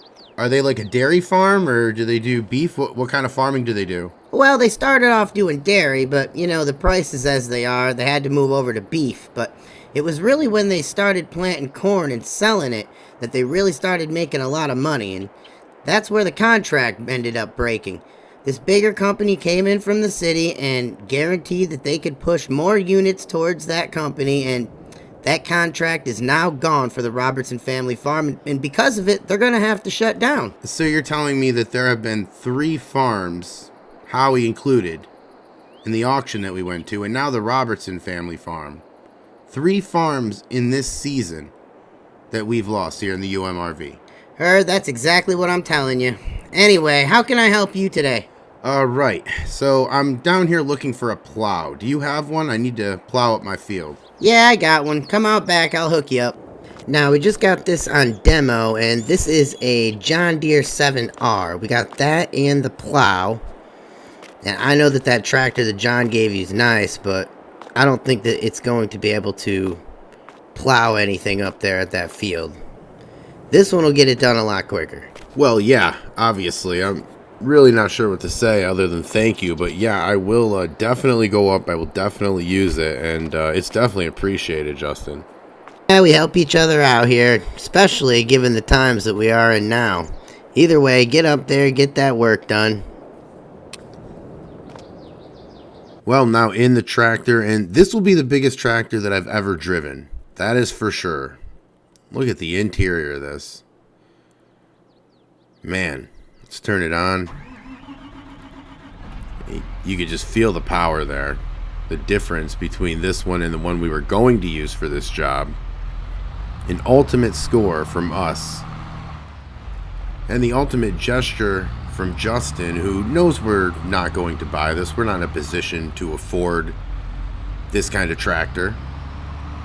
But he's letting us demo it anyway, and the good thing about that is that we're going to get this field done. The bad thing about that is that we are going to have to give back this tractor, and I don't want to get used to it because it's going to make this job so much faster. Even getting up to the farm is going to be faster, as I can feel how much faster you can go in this tractor. Obviously not the speed of the truck, but it does make our other tractor look very slow. But bigger than that, what about what Justin said? There's 3 farms in the UMRV that are basically being sold to a corporation. And I know that, you know, just listening to the people at the diner and people at the gas station, I know that there is a corporation that is trying to buy up pretty much all of McGregor and northern Iowa and even parts of Prairie du Chien. So the farming community in this town is in danger, that is for sure, and I'm not really sure what the future holds for it, but I'm starting to question if we should have done this. I mean, we are very undermanned, we are very undereducated in terms of what this corporation will know how to do. It just seems like it's a very steep hill to be climbing alone, and I'm not really sure. I'm starting to have my doubts here. But either way, let's get up to the farm. We have to plow because we do have a contract with Kodiak Brewery. We have to fulfill that. And then we will get some money. But man, it just makes me wonder if this was the right move after all.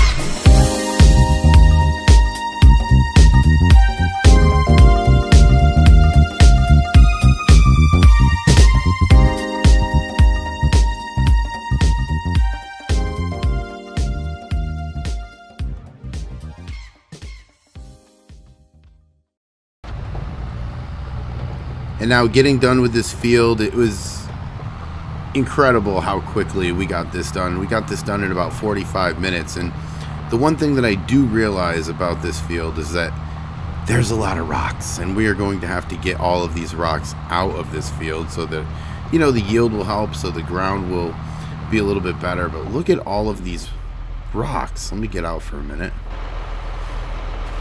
And they're just everywhere. So we have an extra job to do, I think. We're going to have to either roll these into the ground or pick them up with a collector. But either way, we've got to get something done there. But that is all plowed up. We are ready to go, and we are ready to plant when the time comes. A pretty successful day on the farm. And some bad news that we learned from Justin that's just going to keep circling in my head for sure. Did we make the right choice? It's a question that I think time will soon answer for us.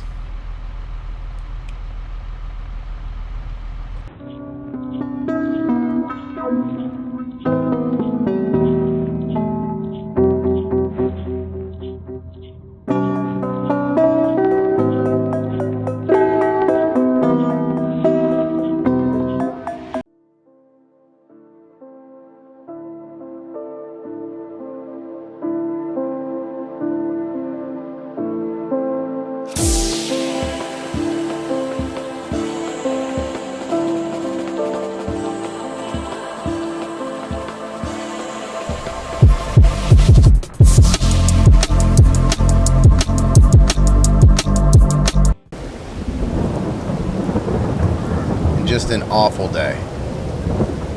I mean, you couldn't ask for much worse of a day. It's been raining all night. Fields, grass, everything soaked. The truck's happy. Got a free car wash. But nobody else is. Look at the paper this morning. AgriCorp to purchase more land. National food company AgriCorp has announced plans to purchase more farmland in and around the upper Mississippi River Valley. And it's planning to put in place a strategy to grow their business from Iowa City and focusing more on the UMRV. We're happy to pick up where so many farmers have left off as they leave for retirement from all the hard work they've demonstrated the past 40 years. Yeah, right. Local farmers are saying they have no choice. Record sale prices run rampant around the area. All of the progress for this AgriCorp means an end to the local farm life of the UMRV, and it's not good news. Let's just say that. No one is happy about this, and it's a bad day in the UMRV for local farmers. Let's say that much. But we have to carry on, terrible weather and all. And I just want to go down here and make sure the chickens have food. I did feed them in the afternoon yesterday. Make sure we don't step on a chick. Yeah, we could use a little bit more. So we will go over here and just grab them a scoop of food. And now today, right after this, we have to go down and get the cows all situated. I do just like to give them a bale of hay, maybe a bale of grass and things. We do have a good pasture size, but I just want to make sure because, you know, we're getting cows and more cows, and it's, I don't know, I want to make sure that they don't run out of food, I guess. That's my big issue. But look at this. It's pouring outside, and we have got everything out in the rain.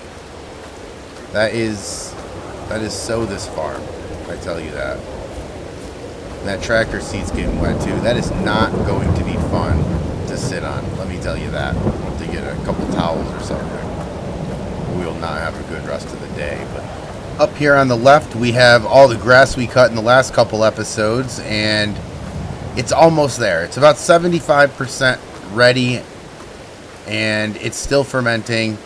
But today we're going to go down to the farm store and we're going to grab a trailer. That way tomorrow, hopefully, and it's going to be a better day out tomorrow as well. So tomorrow we will be able to deliver some of that silage. Justin got us our first customer over at the farm store, somebody that he knew for a while now. So, you know, it's going to be a good contact, a good customer, and so far so good. We're getting rolling. But let's get in here and let's feed the cows. Let's get out of this rain, man.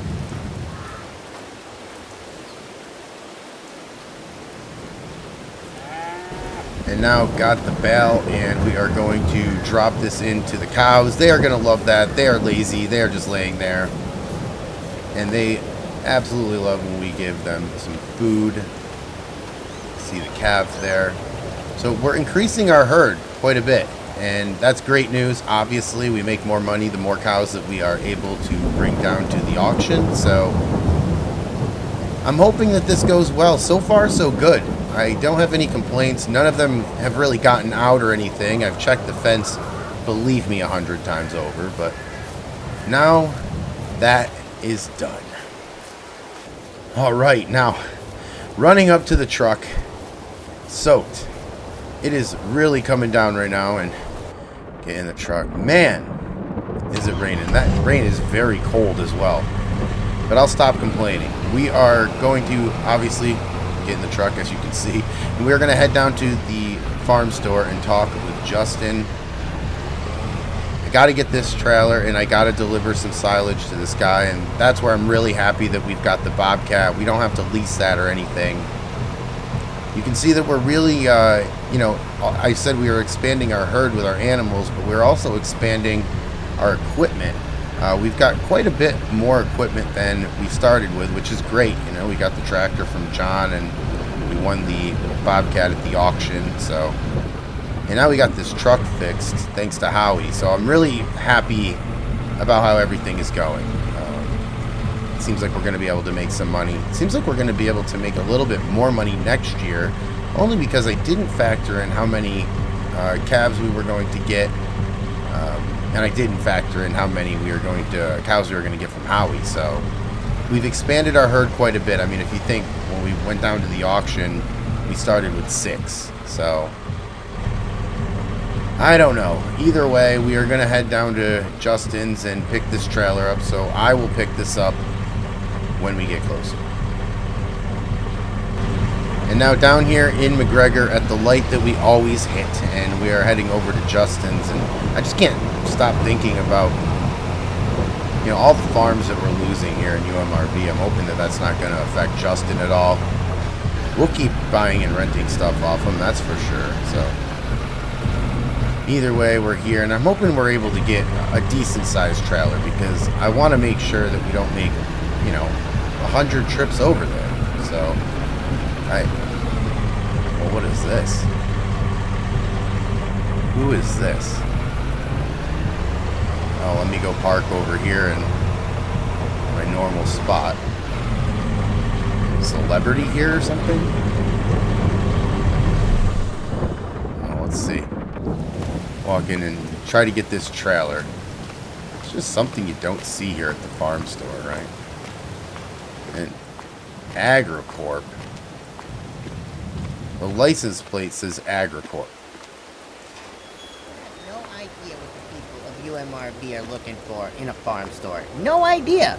I'm sure AgriCorp will take good care of the store and its customers. We have big plans for expansion in this area, and your store is just the beginning. And what about the community? This store's been here for generations, serving the farmers and families of this area. You're just gonna come in here and take that away? I understand your concern, Justin, but AgriCorp is a business. We're in the business of making money, and this store is just one small piece of that puzzle. One small piece of that puzzle. Alright, well, you know what? Go do what you gotta do, and then get out of here. That's your choice, Justin, but I think you'll find that you don't have many options left. AgriCorp is taking over the farming industry here in the UMRV. Do what you gotta do, and get out of my store. I'll be in the back doing inventory. Heard? My dad sold the store. He really did. He sold the store. Justin, I'm really sorry, man. I don't even really know what to say. Nothing really to say anymore, Heard. It's all over. The upper Mississippi River Valley and its farming community are pretty much over. So when does all this take place? Like, is this an immediate thing? Like, what's going on with you? You know, what's gonna happen? Heard, I think I'll be fine. You know, I'm gonna make some good money with this sale because I was a part owner with my parents, but it's really not even about the money. It's more about the history and the community here. I get it. I totally get it. Well, I was coming down here for a trailer, but I guess that's not really a thing anymore. I guess. Oh yeah, Heard, I got your trailer. Yeah, thank you for letting me borrow it. And it's right out back here. I'll just set you up with it, and then you can take it on up to your farm, and I'll grab it when I can. Well, no, I mean, I wanted to. I'll just set you up with it, and then I'll come get it when I can. All right, Justin, I will meet you out back then. And wow, I cannot believe that the farm store has been sold. Justin must be devastated, and that is why, right there, AgriCorp. I think it's going to be the end of this community. I really do. We're going to get in the back, and we're going to get a trailer that I think we just inherited. All right, now leaving the farm store now, and maybe for the last time, sadly. Didn't really think about that, but the trailer is behind us, and the story with this trailer is Justin purchased it himself, and it's not part of the farm store here. He did not want any mix-up, so he is getting this off of the lot, and I don't know, whatever happens with him and whatever happens with his family, I hope the best. He seemed sad and a little angry at the same time. I can understand both emotions for sure. The farm store has been in his family for about 40 years now, so a tough break. And you know, that's a lot of farmers there in the UMRV. They are seeing a lot of farms around them, and including their farm, just, you know, get sold, and that's too bad. And we just moved here. This is our first year, and you know, farmers are hard to find anyway. There are not a ton of them around, but to take more of them from me, you know, as resources, as guides, as just solid people to get advice from, it's going to make our job a little bit harder here. It's not like we're a farm that we have to worry about anything because we're nobodies, you know. We don't really have any threat to these big companies, but at the end of the day, it's really sad what all these other farmers are going through. The UMRV is slowly getting bought up, piece by piece, and it's hurtful for these people in this community because, you know, with that goes memories and things like that. So it's really tough, and for us, it's a lot tougher to make a profit, especially if there's not a lot of farmers around, and if we're going to try to compete, just us, against a corporation, it's going to be a little difficult, and that worries me a little bit as well. But we are going to pick it up when we get closer. And now up here at the farm, and we are going to drop this trailer off into the garage. Ironically, it will be the one thing that is dry, and it doesn't really need to be dry. It would help a lot more if our tractor was in there. That seat's going to be soaked. And if you've ever sat on a wet tractor seat, well, that's not the greatest day in the world now, is it? But either way, we're not going to be sitting on that today. We don't got any field work or anything that we got to do today. What I would like to do is I would like to call Howie, and I'd like to see if he knows about this. I know that Howie is good friends with Justin's dad, so we're going to have to see if he has any insight here. But if you remember, Howie got rid of his herd because of the pressures of this corporation. Let me get out and get this trailer unhitched. And now pulling into the driveway, and what I think I'm going to do is I think I'm going to go in, get some lunch real quick, and then we'll continue with our day. I'm going to grab the mail real quick. I seen them leave here. What's this? Dear Herd, we at AgroCorp are interested in acquiring your land. It would benefit greatly from our experience and resources. We understand that selling is a big decision, yada yada, fair market price, number of incentives from selling, cash payment upon closing, access to a network of resources, including top-of-the-line farm equipment, and support staff. Okay. Why would I need that? They're not going to help me. Selling your land is a major decision. We want to ensure that utmost respect property your needs. Yeah, by selling it to a corporation. Yeah, including the top-of-the-line farming equipment that you're never going to let me use because you're trying to put everybody out of business. I mean, sincerely, AgroCorp Land Services. So I guess I've got an offer to go through as well. Are you kidding me? Well, let me get in here and let me call Howie because there's a lot to talk about with him now. Man.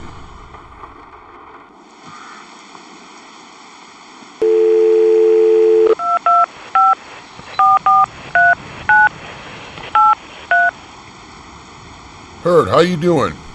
Not well, Howie, not well. I've had a pretty interesting morning. I went down to the farm store, and Justin's father has sold the farm store. I get back, and I've got a letter in my mailbox asking me to sell this property. Okay, whoa, slow down.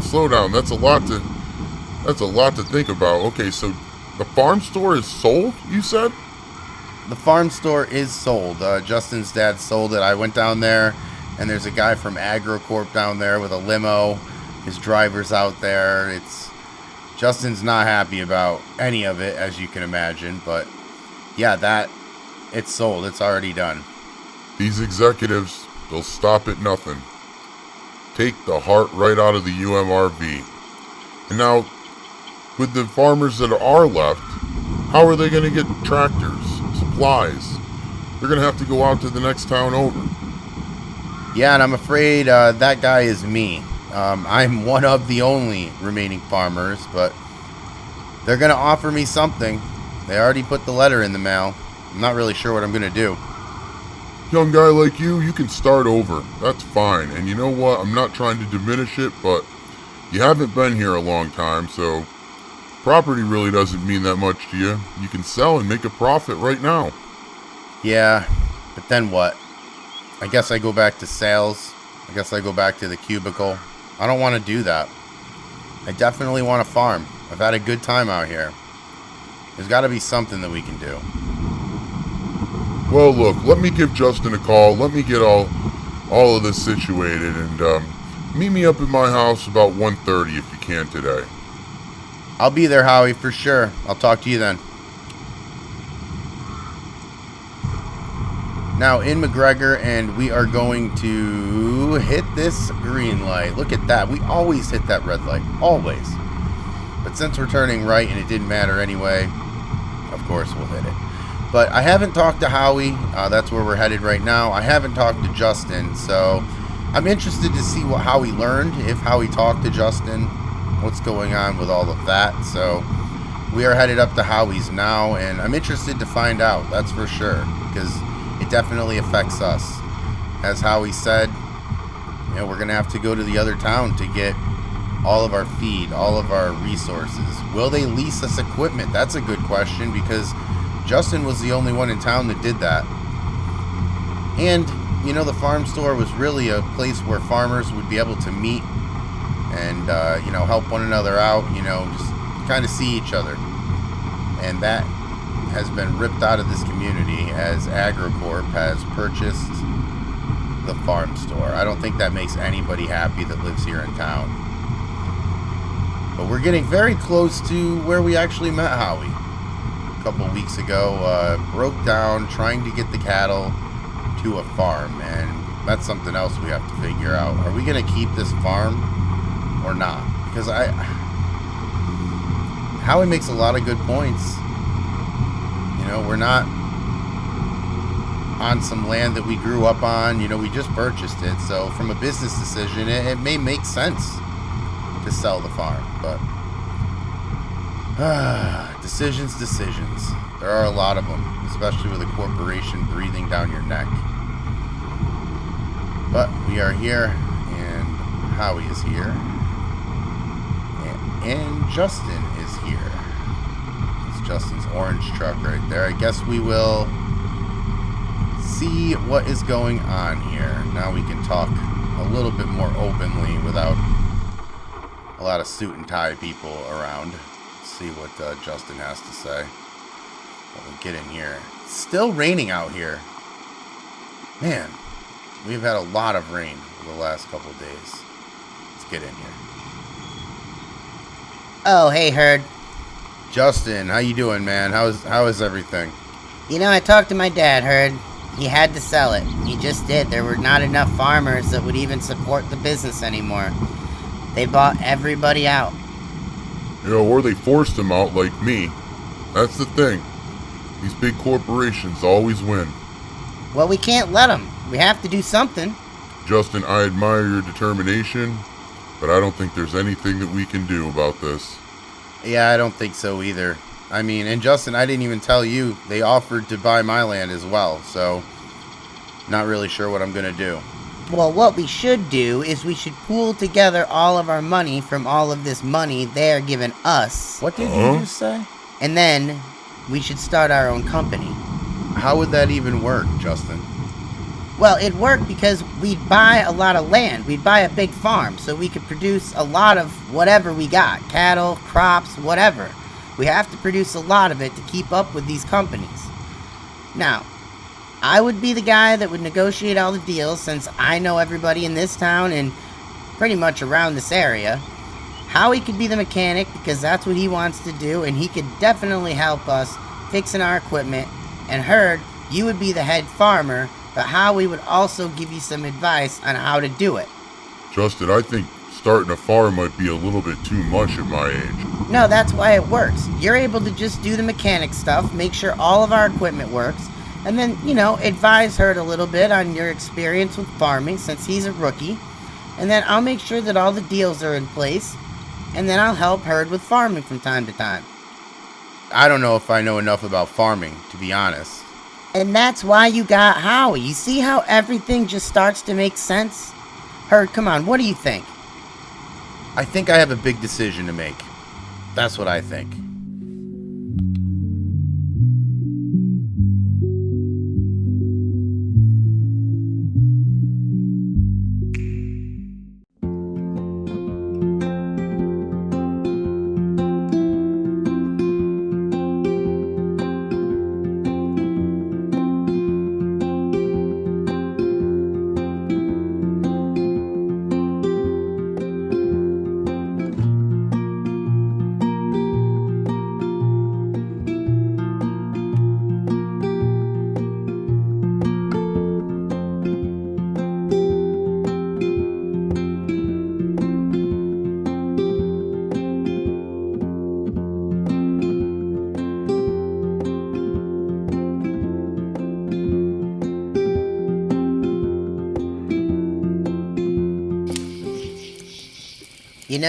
I gotta hand it to you, Howie. You were right. This trip is exactly what the doctor ordered. These past few months have been stressful. The UMRV doesn't feel like the same area I grew up in. We used to have so much pride in helping this area as farmers. Now you just see vacant farms. This company just came into town, bought all the farms, and just kept them closed. It's like they're trying to take everything that made the area special in the first place out of it.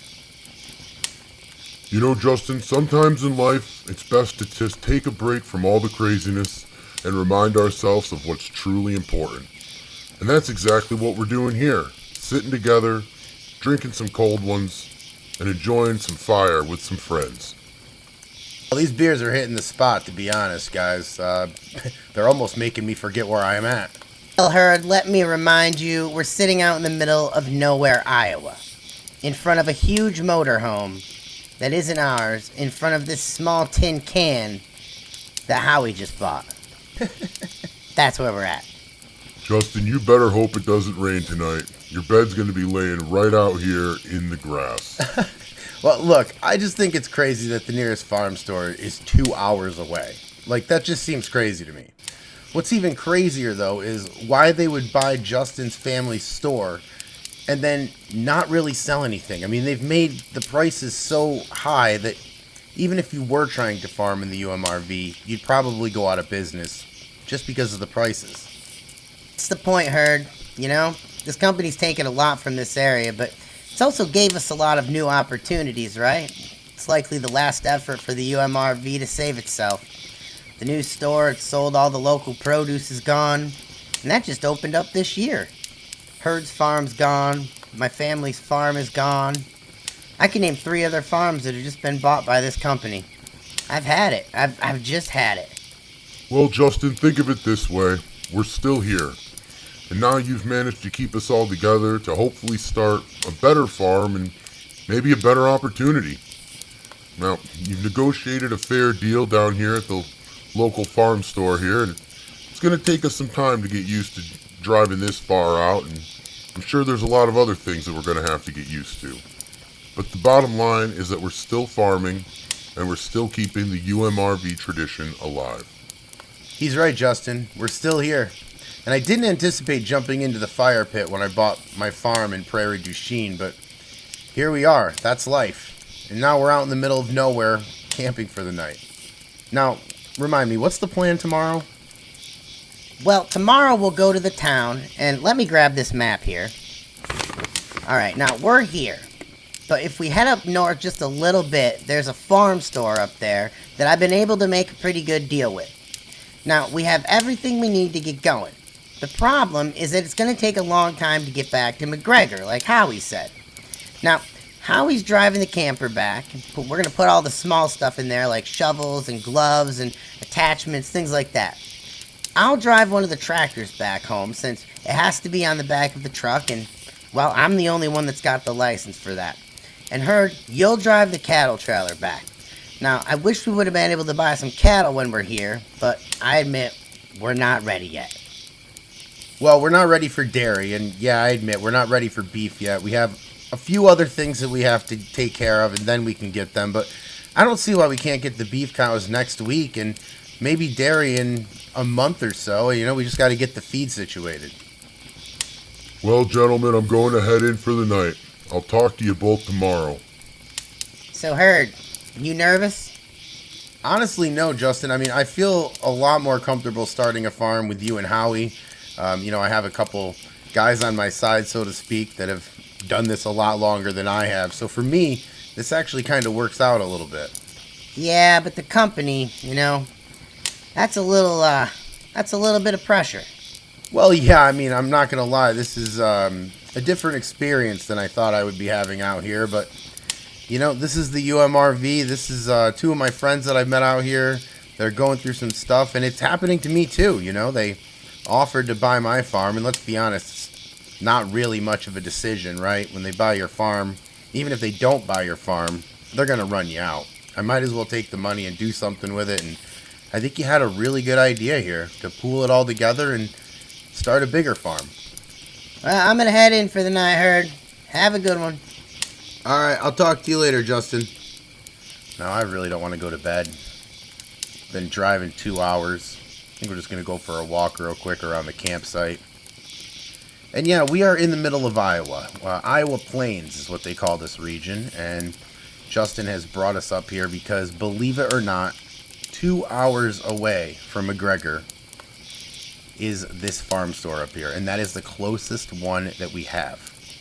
2 hours. So we are up here to buy some equipment because me, Justin, and Howie have entered into a business deal where all three of us will be the co-owners of a new farm in McGregor, and it is the last independent farm that was actually up for sale.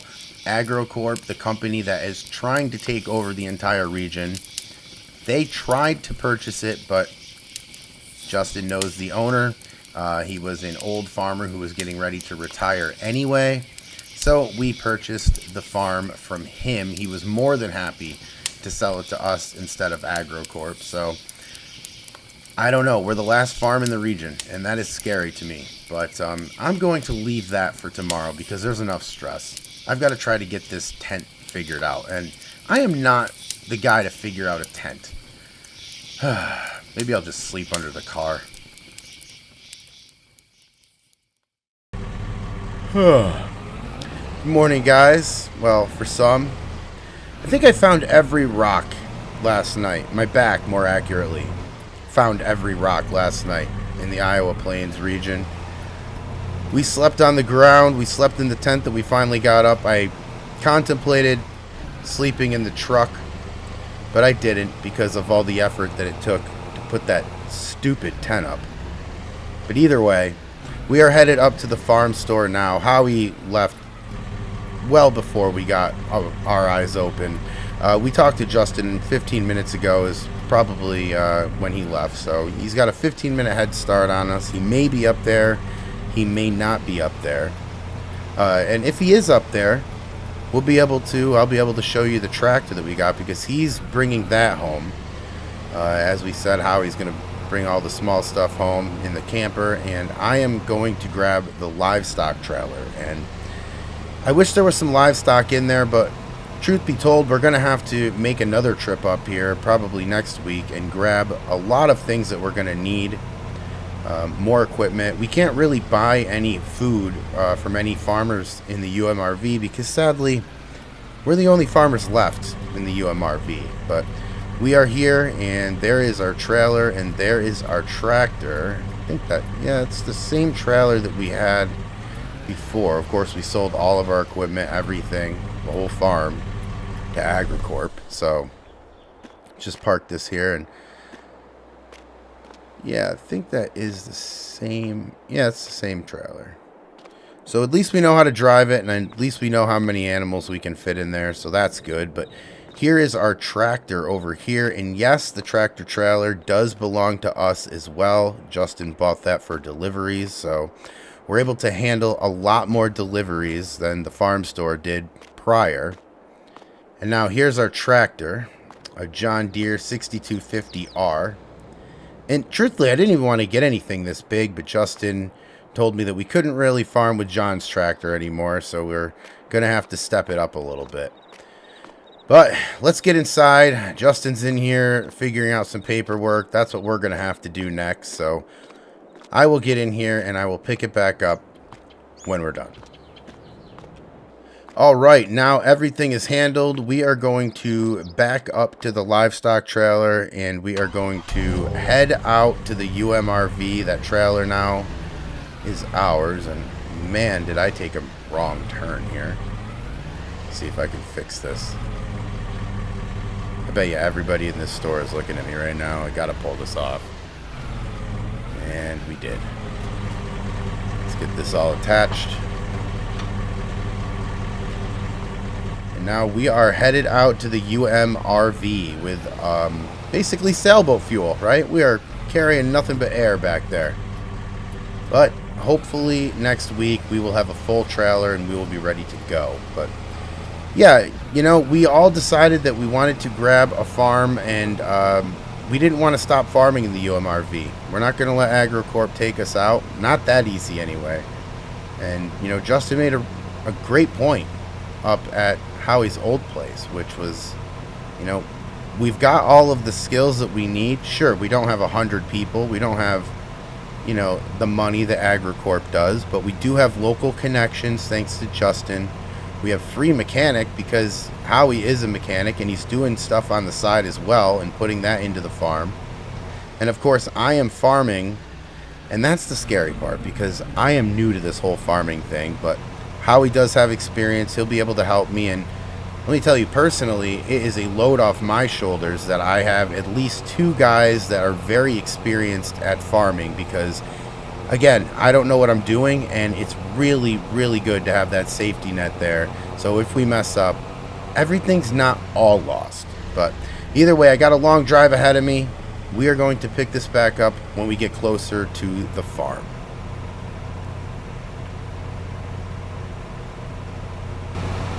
And now approaching noon, and we are in McGregor, well, northern McGregor, Iowa.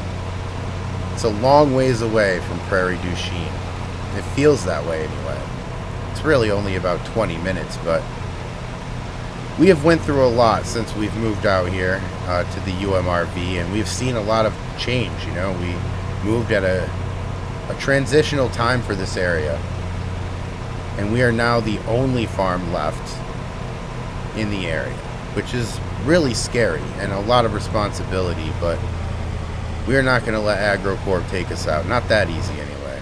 Now, right here on the left, this is our farm.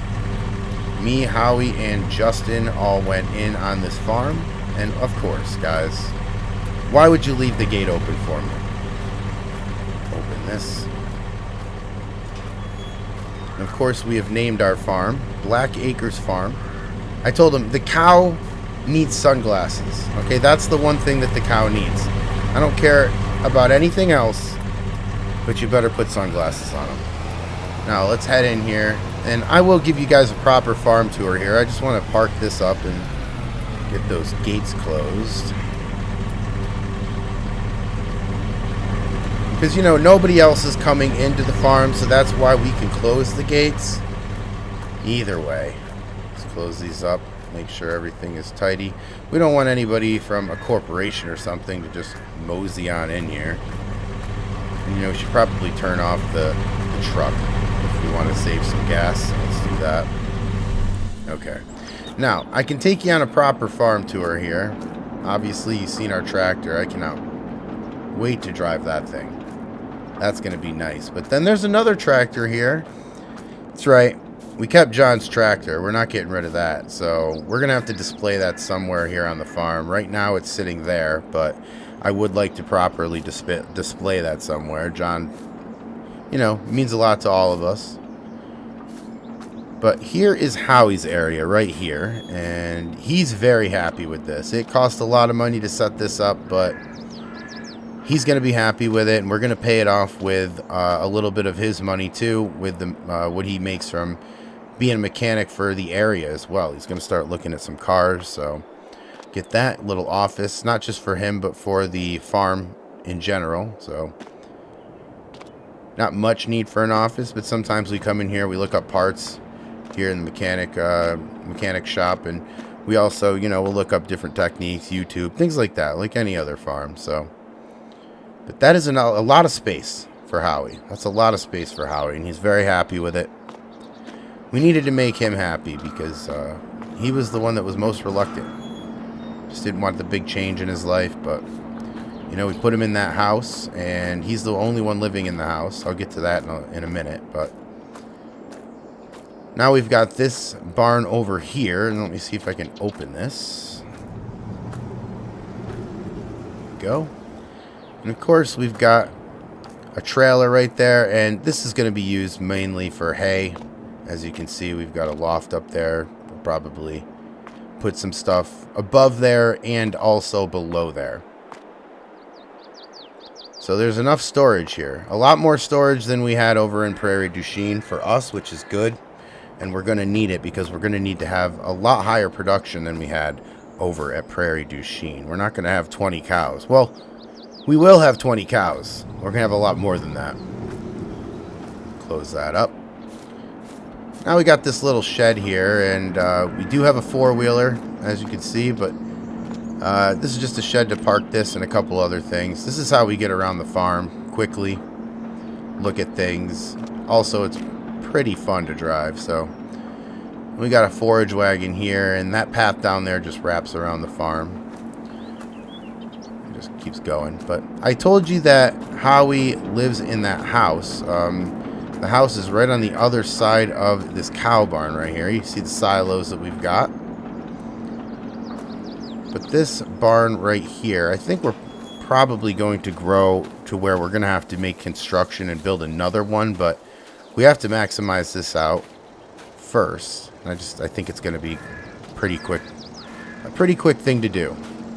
Obviously, we've got everything we need so that we can milk these cows. We're also going to have some beef cows, so we'll see. Me and Justin are going to have to put up some fence at some point for the beef cows, I would think.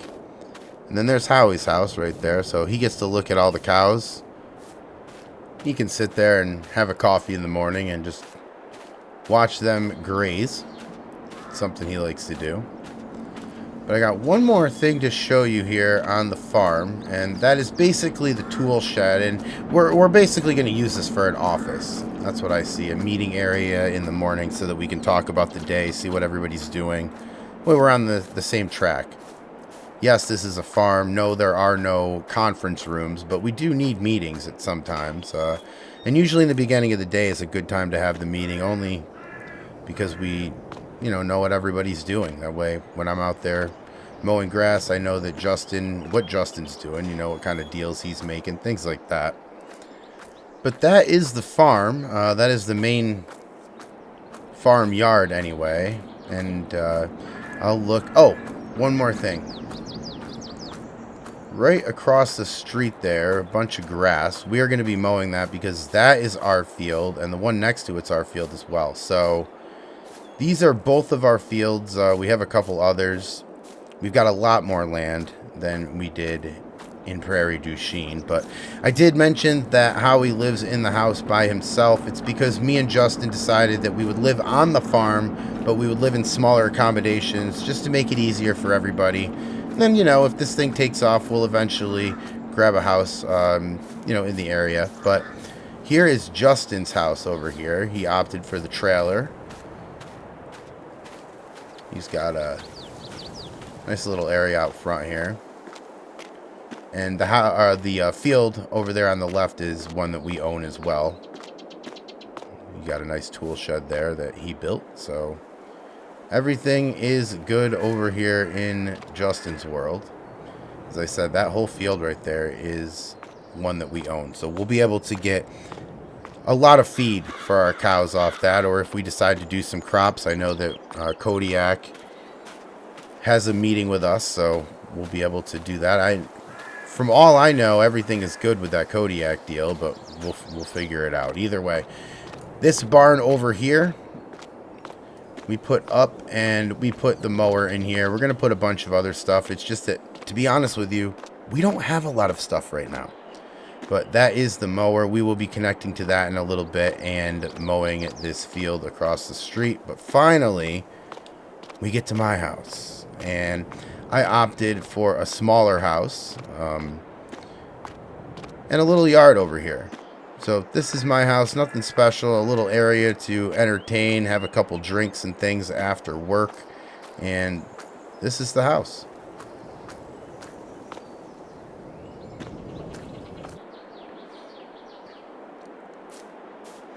And now I just got done talking with Justin and Howie. I told them we are going to go across the yard there, or across the road, and mow up this field. Let's get this gate open so that we don't have to get out of the tractor again. It's a little bit of a bigger climb. You see John's tractor compared to the new one we got. Bit of an upgrade. Now let's climb in here. Look at all these buttons, a radio. Man, and just the fact that we're in a cab is a really good feeling. Air conditioning, heat. It's going to be very comfortable to farm now instead of an open cab, which we had, and I do like, by the way, but it's real easy to get spoiled quickly, right? And we're going to back up here to this garage, and we are going to hook up to the mower. And the mower is new and the tractor is new. Like I said, Justin talked us into the size of this tractor. I wanted to go one size lower, but I'm glad we got it. Let me get out here and hook up the PTO, put some pins in, make sure that this tractor hooks up.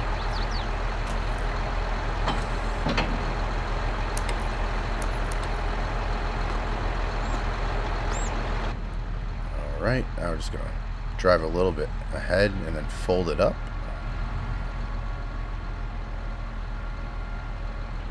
And now we should be good to go. We're headed over to the other field there, and the size of this field, the size of every field that we have, is substantially bigger than most fields around here. And it's about the size of our one at the old place in Prairie du Chien.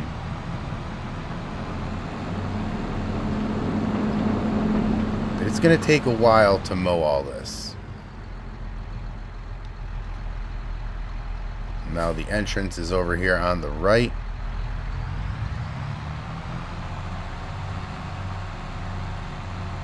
There's a lot of field work to do at this farm. We've got 3 fields as opposed to 1 that we'd started with over in Prairie du Chien. So it's a completely different way to farm over here. It's not big scale, but it's trying to be. We're trying to be big scale. I mean, I'm the only one doing the farming out here. Justin can make deals, and I'm glad he does, but I don't really.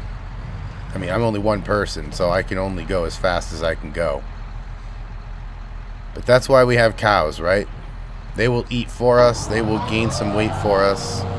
We do have, or will be having a dairy, so we're gonna have to, you know, we'll need some more employees. Let's just say that. It can't just be me, and I think that's the whole plan anyway, is to get a couple employees or a couple farmhands along the way. But really, it's just gonna be me and Justin and Howie at the helm of all this. And we're taking on a huge corporation, one that has bought out all of the farms in this area and even bought me out, because like I told them guys at the campground, it's not really much of a choice, right? I mean, it's a big company, and it's me who has never really had any experience farming.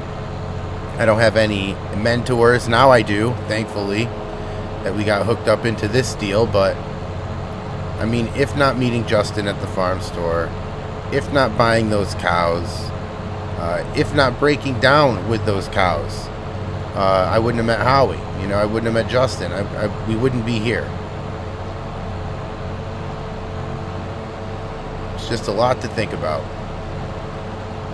We were definitely swallowed up by the corporation, just like everybody else is. But I think that if the 3 of us get together, I think Justin has got a good plan. I think he's got a good head on his shoulders business-wise. And I think that Howie's there, you know, he's there to mentor us. And if anything goes wrong with this equipment, that's the big thing. If back in Prairie du Chien, if something went wrong with my equipment, I would have to try to figure out how to get it down to Justin. Justin would have to try to get it over to Howie. That's how things would work. Now it's here, and so are they, so that helps quite a bit. But as you see, the size of this field, we're going to get a lot of grass off this field. I think we're going to probably store it all. We do need money, obviously, but we need grass more so that we can get more cows. That is what we're trying to do here, is start a beef farm, start a dairy farm, kind of trying to supply the people of McGregor and Prairie du Chien with local food, as opposed to a big corporation like AgroCorp that will come in here. And I know that they do have some plans to work some of these fields, but mostly it's just they want to leave this area barren and really just kind of take out their competition, for lack of better words. And that's exactly what they've done very successfully in many towns. And McGregor and Prairie du Chien, just 2 of those towns on that list. But you know, the UMRV McGregor, so far it's got a little heart pumping up here, and that's us. That's the only life that is in this area right now in terms of farming, and we're really trying, but it's a lot of pressure on me. It's a lot of pressure on Justin to make these deals, and it's a lot of pressure on Howie to kind of navigate this thing. But either way, we are going to get this field all mowed up, and I'm hoping that we're going to be able to get it done before we can't see anymore.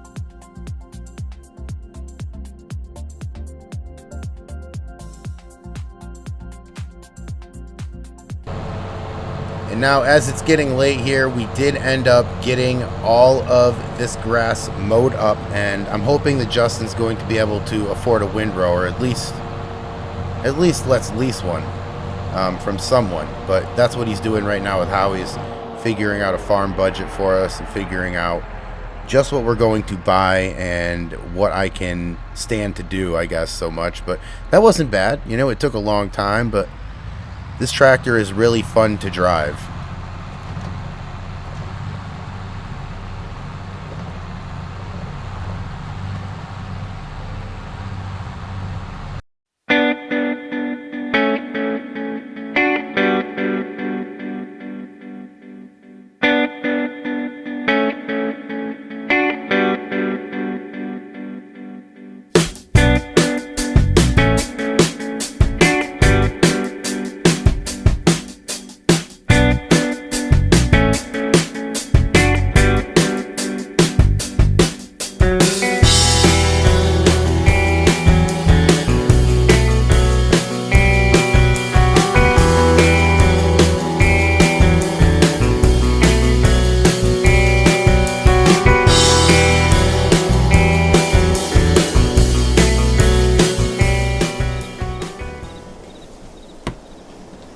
There's the door.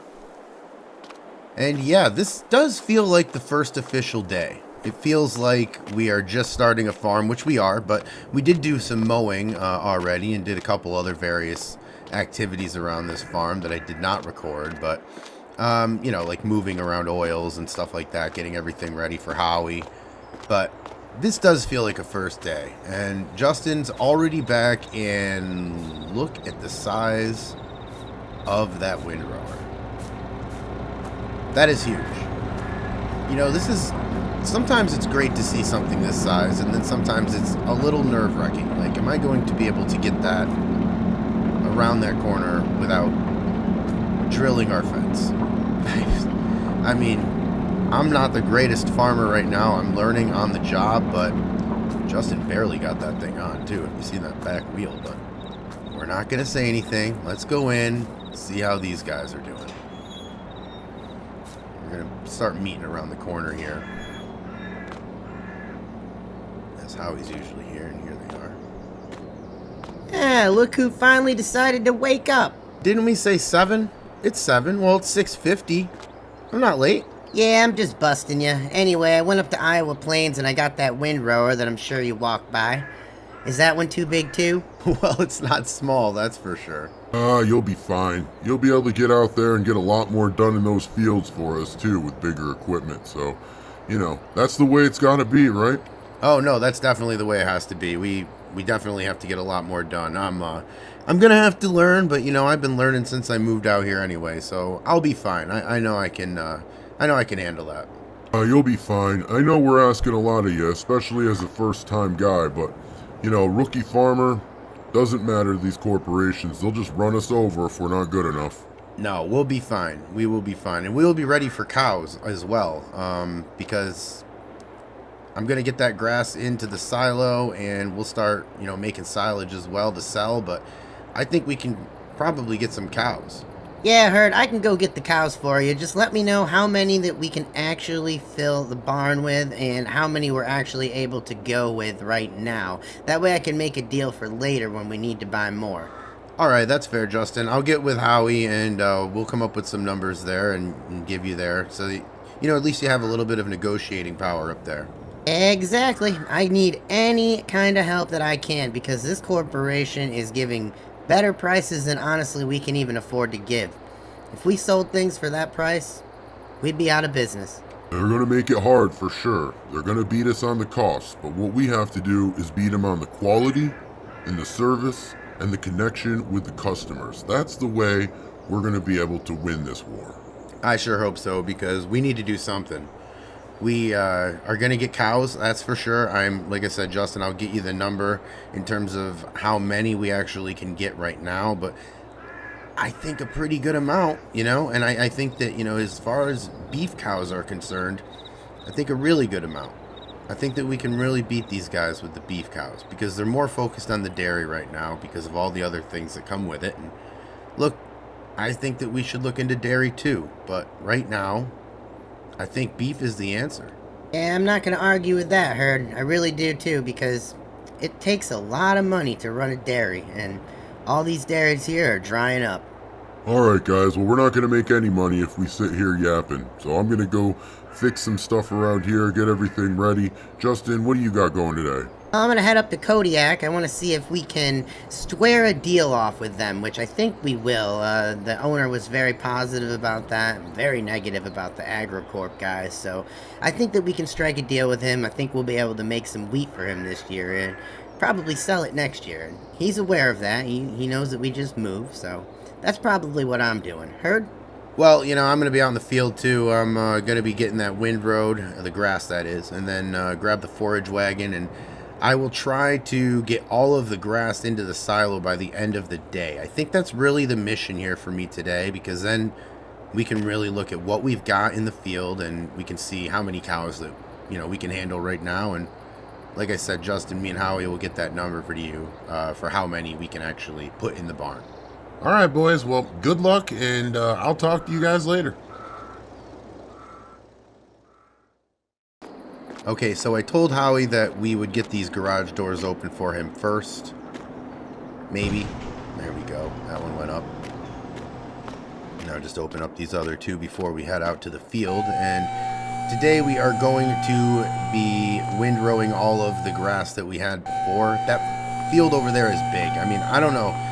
At Prairie du Chien, we had a pretty good sized field, and it's probably bigger than the one across the street, but there's still a lot of grass over there, and I'm glad that we have these bigger pieces of equipment, even though it really makes me nervous to drive around with this stuff right now. But I think I'm just going to look back at this and be like, oh yeah, that was nothing. But either way, let's get this unstrapped.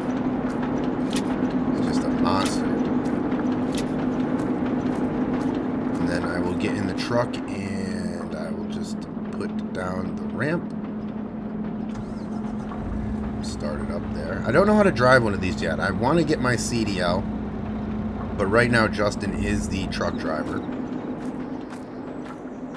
So we just stay here on the farm. We can use our truck to get some cattle, but not nearly as much as we would need to start up. So Justin is going to do that. And I'm not sure if we're going to rent a livestock trailer or what, but let's get this slid over here. And the 6250R. Cannot believe that we have a 6250. It's way bigger than I had originally intended to drive. You just feel the power. It's really a big difference from driving John's old tractor around. So we're gonna go over here, we're gonna hook up to the windrower, and then we're gonna go across the field, or across the street I should say, to the field. And this is gonna be an interesting hookup. I bet it was even more interesting to put it on. But they probably are a lot more experienced than I am at that. Let's see if we can just get up here close and see if we might be able to hook it up. Hop out here.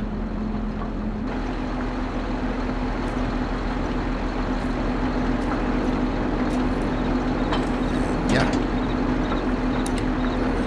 Hoses, PTO, all attached.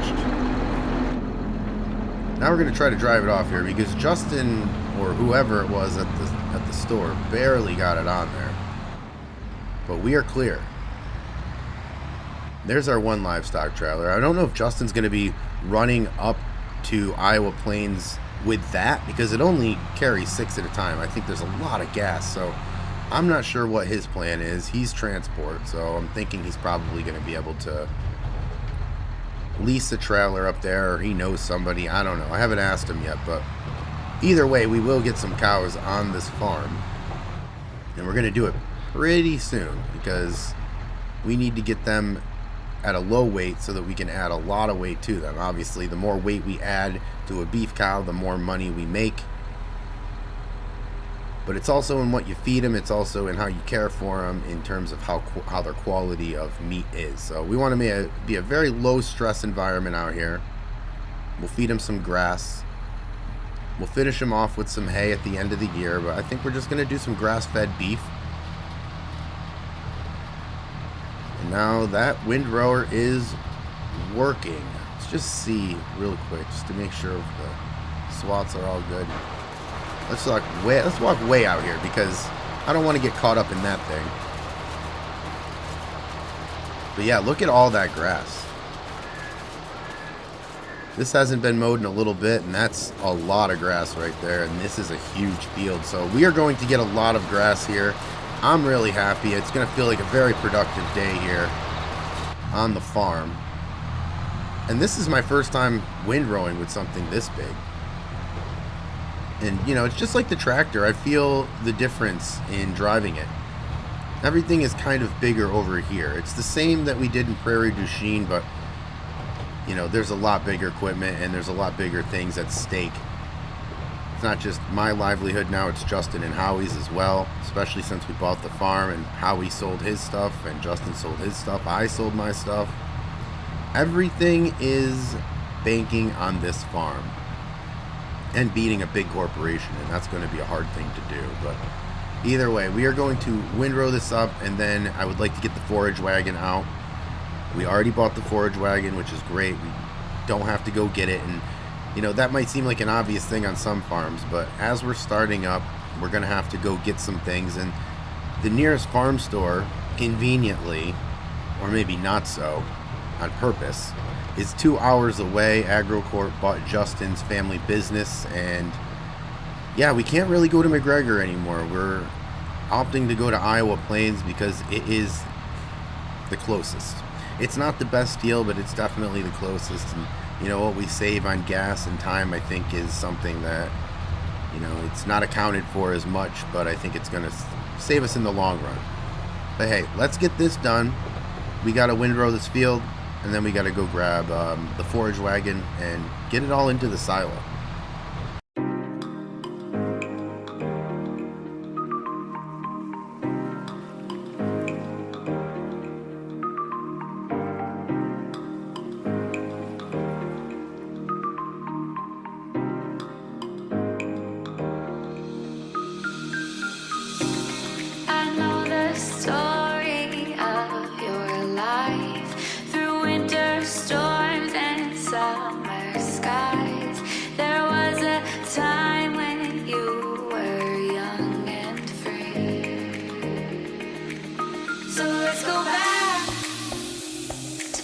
stages where I always make you laugh.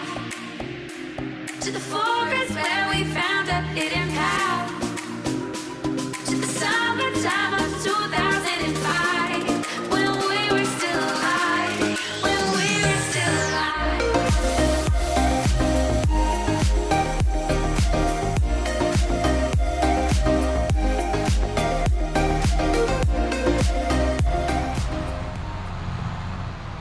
And now finally done. And you know, I say finally, but really I thought that was going to take a lot longer than it actually did. I forget how big the windrower is behind me that I'm dragging, but I also don't forget how big this field is. But either way, a couple hours, we're approaching lunchtime now, and I can't really complain too much.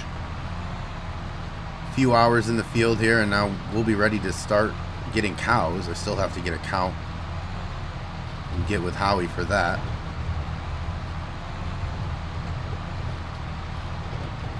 But that is the last swath right there. Now we'll just pause here for a second, turn this off, and fold all of this up. Then we'll try to dodge the grass swaths just so we don't crush them into the ground, run over them. We want to pick them all up. That's the plan anyway. Now we're going to head over to the garage, or what I'll probably likely refer to as the office, because that's really what it is Howie's office. We'll head on over there and we will see what everybody else is up to, but probably have some lunch and then get back out here and do some picking up of some grass swaths with the forage wagon, of course. But all I'm thinking about right now is some lunch, some cold leftover pizza from last night. It is the lunch of champions. But first, we got to get over here and we got to talk to Howie. We also have to clean up this yard. Look, I left that over there. Justin left that up there. We still have John's tractor over there that we're going to need to display properly. So I have to figure out how to do that. But either way, we are going to back this windrower probably up to this barn over here on the left. Just get it out of the way for now. And it's really crazy how fast space leaves. You know, it gets occupied, should I say. I mean, we moved to this bigger farm and still it's hard to find room for anything. But we're just going to put this here for now. We'll probably have to move it a little bit later, but I am not really sure where to put it for now. We just hit the barn, so that's great news. I don't think we did any damage. We won't look, and then we'll blame it on someone else. How's that? Drop that. Now we'll just park this right up over here and get out and see what everyone else is up to. Lunchtime here on the farm. Hey, there he is. Did you end up getting it all done? Yeah, I did end up getting it all done, but now I got to grab the forage wagon. I'm going to have some lunch first, but then I'm going to grab the forage wagon and get out there and collect the grass. But yeah, it's a nice piece of equipment. Oh, it better be for what we spent on it. Yeah, I bet. But yeah, how's everything going here with you? Oh, I'm alright. You know, I've just been looking for things online and buying what we need here for the shop. Everything should be tidy by next week, and then I'll be able to get some cars in here, and then I'll start feeling like I'm contributing. Contributing? Howie, you're the reason we're here. If you weren't here, we wouldn't be able to do all of this. I certainly wouldn't. Ah, you're too nice. You'd be able to do this without me. Just takes a little bit of practice. Either way. Yeah, well, either way, we're working our way towards an end goal, I guess. But yeah, I think I'm going to go out there and grab the forage wagon. Then I'm just going to get on with my day because it's going to take probably the afternoon to get all of this done. I'll talk to you later, Howie. Alright, I'll talk to you later, Herd. And talking with Howie has made me realize that maybe we shouldn't go to lunch. Maybe we should actually try to get some things done here. Because it's going to take a good part of the afternoon to get all of this grass that we have picked up. And being as so, this is my first time doing the fields, I don't actually want to get on the wrong side of that guess and have to be doing it at night. I'd rather get it done earlier and call it an earlier day. than be out there at night with the lights on trying to drag this thing around, because again, I'm a broken record, but this is the biggest piece of equipment that we've ever towed as far as a forage wagon's concerned. But I'm hoping that it's going to allow us to do a lot of work in the field without coming back here and putting it in the silo, because each time we do this, it's just more time that we're taking away from our day. But I'm hoping that we get a lot of grass, because that's what we're going to feed these cows. We're feeding them just grass, and then, like I said, we're going to finish them off with some hay at the end of the year. We'll have these cows until about November, and that's why I want to get them now. March or April is usually when you'd get beef cows, and then you would put weight on them all year, or all summer, should I say, and then November would be the time that you would send them down to the auction. Justin is hopefully going to get some contracts with some meat suppliers so that we can just bring them there instead, because the auction's good and bad. The auction is a great time if the price is up, but it's a really bad time if the price is down, and I'm not really sure. Let's just make sure that we're picking at everything up. I want to make sure before we get on with it. But yeah, as I was saying, the auction is something that is a big variable. It could be a lot, it could be a little, but if we get a supplier, yes, we will take a little off of the top of our profit, because they're going to want a better price than the auction, or they'd go there themselves. However, it will give us some sustainability. You know, we're going to have a contract, we're going to have to meet X amount of animals per year, and that's just fine with us, because if we know that they're all going to sell, then it's going to be a lot easier than, say, getting all these cows on farm, trying to sell them at a farmer's market, or trying to sell them, you know, privately on the farm. It's a little bit more legwork. It's a little bit easier for us, especially in the times that we are in right now, which we're still learning everything, but it's a little easier for us to just get a supplier. That way we can bring all of the cows down there. But I don't know how long this is going to drive until this fills up. It feels like it's getting heavier, and there it is. Yes, it is full. So that's the circle that we're looking at. That half circle is what we're able to get. And if we had the old forage wagon that we had back in Prairie du Chien, I'm not sure that we would even be able to collect this all before it grew up again. But either way, we are going to be driving back to the farm. We're going to put it in that silo that you see over there, right in the middle of the farm. That seems to be the most convenient place to put it, and that is where we will get it in the morning to feed our beef cows.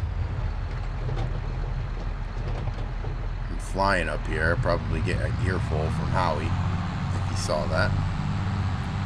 But he didn't. He's looking at prices, and I'm really excited for Howie to get that machine shop going for both us and for the community. The community needs a good mechanic, and I'm sure cars are going to be coming in here every now and then so that Howie can fix them.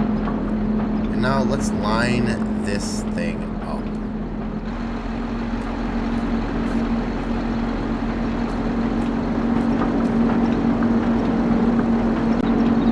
Alright, that looks to be in order. And now, because these are so big, I'm hoping that it's going to hit that silo, and this is always a nerve-wracking time. I just hit the button, let it all release, and hope that we don't have a whole lot of grass to pick up. But I'm pretty sure that that is lined up with our silo there. And yes, it's all in there. Alright, so one load down, and we've got plenty to go. And that's all fine with me, because I'm hoping that we're going to be able to do this 3 or 4 maybe times, and this being cut the grass. I'm hoping that we're able to cut the grass 3 or 4 times this year. Usually you're able to cut it 3. In a really good year, you're able to cut it 4. So we'll see how this grass grows. But either way, let's get into this field and let's finish this job, and let's finish today.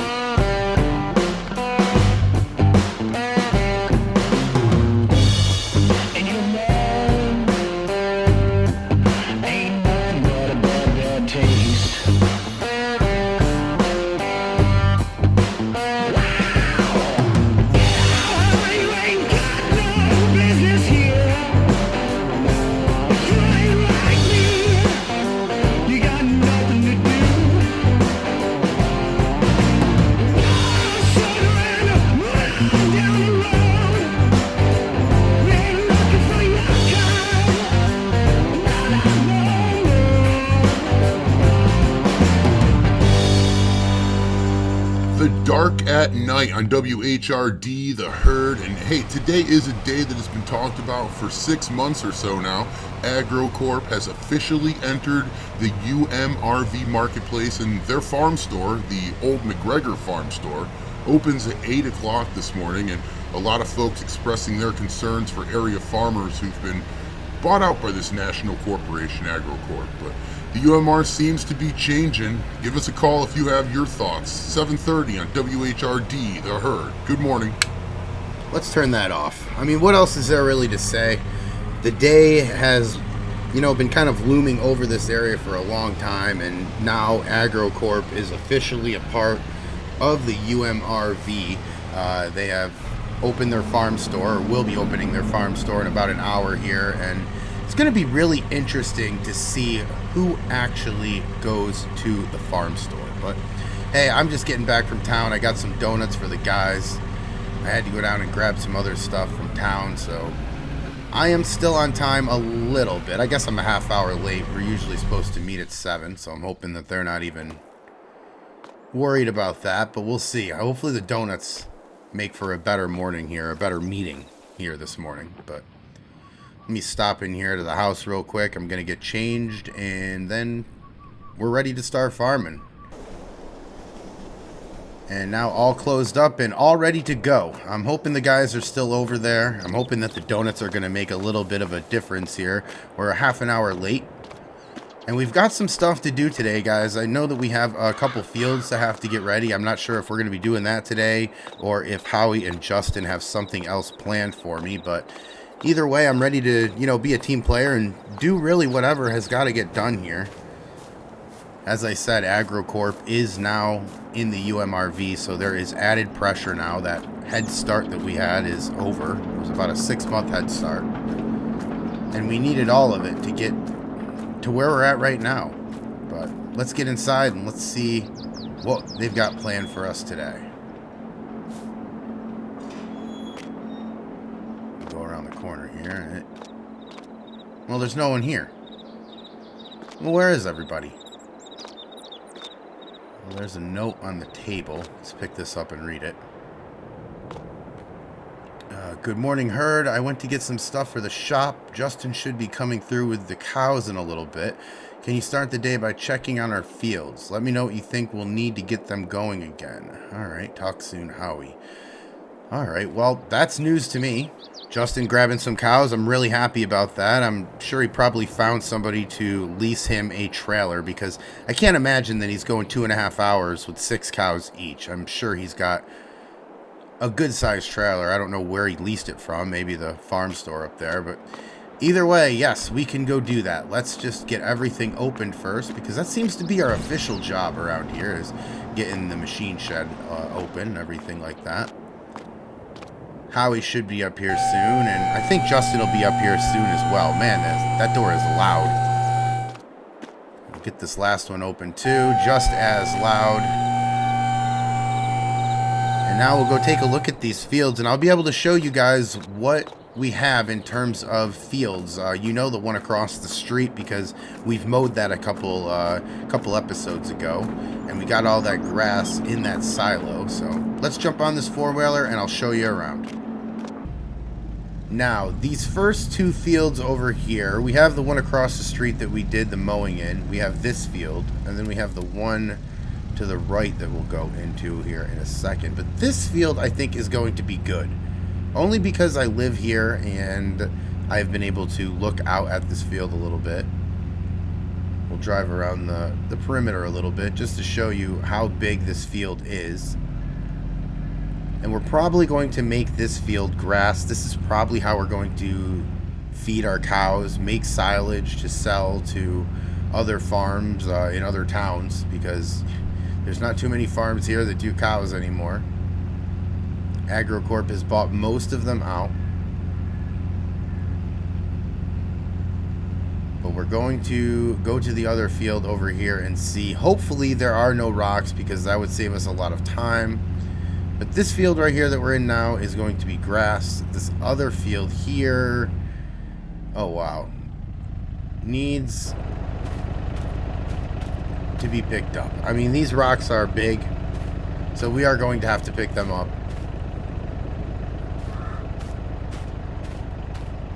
Yeah, and this is what Howie was afraid of. There would be a ton of rocks over here. And there is, but, you know, I would like to pick them up because maybe we can make lime out of them if we get enough rocks. Maybe we can take it out of town and get some lime done for us, but I don't know. Either way, we're going to have to pick them up because it's going to affect the yield. And this over here is going to be where we're going to put our wheat for Kodiak Brewery. And I really hope that that deal goes well. It has to go well. Because that's the deal that I got for us, and I really would like it to go well, so I'm going to babysit it if I absolutely have to. But either way, let's stop here for a minute. Let's get off and let's call Howie real quick. Hi, you've reached Howard. I can't come to the phone right now. Leave your message, your number, and your name, and I'll give you a call back. Howie, it's Herd. I'm out here in the field. The first one looked great. There were no signs of rocks. Everything looks on pace. The other one doesn't look so great. There are a lot of rocks out here, so we're going to have to grab them somehow. But yeah, just let me know how you want to proceed. But yeah, one field looks good. The other doesn't. All right, I'll talk to you soon. Well, it went right to voicemail, so I'm not really sure what we're going to do here. I guess we're just going to wait on Howie. But either way, there are a lot of rocks in this field. I'm just thankful that the other field looked good and the field across the street looks good because that's going to save us a lot of time. We only have to try to get this one ready and, you know, I think we will. Either way, let's get this started back up. We are going to head back up to the farm and see what other things we can get into, but yeah, we need to get a stone picker because we need to get these fields all ready to go, especially this one because we are going to want a high yield because we are putting wheat in the ground. The other one, not so much. And you ask, well, why don't you just put the grass over here? Well, because me and Justin live over there and rather have a huge yard than a huge wheat field to look at, so that's why.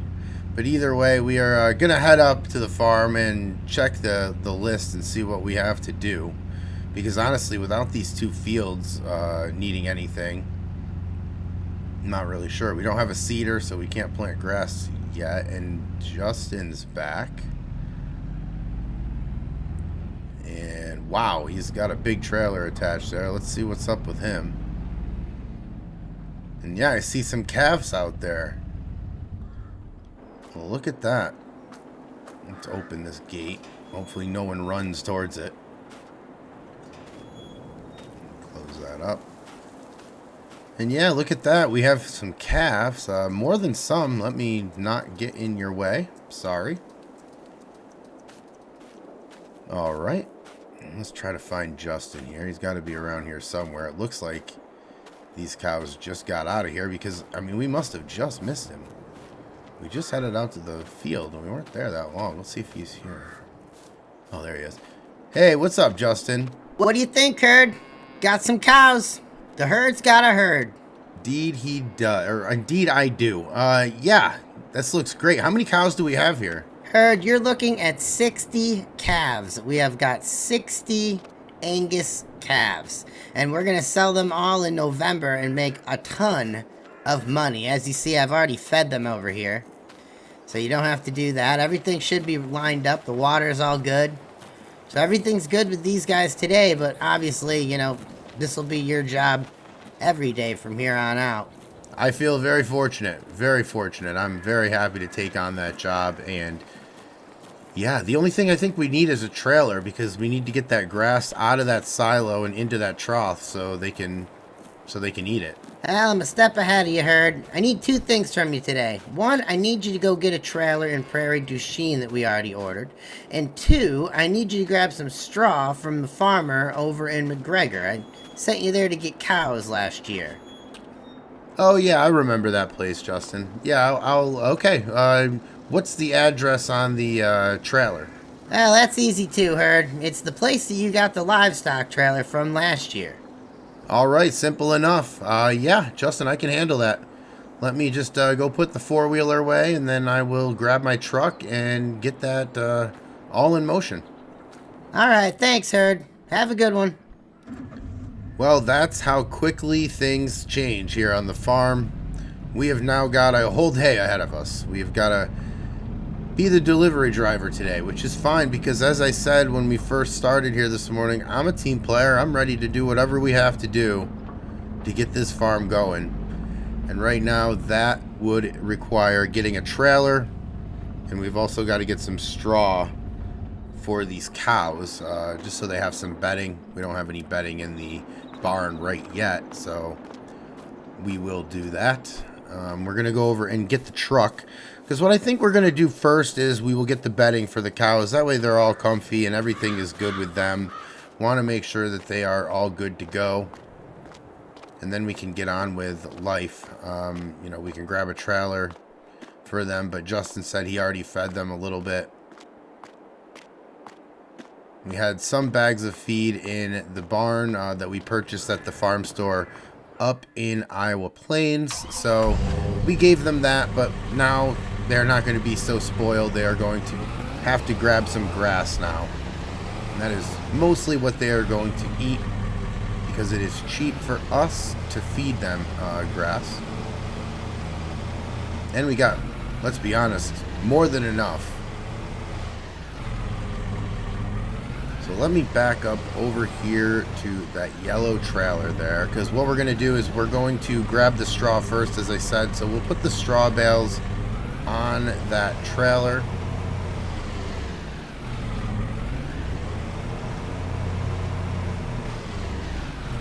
Now we'll just back up to this trailer and hook up.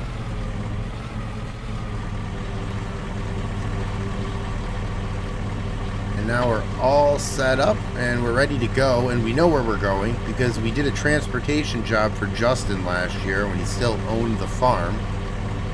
We brought some cows down to the auction from this farmer, and he didn't know it, neither did we at the time, but that would be his last that he had set at that farm. AgroCorp bought them out, let him keep the house, but just made a deal that he would not be able to farm the land for X amount of years. And now that is a defunct farm. It's really sad that there are so many farms closing around here, but that's why we have to stay up, and that's why we have to stay open. And that's why trips like this matter, because we're just getting more equipment so that we can get things done faster. We're going to need things done faster because we don't have a lot of people. AgroCorp has got a huge amount of employees, a big parking lot, a big building.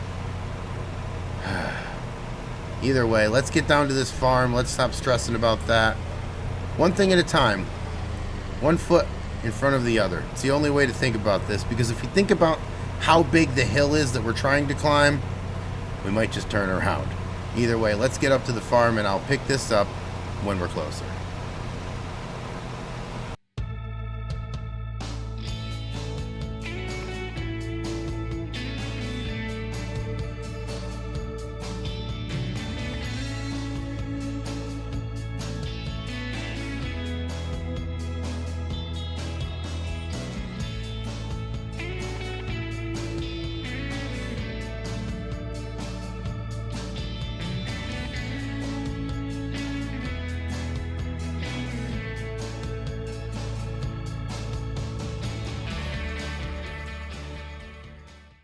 And now over here at Circle Farms, or what used to be Circle Farms, as AgroCorp has purchased the land and the outbuildings. So this farmer and this farm is done after 200 years. Obviously the farmer hasn't been here 200 years, but he did grow up his whole life on the farm. So he is going to continue living in the house, but AgroCorp purchased the rest of it.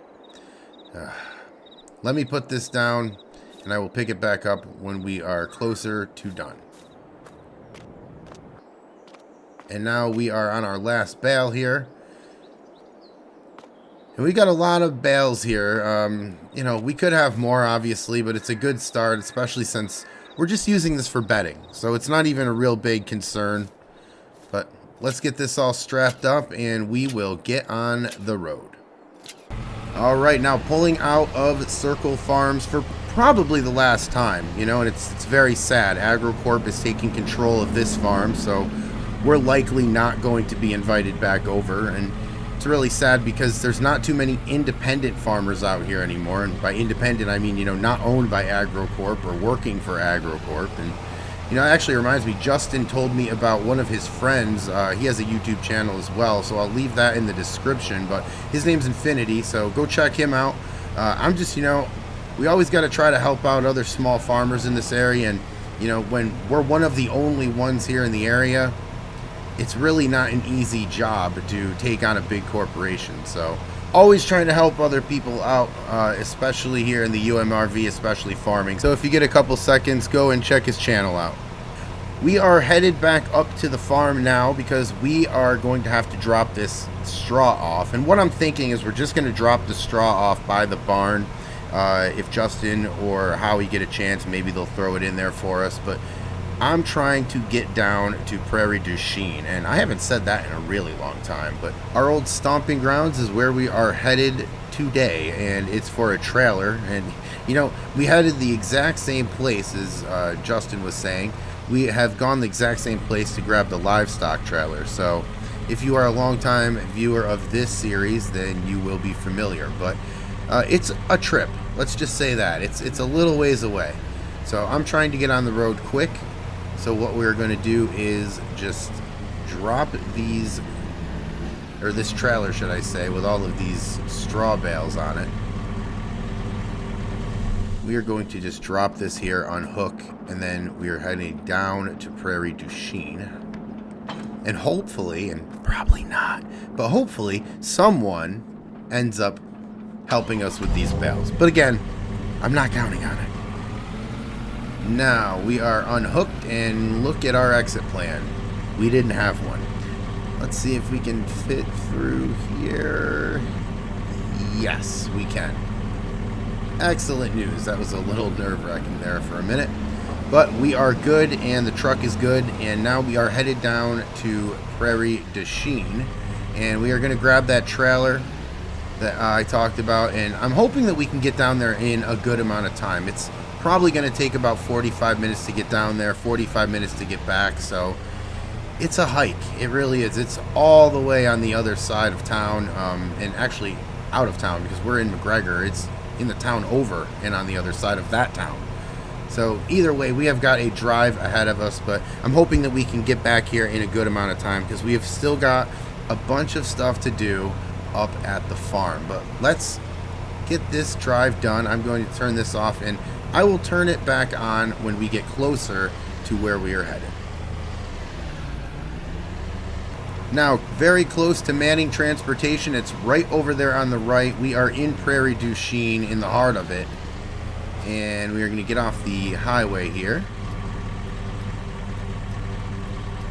And what we're going to have to do is go into Manning and talk to the guy, see where the trailer is, because I don't see it immediately, and I definitely don't just want to take anything. So let's park this up right here, and we will get in and talk to this guy.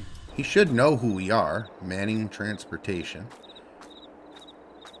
He should know who we are because we bought a livestock trailer from him last year, or at least maybe remember who we are. But either way, I'm going to get in there, ask him about the trailer, see where it is. It's already paid for, so all we have to do is pick it up, and I will be right back.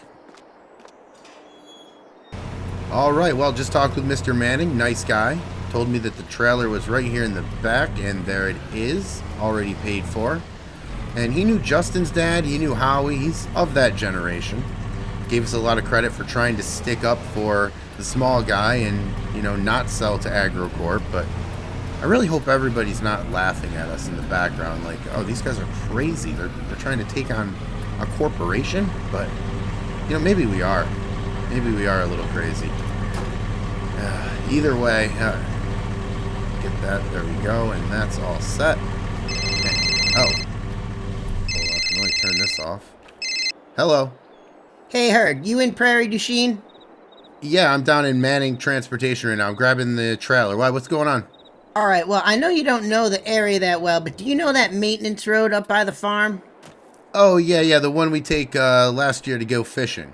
That's the one. Now, listen, when you get up here, everybody's fine, but we have something that we have to talk about. Just get up here as soon as you can.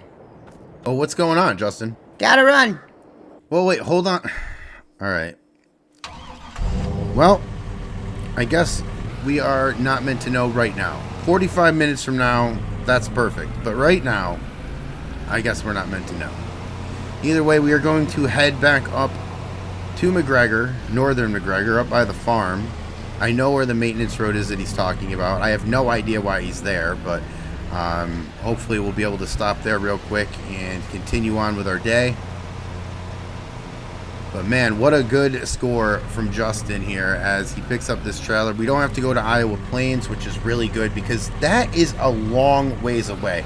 That is a couple hours away. This is 45 minutes. I get that it's not right down the road, but at least it's a shorter drive. And, you know, with what everything is now with AgriCorp basically coming into the UMRV, it's basically this or Iowa Plains. There's a couple farmers out here, as I mentioned earlier, but there's not too many people here in the UMRV that are farming, and it's tough. But either way, we're going to get up closer to the road. I'm going to put this down and drive through town, and I will pick it back up when we get closer to this maintenance road, because I have no idea why we're driving there, but I guess we're going to find out sooner than later, right?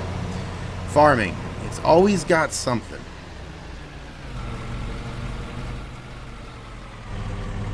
Alright, so doing that long drive, and I have no idea. I cannot even guess what Justin has got himself into here. But either way, we are headed to the maintenance road for whatever reason. Maybe he knows somebody on the town that's going to help us. I have no idea. But it should be right down here at the end of this road. Should be the maintenance road. I don't know if we're on the right side of it or not, but I think I see there's a truck down there. That's Justin's truck. Well, what's he doing down there? I don't see anybody else. Oh, wait. Oh, wait a minute. Oh, wow. Look at that. Yeah, I think we got something to talk about.